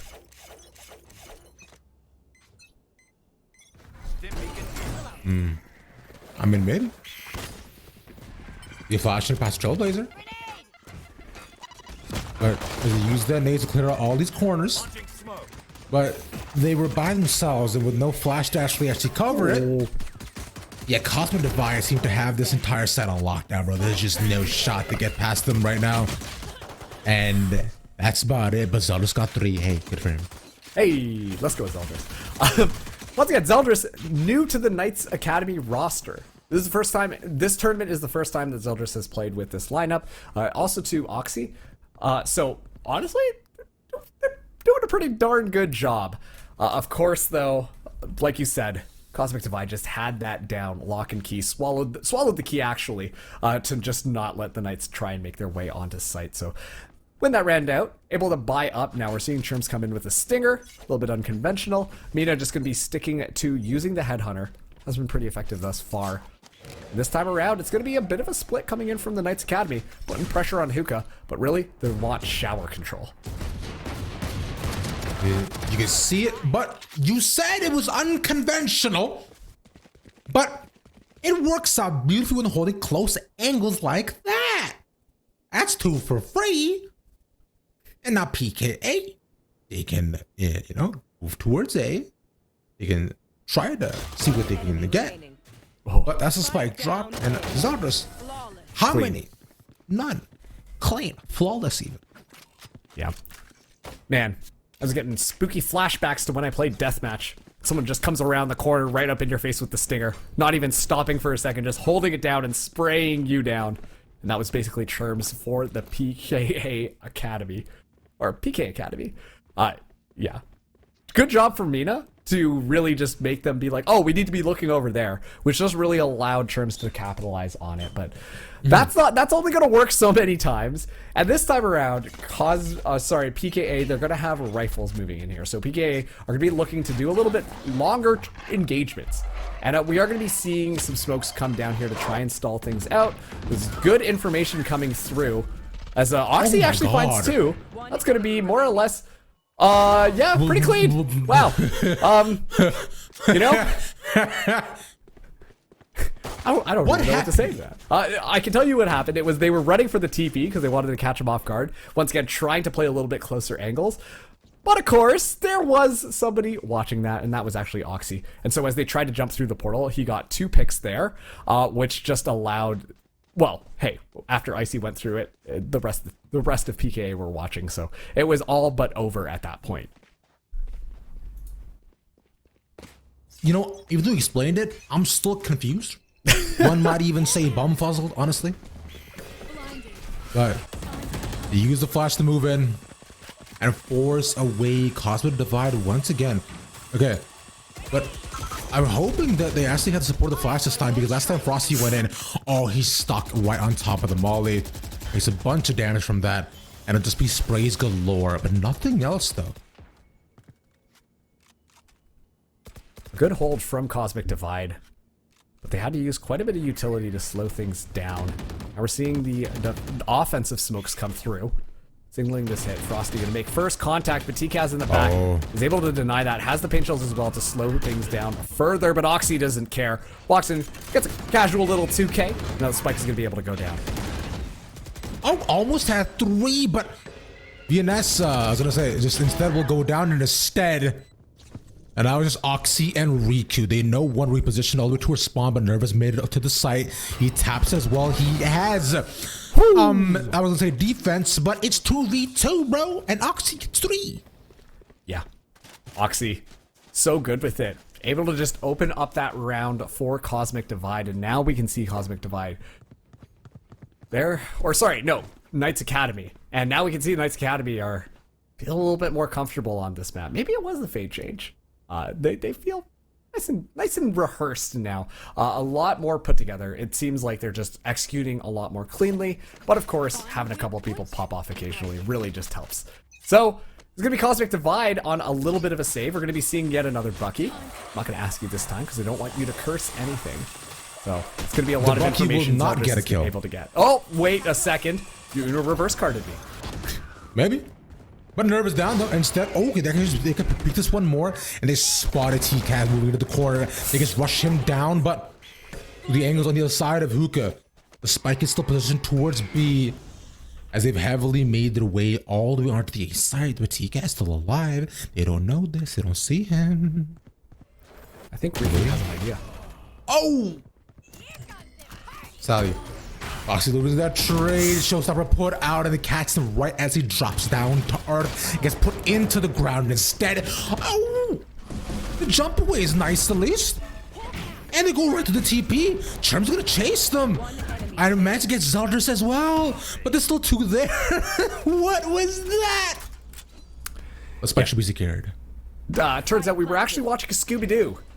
With the amount of doors that people were running through and chasing each other. Churm's kind of looking like the spooky ghost, trying to catch those meddling kids, but able to walk away with it. Now Mina, 1v2 scenario. Mina heard this, but VNS is faster on the trigger. Yeah. PKA 8-9 currently. They're looking comfortable. The timeout coming in now from Cosmic Divide. Good call. Yeah, I really like this call because they need to start figuring things out. PKA have been doing a really good job of aggressing things, but also setting up incredibly effective flanks. They always have somebody kind of checking the back corner, able to get space on both of these sites, and it does feel like they're sending Cosmic Divide back and forth between the sites. They just don't know where to commit to. And they're, even if it's a 3v5 scenario with PKA engaging onto one of the sites, it seems like PKA don't lose too many members, and suddenly the numbers are very much in favor of PKA. They've really started to pick up their momentum now. They're feeling nice and comfortable and only have a 1-round difference before they can tie things up and potentially start to take the lead. Once again, Cosmic Divide. This is their map pick. This is their do or die map. If they lose this, they're going to be sent home packing, and PKA are going to be continuing to advance. So they need to start figuring out some sort of defensive strategy. They need to figure out how they can slow down this PKA aggression, because what they've been doing thus far has not been working out for them that well anymore. They would be facing up against the winner of Dark Zero, going up against the Lycus Empire. Into the next, but by the way, speaking of brackets and such, Lenny Time did in fact win. So it will be the guard versus Lenny Time, which is very exciting. Going into our going into our semifinals. Past that though, looking towards the quarters instead. Oh, the rush down, cool. They managed to actually punish him after 3 people are there. I was gonna say, I've seen this situation so many times where they barely managed to sneak away towards the corner. But I was up to Oxy. Okay, that's interesting because they pulled them all towards the other side. Oxy can try to move in, but no, Mina was actually watching it up towards heaven. With him not being smoked out, still has become a 4v5. Ariku has now left to try to pick up the pieces of what they can. The smoke's all across the site. There's no caterpillar, but the spike still isn't down so far, and especially with the heaven smoke being there. It's Churms has to peek out, looking towards pure VNX, who spots him. The Trailblazer shot away. Churms, can he stay alive? No, he's on top of the fire, and Mina's there beside him.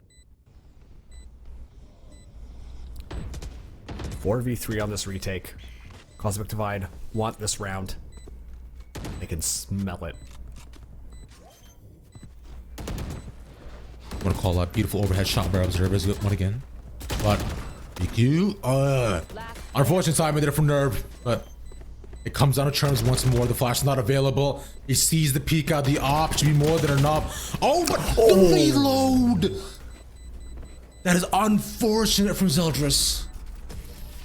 We make it 8-10. That could have been most definitely a clutch situation for themselves if the reload was there. Yes. And actually, I love, what do you call it, Mina just hanging out in heaven. I think putting Mina there really slowed down Knights Academy. We've seen Knights Academy smoke their way in off of VNS's smokes, and you see that pretty typical A site, but I haven't seen that smoke really come down in heaven too often. As a matter of fact, it seems like they'd rather hold on to that smoke to try and deny positioning as the retake does come through. So that time around, Mina able to just punish them for it. It's going to be a rush to get this ultimate orb. A little bit of a cheeky wall as Icy can hold a very tight angle with that operator. It's 2 or 4 online for both of these squads. Now we've seen Icy try to op previously, but I wonder if the Sage op is what we're looking for. Okay.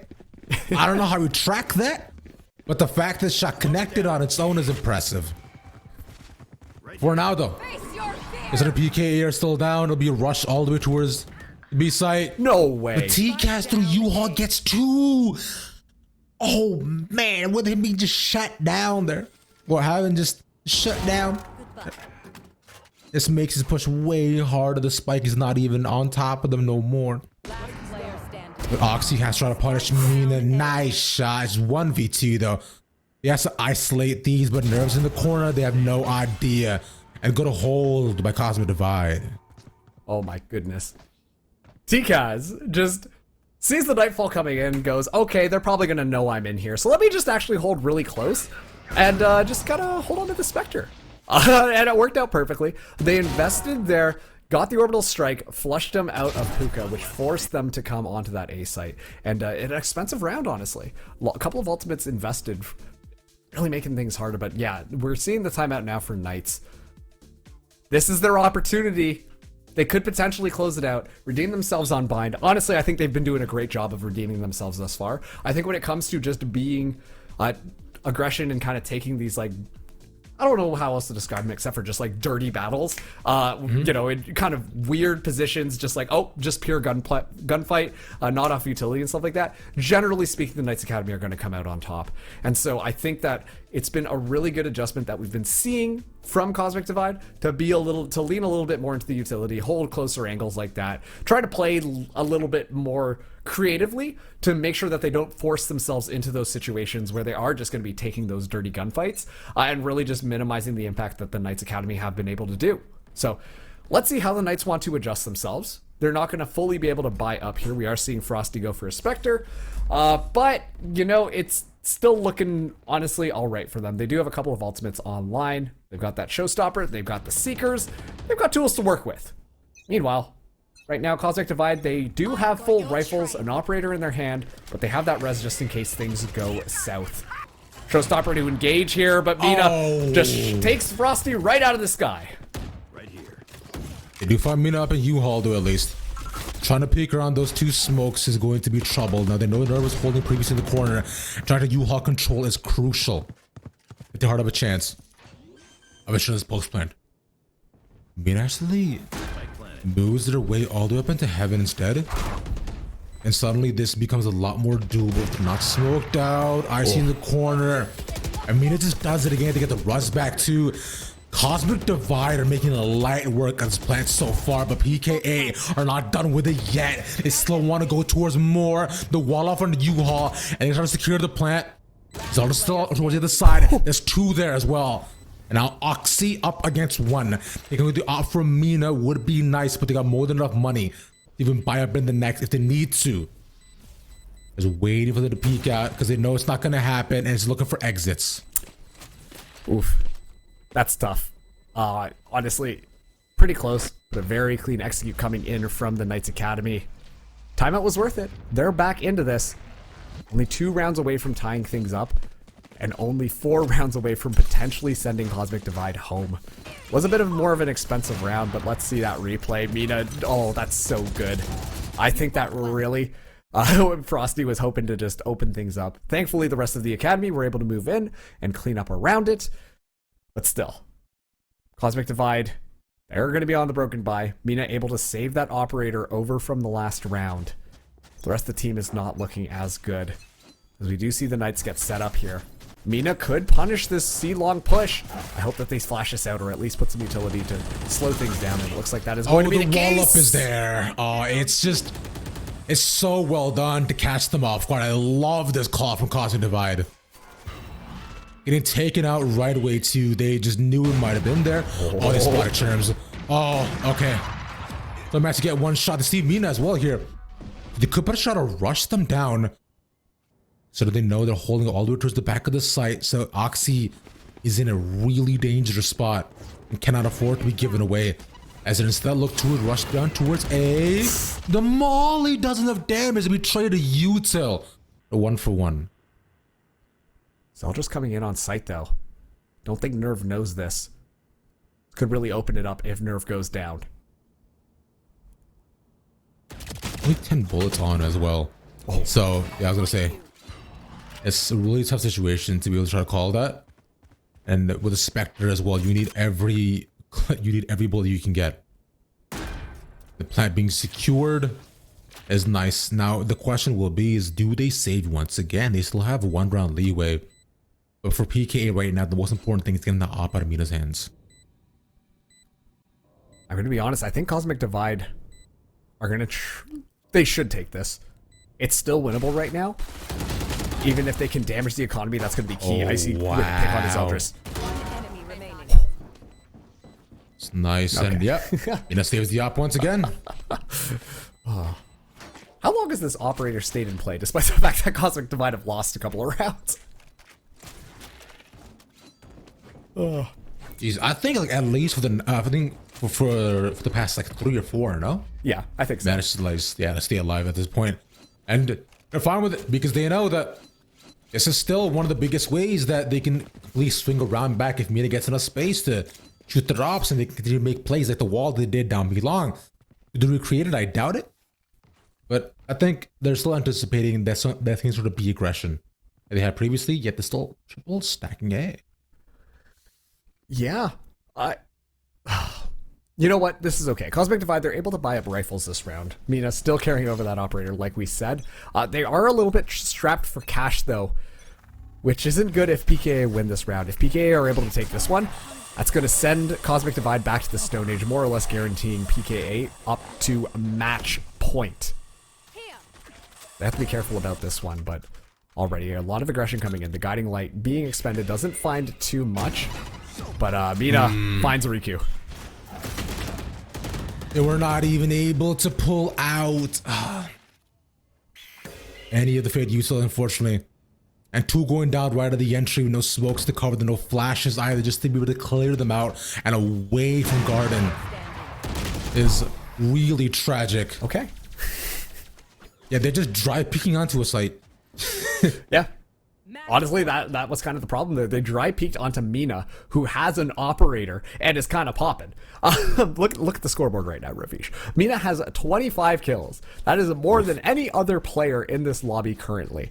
And once again, Mina's been able to stay alive with this operator for a number of times. So it's good to be able to see this operator getting a lot more purpose on that last round. But now PKA are the ones who were forced onto a save, and Cosmic Divide are looking like they're set up to push this to map number 3. PKA, let's see how they want to approach this. I hope that they just don't do it again. Same dog that they had before, but not, in fact, they don't actually catch any with the flash. Mina tucks in the corner. So they don't know what are the options. Either they have the Nightfall available. They could actually potentially just wait for the wall to drop. It would take too long. The wall to want to shoot through. Showstopper's there and Frosty's gone. TCAT's managed to tuck in the corner. And with 2 given away this quickly, EKA are going to need a monstrous round. A Zeldris at least will take things back, but that's 2. Right from the jump. It's 3v2 as well. Remember this, Mina is still alive. That's the biggest thing right now. Oh! Ooh. That'll be it. Okay, Cosmic Divide inch it out, but just barely to send us to map 3. There was a moment there, Ravish. There was a moment where I was like, this is gonna happen. I believed just for a slight second the PK were able to do it. But yeah, once again, it really felt like at first we saw them struggling quite a bit, but towards the end there, they figured themselves out, and Knights Academy just fell a little bit short of that, and it's a little bit unfortunate for them because it did seem like they were feeling nice and comfortable on Bind, especially too with the performance that we saw earlier. It was nice seeing Knights Academy start to get themselves a little bit more orientated, feel comfortable on the map, and really honestly give the other team a good run for their money. So good stuff coming out there, but Cosmic Divide tie it up and send us to map number 3. But hey, you know what? You might be sitting there thinking, how can I frag out like that? How can I get as good as some of these other players? Well, listen. Gamers around the world are becoming better, faster, and stronger just after a few sessions on Metafy. Get trained by the best pro players in the world. Make sure to book a live session right now, and when you do so, use promo code STREET15 for a solid 15% off. We love discounts over here, but you're not going to want to go anywhere because we're going to have the deciding map which one of these teams are going to be advancing to the semifinals. Is it going to be Cosmic Divide, or is it going to be Pittsburgh Knights Academy? We'll find out just after this break. One of the reasons that I wanted this lesson with Super Ukuma is because I felt like I had reached kind of like a plateau with my gameplay. I tend to teach more of a way of understanding the game, more than just, oh, you need to work on this, you need to work on that.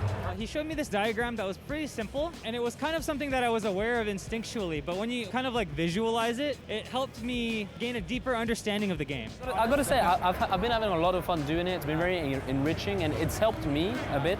I've learned a few things doing coaching. You should definitely try Metafy if you're looking to level up your game.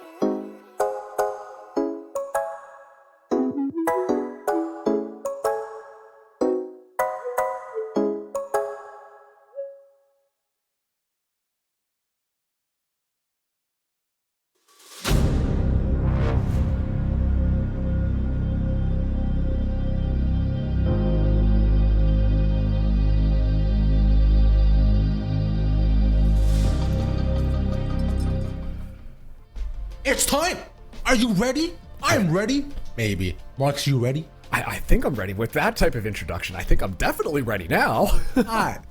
Well, you know, I'm glad, but what are you ready for, huh? Are you ready for anything or specifically something? I'm ready to see one of these teams advance to the semifinals. Right now, it's Pittsburgh Knights Academy up against Cosmic Divide. Honestly, we were expecting Pittsburgh Knight Academy not to be doing too well on Bind. They looked pretty shaky on it earlier today, but they actually really gave Cosmic Divide a run for their money. It was looking like a comeback was going to be real. But in the end, Cosmic Divide were able to close things out 13-10. Unreal stuff, though, coming out from Frosty, and TKaz, the raise on Cosmic Divide, was also just doing wonders. But one player I would love to highlight is Mina. Mina was just mean, honestly. You know what? I respect it, and I agree. You know, especially when they got the op in their hands, well, was nuts too. And Cosmic Divide, being able to figure out there's a holding close angles at just enough right timings to be able to swing out, might just be Pittsburgh Knights Academy's overall, I want to say kryptonite. And past that and just dry peeking into sights, that's also something that they're doing a bunch of. But hey, enter Haven, that's much harder.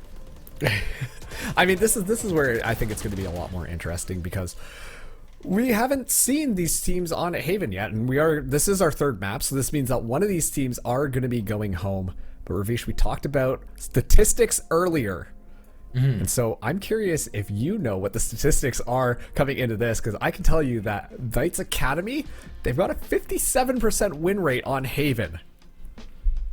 Okay, I got the wrong stats. Oh boy. Oh no. Here we go then. I see a 64% win rate on Haven. Well, that's even better for the Knights Academy team, honestly. Yeah, but here's the thing: Cosmic Divide have a 67% win rate on Haven. Oh boy. Well, good thing. Yes. So good thing these teams aren't controlled by machines, because the statistics were going to just rule this. Then I think it's pretty obvious which team is going to be winning here. But of course, we're going to have to see them brawl out. See which one of these teams are able to advance to the semifinals. And honestly, it seems they're really giving it their all. I've seen, honestly, amazing set plays coming in from both of them, and either one of them honestly deserves to advance. You know, I think we all deserve to advance here. We're all winners here today, no matter who lost at all. Except... That's very positive of you. Wait, did you say except me? Hold on a second. I feel personally attacked. Good, because it's directed towards you. I'm glad you figured that out. Shout out to you, Marks. But yeah, that's that as we look towards Haven as well. We can kind of figure it out. And, you know, this is yet again going to be a pretty grueling battle. Although Icebox was a bit more one-sided because Knights is just a practice on it. I think Haven is usually a more equal map between any of these teams. Yeah, and for Knights Academy, right, who've already played about 5 different maps as well. It's you know, to be able to run it back on this one as well, we'll have to see what they're cooking up right now. And I'm thinking in terms of cops as well, there shouldn't be anything too out of the ordinary. What we'll have to see would be Astra. Oh boy, if there's an Astra, it's gonna make naming things that much more difficult, because if Astra gets her ultimate online, oh look, a Cosmic Divide for Cosmic Divide. Hold on a second. But I would be curious to see whether or not we get an Astra. Personally, I think the Astra is not necessarily the best pick. I'm much more of an Omen fan now. I think that the Paranoia is really darn good, especially because it goes through walls. On top of that too, very common that we do see a breach nowadays on the map. But you know, we'll see how this kind of plays out here. Haven, an interesting map. There are 3 bomb sites, which allows for a lot more variety of play. Whether or not you pressure down C long, you're going to have those extremely long sight lines. And seeing some of these chamber players in the server, you know, there's a lot of contestation there, but that doesn't take away from that A site either. As you know, nice long sight line just in case they decide to walk down a main. That leaves pretty much B open. Very unique feature of Haven. It's 3 bomb sites, B's smack in the middle. Consistently, we do see teams kind of using that as more of a either we're just going to rush in, or uh-oh, we're running out of time, quick, go B somebody. And so I'm curious to see how these teams are going to play around it. And I have seen some teams as well trial in a Fade in the place of Sova on this map. I think it's still a little bit of a toss-up depending on how these teams use it. But more importantly, there is a lot of variety when it comes to duelists that you can run on Haven. It's kind of dealer's choice, whatever they want to bring in, whatever they feel most comfortable on. You see quite a few different styles of duelist play come in on Haven. I would think that knowing Knights, they might just default back to the Jet personally. Yeah. Because it's something that Frosty's played a lot and probably very comfortable on as well. And with Haven on board, Rock's starting to get a bit more intimate again. With the last map maintaining between two phenomenal teams making their way to the tier 3 scene. We want to qualify for semis tomorrow, but only one map and one round possibly stands in their way. Let's head on down to Haven. Okay, this I did not expect. Cosmic Divide are opting to bring a Killjoy instead of a Chamber. Huh. I do think that Killjoy is viable on Haven as long as the other team doesn't bring in a Breach. However, we can see Knights Academy, they are bringing in a Breach. Just thinking about the fact that an Aftershock alone can destroy Killjoy's ultimate is a little scary to me. But you know what? I would love to be proven wrong here. We have seen some teams work it. The Swarm Grenades do an excellent job of zoning people out on that C site, also on B as well. So I think that Killjoy does have a spot here. But I really need to see IC making a little bit more creative plays, playing a little bit more smart with that utility to ensure that Riku's just not getting away with destroying and shutting down everything that IC is going to be putting down. So I was right on one thing that we see the Jet.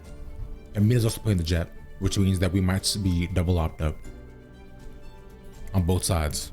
But here's the thing. The way Astra means I'm sad. But I think this Killjoy is going to be an interesting factor because in the second half, it could force people to just go B half the time. And B is known, as you were saying, I find in my opinion, as known as a middle child because like you almost forget it's there until you kind of need it. Shout out to all the middle children watching this cast today. Every middle child is sad. They know it's true. No, I do think that B is decently viable, especially too in that with a Jet, because you could just run in there, get the spike down, dash out, and then just play off of your utility. Sure. But still, like you said, A and C tend to usually be the sites of choice. Zmina goes in deep. Onto A, in fact, and it'll end up becoming a 1-for-1. The smoke in the corner does end up working out as he had the entire site so far. And we're now in for a 4v4 retake.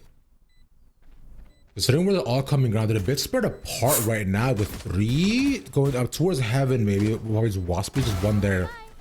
1-for-1 duel. Nice headshot from Frosty as Oxy drops down, playing off with a flash. And it'll be a run over from PKA, continue their trend of the pistols.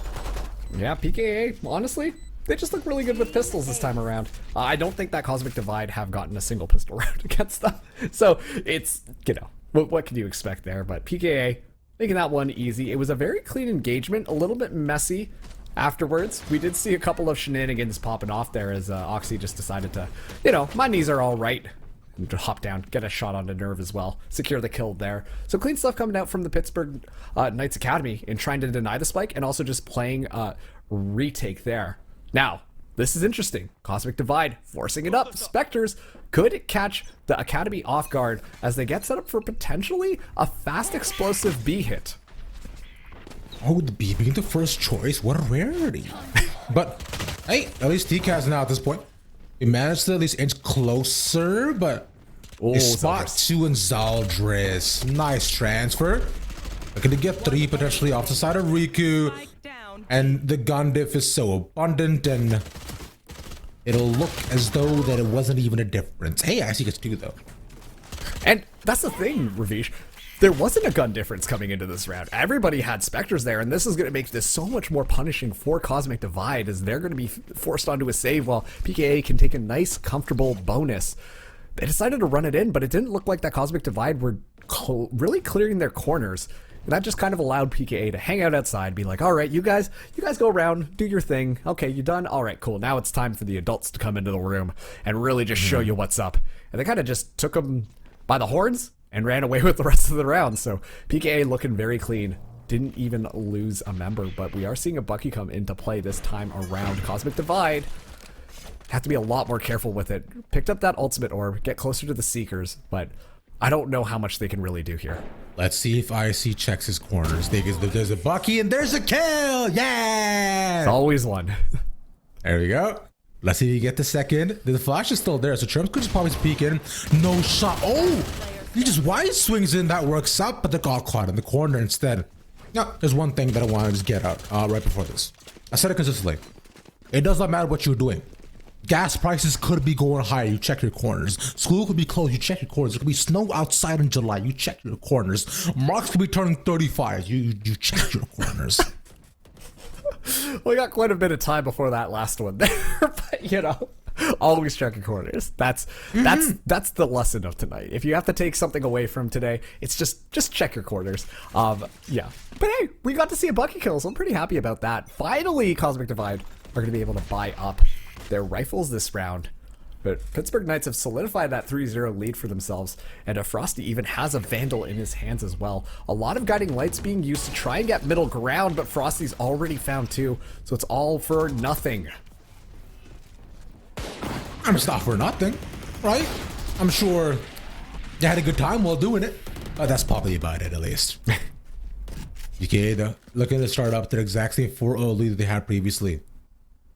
On the defense, nonetheless, now Cosmic Divide, they're going to have to really rein it in and think about their options that they have in front of themselves. So they've been 3 strong. They've used 1 flash already. The Paranoia could be used to inch their way closer into the site, being smoked off of the entrance. And the bird even catches the info will mean they're now essentially just stuck arena. Yeah, this is tough. Cosmic Divide are 3 against 5. I don't even know what site they might want to hit. Looks like it's going to be the seaside push. Quite a bit of utility has been expended by the Knights thus far, but VNS has this Paranoia in hand and ready to let her go. And we can assume that we can see someone hop in from Garage as soon as it flies. Oh, but hey! You just know the nerd will fly higher in the sky. Butterfly in the sky. Clean round from Knights.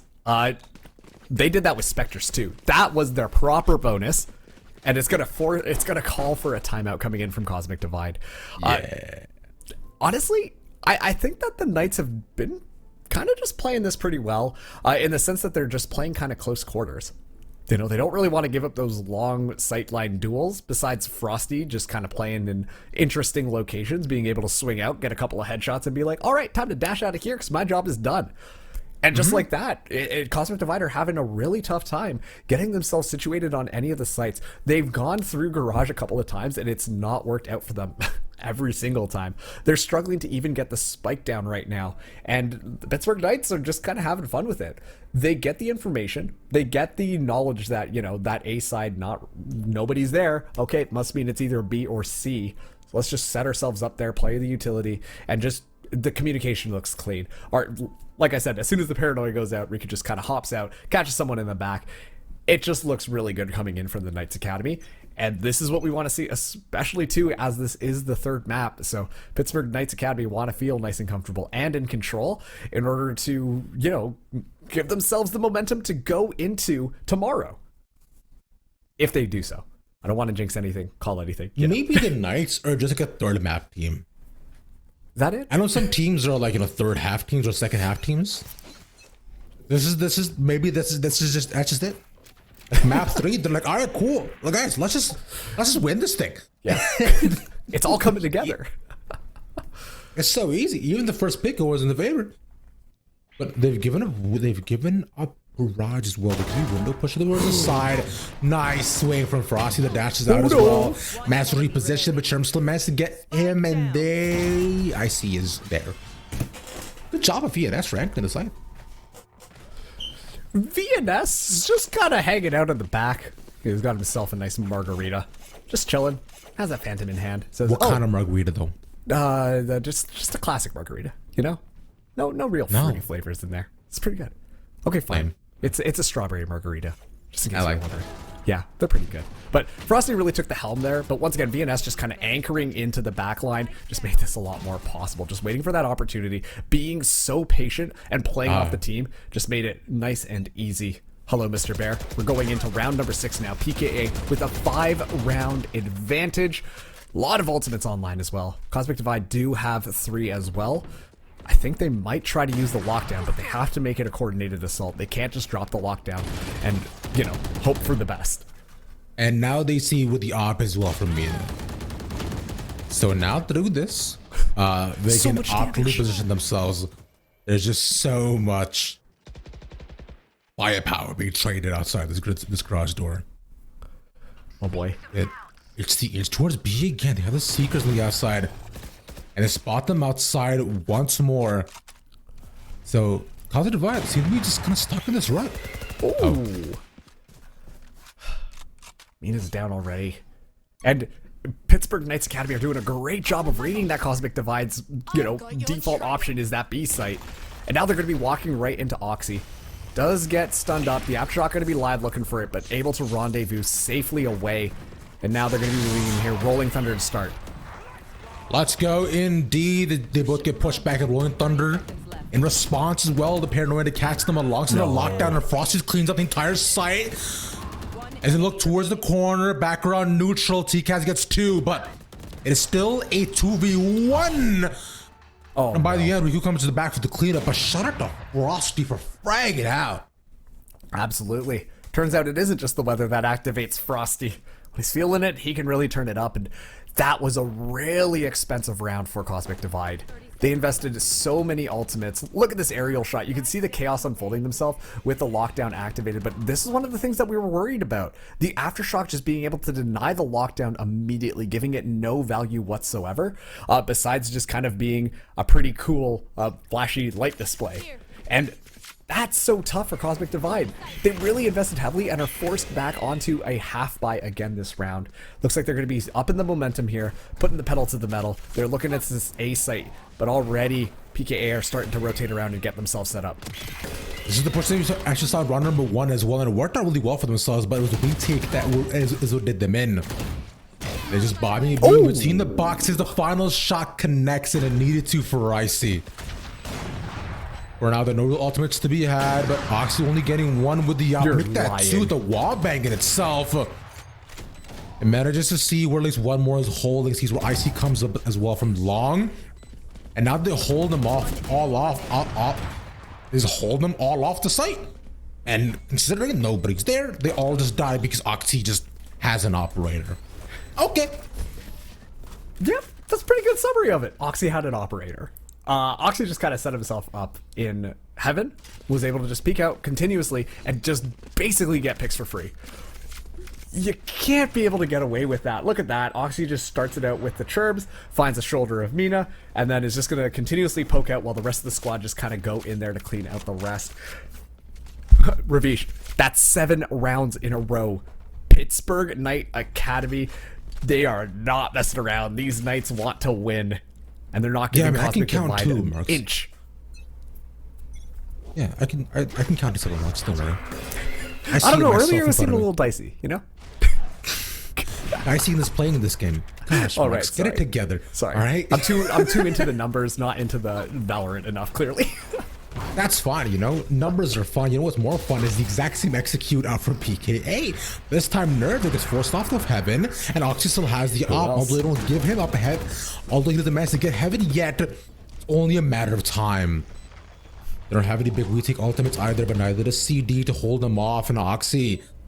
A lot of smokes onto the side, but once they dissipate, it should be just a fire range for him as it was before. Yes, the Paranoia. Oh, what a nice molly, and Oxy just out of desperation knew he had to pop in. Mazal just gets 3. Yes, reload. That's 2v1 as a pop around the box. Oh no. They're not playing together though. Nice, he can just hold this. There's no util for him, but they whop into his sight line. You cursed it. I didn't curse it, I counted. There's a difference. This is why we don't do math, Marks. It's dangerous. You're right. I'm sorry. Math is too powerful for us as well as the Pittsburgh Knights Academy. But Ravish, their pockets run deep. They're okay with just losing a round in this half. That was the first one after 7 consecutive ones. Finally, Cosmic Divide able to get themselves a little bit of footing, but even then, they're not able to fully buy up. Oh, I honestly think that was a little bit of overextension coming in from the Knights on that defense. Got a little bit too trigger happy. We're so ready for it. And that just allowed them to isolate the 1v1s, allowing Cosmic Divide to start to run away with things. So, still, a lot of ultimates online. That lockdown is still available. Icy picked up quite a few kills that last round, and the spike plant as well. They could play off of that, but once again, all it takes is an aftershock in a bad corner, and it could all go down from there. But Mina opens it up with the pick onto VNS. C-Side being cleared out. They know the garage has to be the first thing. Zeltrus is right inside the corner, and the TK has one of that Seekers. That will mean the C is most definitely theirs. The first time in a long time seems the Cosmic Divide will finally be able to secure a plant on a site that is not A. The 3v5, they do have the knives. Noxy also has ult, although they don't need it. They end up going down is big. Frosty jumps in, bobbing between the Molly, but Icy clears them out. There's just Riku left. Gets a 1. I still up against 3 though. Super low, 30 health. You can try to save the operator. I don't know if they want to. They're still trying to commit to just getting them off the site. And there we go. It's like the up. Doesn't matter. Nerf came in from behind there, but a really interesting setup coming in, actually from the Killjoy. Usually you see, Killjoy just put the swarm grenades onto the spike, be like, haha, you think you can defuse? Joke's on you. Oh no, there's nanites everywhere. But that time around, Icy just used those swarm grenades to even deny entry onto the site, which made it even more difficult for PKA to even do anything to get themselves on. And as a result, we saw what happened. They couldn't get an inch, and when they did, it was just absolute chaos. It was absolute mayhem going on there. You could have told me we were watching Overwatch and I would have believed you. So a really good job post-plant-wise coming in from Cosmic Divide. They're starting to get things back in order. Knights Academy, their economy is starting to run out here. They need to be able to get something. Mina might have been able to escape the Trailblazer there. And also, too, Tour de Force is going to be online for PKA. This is interesting. Instead of the angle that's very uncommonly held, the Frosty is looking to punish and nobody peeking out. And instead of way closer, slowly tiptoeing into Jordans, and with the dash not being there, we're really punishing for Frosty. The catches the arm, the smoke, and the spray onto 1. Can he reposition to the question? No, he's still committing to it. The match get onto the site. That's the op down. That's 2. That's more than enough. That's all they needed. It's looking to move into A though. The Aldum of PKA. There's 3 closer, still 3 there. Paranoia out, match with the flash on the other side. SP towards backside. And it's a 1-for-1 trade, but only TCAS can get 1. Oh. Boy, oh boy, oh boy. Yeah, see, that's the problem there. I think Pittsburgh Knights just really use their utility well to slow down Cosmic Divide's energy. And also, too, I want to say Frosty as well. Just kind of hanging out back there, ready for it. There was the engagement that came through there, but at that point, so many members of PKA were on that they were able to pick it up. And of course, who else but Oxy just has that Tour de Force online, just like, oh, you're going to pop out here? Nice. And then easy kills, easy pickings. It's like you were at a strawberry field, just grabbing some strawberries off of the bushes. So, just like that, PKA solidify their lead even more. It's 8-2. A couple of ultimates online. But Cosmic Divide, they still have that lockdown, as well as now a Rolling Thunder. And this might be good. You watched Haikyuu, Marks? I'm not gonna lie to you, Ravish, and you're gonna be so disappointed in me. I have never seen Haikyuu. That's okay. I already said that I didn't want Star Wars, so it's fine. Every time I hear the word Rolling Thunder, I just think of Nishinoya. Haikyuu. That's his ultimate move of trying to defend the spike as a libero. I'm sure those words mean nothing to you, but Rolling Thunder, powerful move in Haikyuu, powerful move. We would take sights. This is fun from Zeltrus. He's so far deep in terms of the flank, but the turret is there. We should be able to spot him. Frosty gets 1. His way up top, and 2 once again for Frosty. As he cleans up more and more. 3v5, baby. I mean, 2v5. That's all it took. Last round Yeah. before the switch. And also, too, that was a save round for Cosmic Divide. Yeah. But still, you know, it shows that Frosty is able to play in pretty interesting positions still and able to catch Cosmic Divide off guard. I might have learned just a lot about anime, specifically Haikyuu, but Frosty was actually learning how to click on heads and giving a lesson to Cosmic Divide as to how they should be continuing. Once again, message of the day, check your corners, check all the different angles that you could pop into. Because Riku just went in there with the broom, swept the rest of them up after Frosty got taken down. This is the last round in the half. PK8 might be able to hit double digits, and that is going to be extremely scary for Cosmic Divide entering into the second half. Trailblazer used early on as well, but Garage giving up is interesting. Over, I was going to say by PKA, but since considering they're actually holding over by the up, is well done, and the Rolling Thunder used on both sides, exactly what we were expecting. Lockdown also committed as well, but they're still cornered all towards Garage. They're gonna use her to force them away, but I see going down, nothing to defend it. What this means is it becomes pins being knocked down in a bowling alley. Bang. That's it. Switching sides. Man, I was gonna say that looked like a wipeout course or something with all the members just funneling themselves in and just so many different obstacles being tossed at them left and right. That time around, the lockdown was destroyed with the operator. It wasn't even the aftershock that came out in order to take that down. It was literally just Oxy being like, actually, you know, TF2, I like being the sniper and just walking in and just taking everybody out. So good half for Pittsburgh Knights Academy. I mean, you can look at the scoreline and it's going to be abundantly clear. Once again, PKA pretty clean with the pistols. I'd be a little bit worried for Cosmic Divide. This is going to be do or die right now. They have to get these pistol rounds and they got to start winning these rounds. They don't have a lot of room for error. This has got to be pretty flawless coming out for them if they want to win this map. I see comebacks from West and comebacks from Moore, but I think we're saying all shots from here. The paranoia goes out, the flash through the back of the site, and there's the corner of the corner. Yeah, but he still manages to only get one though by the end of it. But considering he has backup, okay, so he's confident to be able to get two. BKA being held towards the back of the site. The second shot does not connect, and it becomes deathmatch. That's it. Nice shot from Zelda's 1v1. It's for 50-50 for where TCAS peeks out, and he should not be betting. Ravish, you made yourself laugh. How do you feel about that? Dude, I'm hilarious. Yeah, I know. I'm over here laughing alongside you. But good stuff. That was a very key round, and like you said, it just kind of broke down to a deathmatch at the end there. A lot of very tight angles, a lot of good utility usage actually coming out from Cosmic Divide to really flush out a lot of the angles. Specifically, that aftershock comes to mind. Force some positioning, isolate him with the pistols, make him win out. Because I do think that Pittsburgh Knights, if it came just to a deathmatch pistol round, I think Pittsburgh Knights probably would have come out on top. So good job from Cosmic Divide. First round on the board. 7 more in order to tie things up, but Mina has already taken Frosty out. Get the dogs howling in chat. Woof woof, I think that's how they do that. But considering, you know, there's the buyout round, right? BKA are looking to possibly just do a little bit of damage, and the most they can do right now.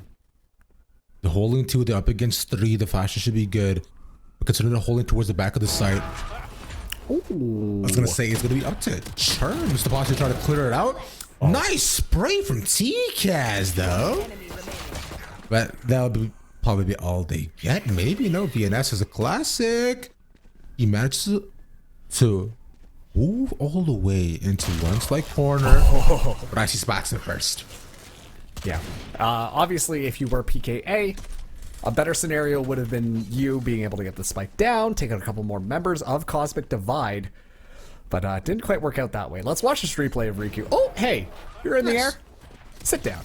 That's what had to happen there. But it was such a good paranoia coming out that just enabled TCAS to get that spray down. And honestly, I think that's just really good coordination coming out from Cosmic Divide, Nerve, just having a finger on the pulse, finger on the nerve even, in order to just make that one happen. So it's going to be Pittsburgh Knights Academy. They're going to have rifles in their hands this time around. Cosmic Divide on their bonus, opting to not buy up at all. This one's going to be tough as Frosty starts to move forwards. You do have the alarm bot as well from IC.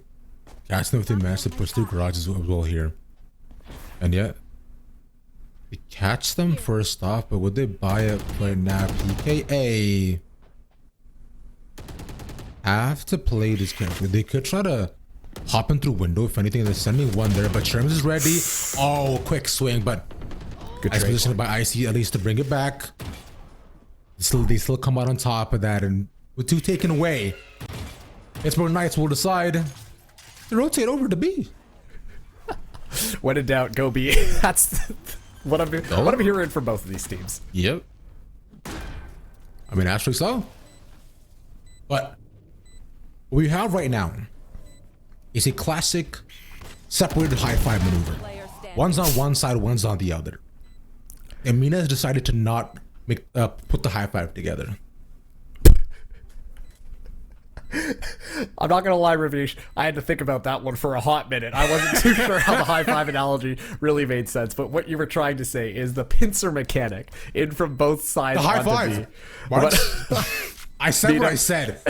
Just kind of left the other person hanging. Didn't decide to push it. And honestly, with the operator in him, I can't fault him too much. I think that you try and get as much as you can, see if it's winnable, and if it is, then you start to move in there. But you know, no high fives given today. So a little bit unlucky as the Pittsburgh Knights Academy inch closer and closer towards that victory.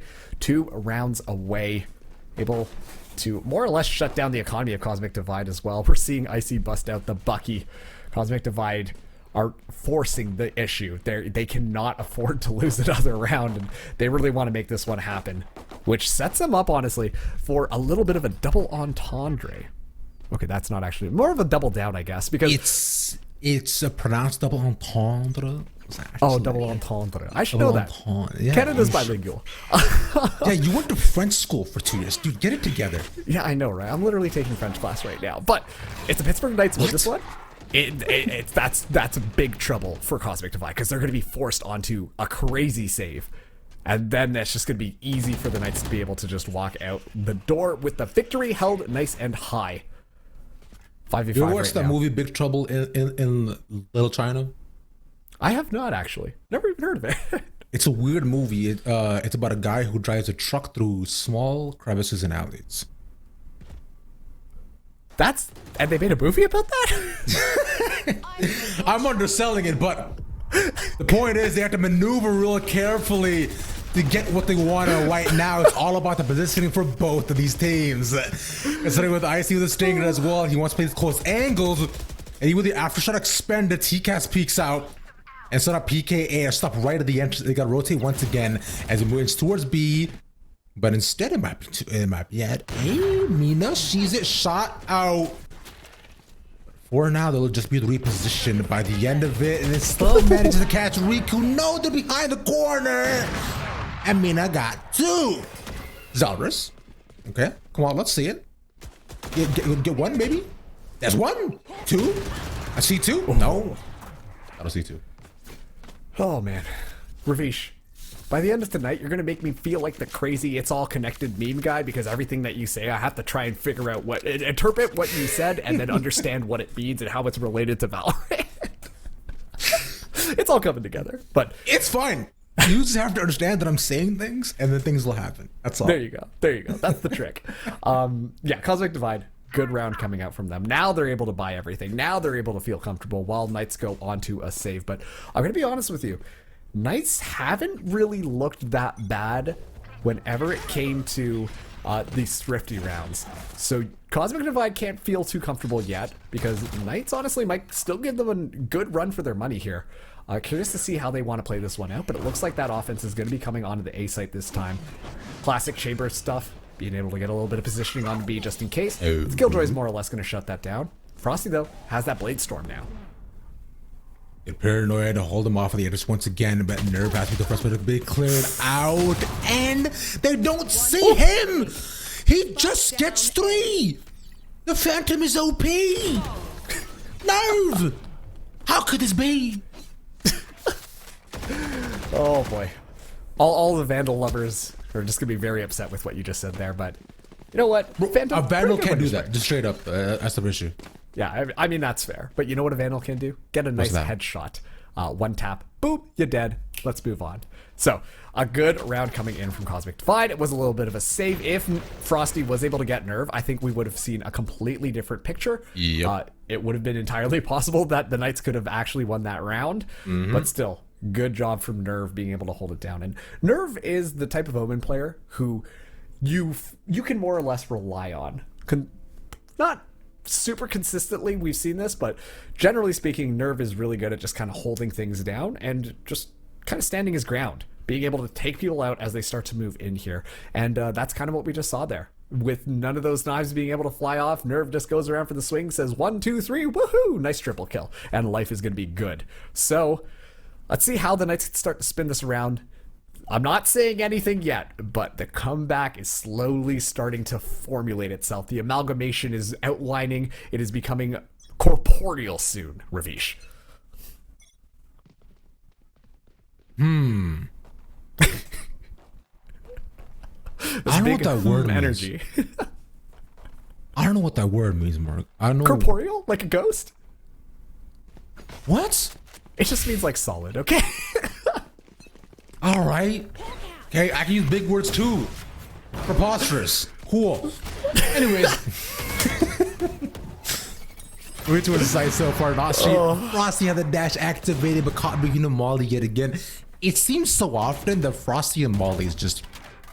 they are his downfall. Yeah. Both on Bind and now here as well. Good guiding light. At least able to surmise where they're pushing in from.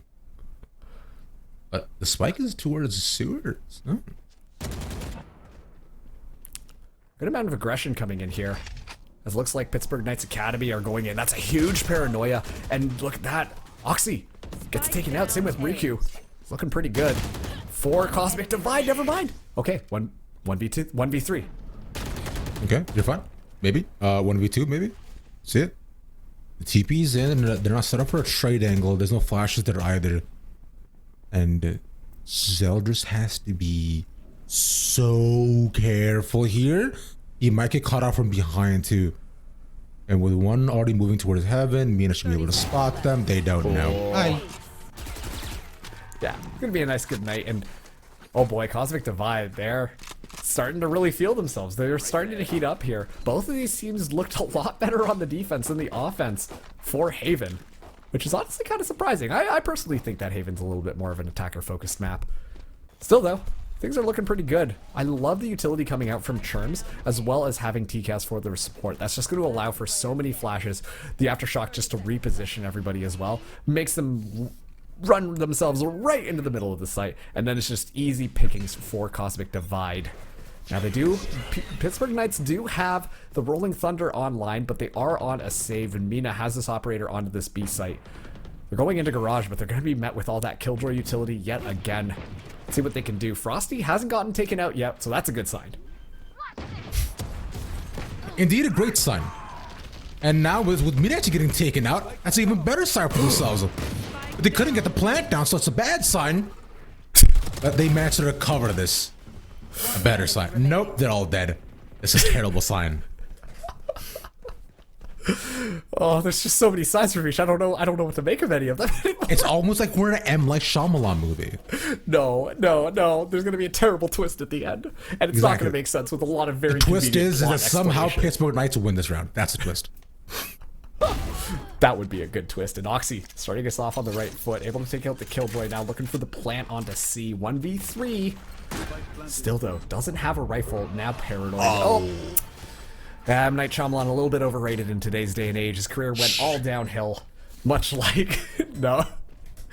It was all after that Avatar movie, you know. Yeah, I don't even want to call it an Avatar movie. That was an embarrassment to cinema, and I'm sad that people got paid to make that. Yep, me too. But hey, 4-round difference coming in now between these two teams. Oxy very clean with the headshot there, but yeah, just a little bit too much. The fault line and paranoia.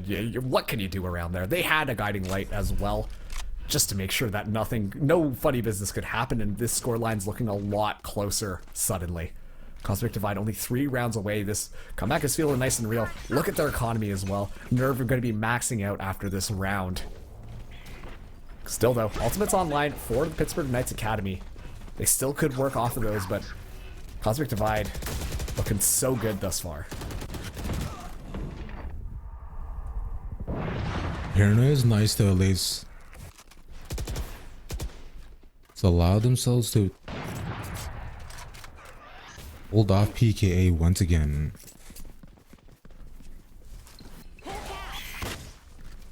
But we've been in this situation before, Marks. Off your feet! Rolling Thunder used to hold them off. It was a potential fake. And now they're looking to just meet them head on. They're being put into 1v1 the Zeldris as well. I'm caught on one side. I see now looking at him as an Frost ability tries to get out of garage.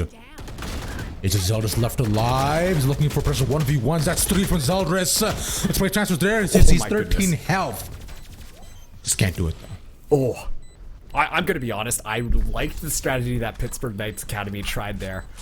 They moved out, they tried to just dump all their utility, get the stall out for as long as possible, and then just kind of hang out onto site. And Zeldris almost made that one winnable.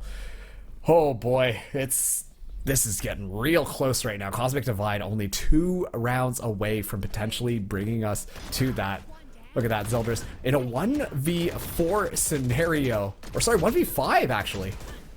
It had to get the ace to win that one out. Stuck in the back of the site here. And we are going to be seeing the Pittsburgh Knights. They're once again going to be buying up. They're forcing up this time.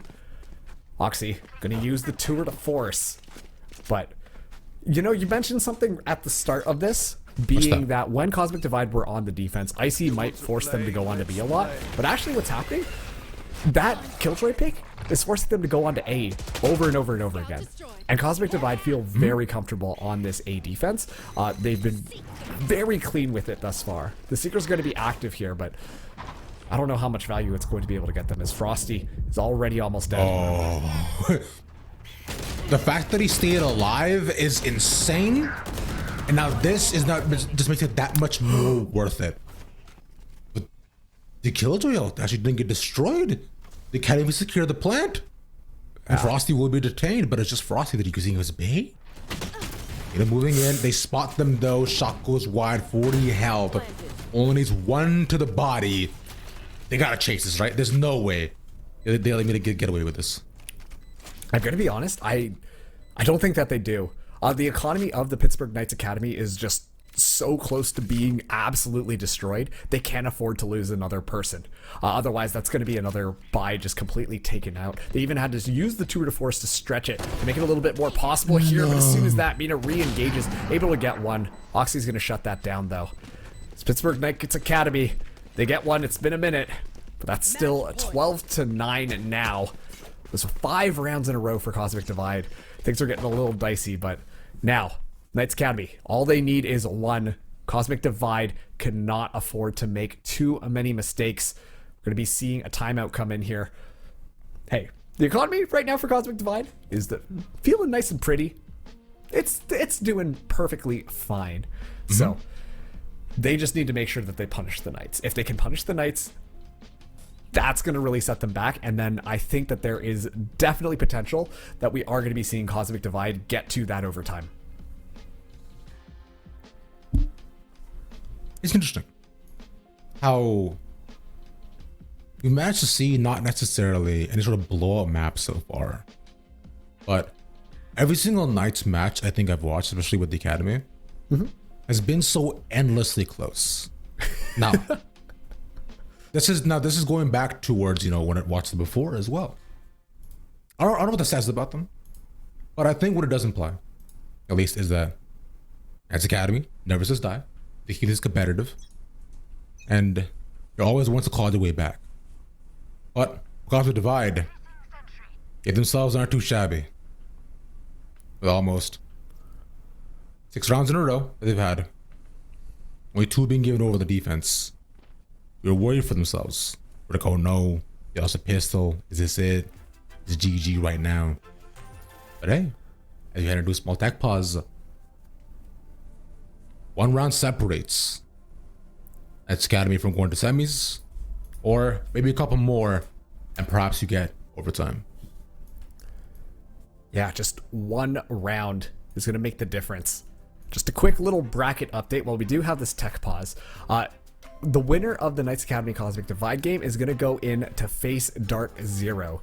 And Dark Zero 2-0'd Lycus Empire. So this isn't over just quite yet for them.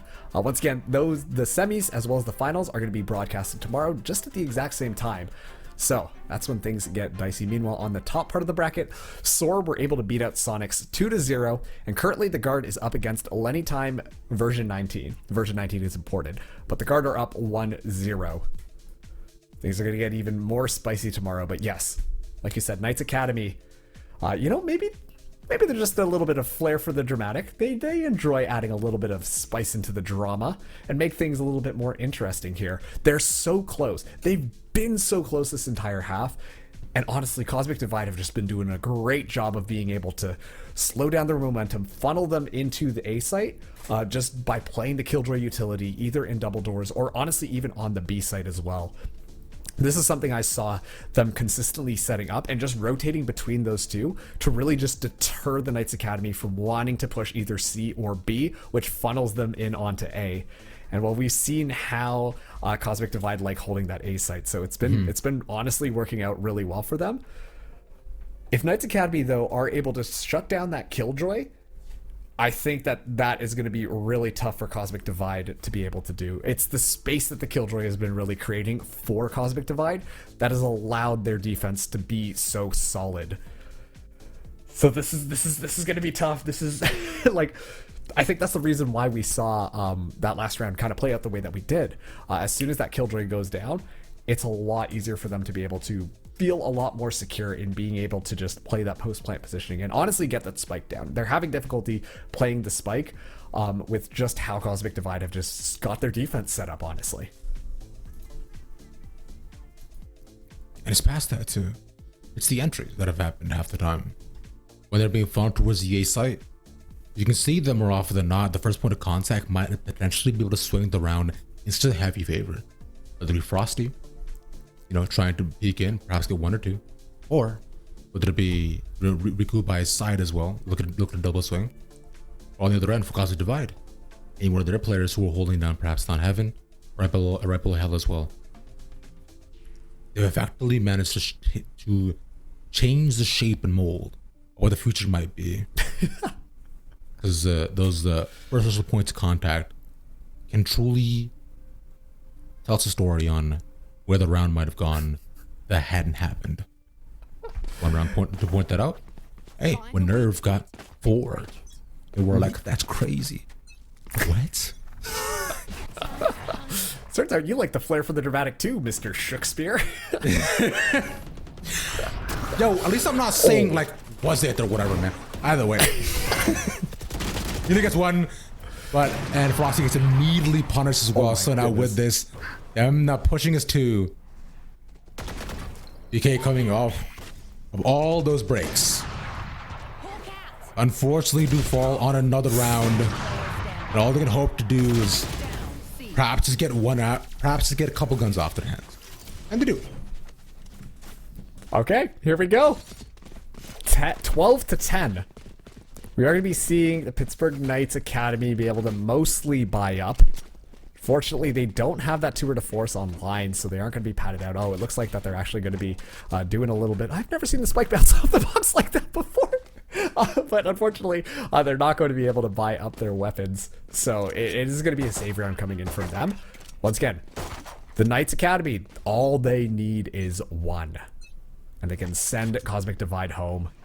The epic comeback might reveal itself. We were brought to a 10-2 half and Cosmic Divide only 2 rounds away now. Zell just uses that Trailblazer to take out a lot of that Killjoy utility, and that's going to be a free plant for the Pittsburgh Knights. Keep seeing live one after the next. The ults though. It was crucial they come back and Cosmic Divide with the help of Icy clear out the entire site. And it seems like Knights have no idea what's going on, as though they didn't expect it.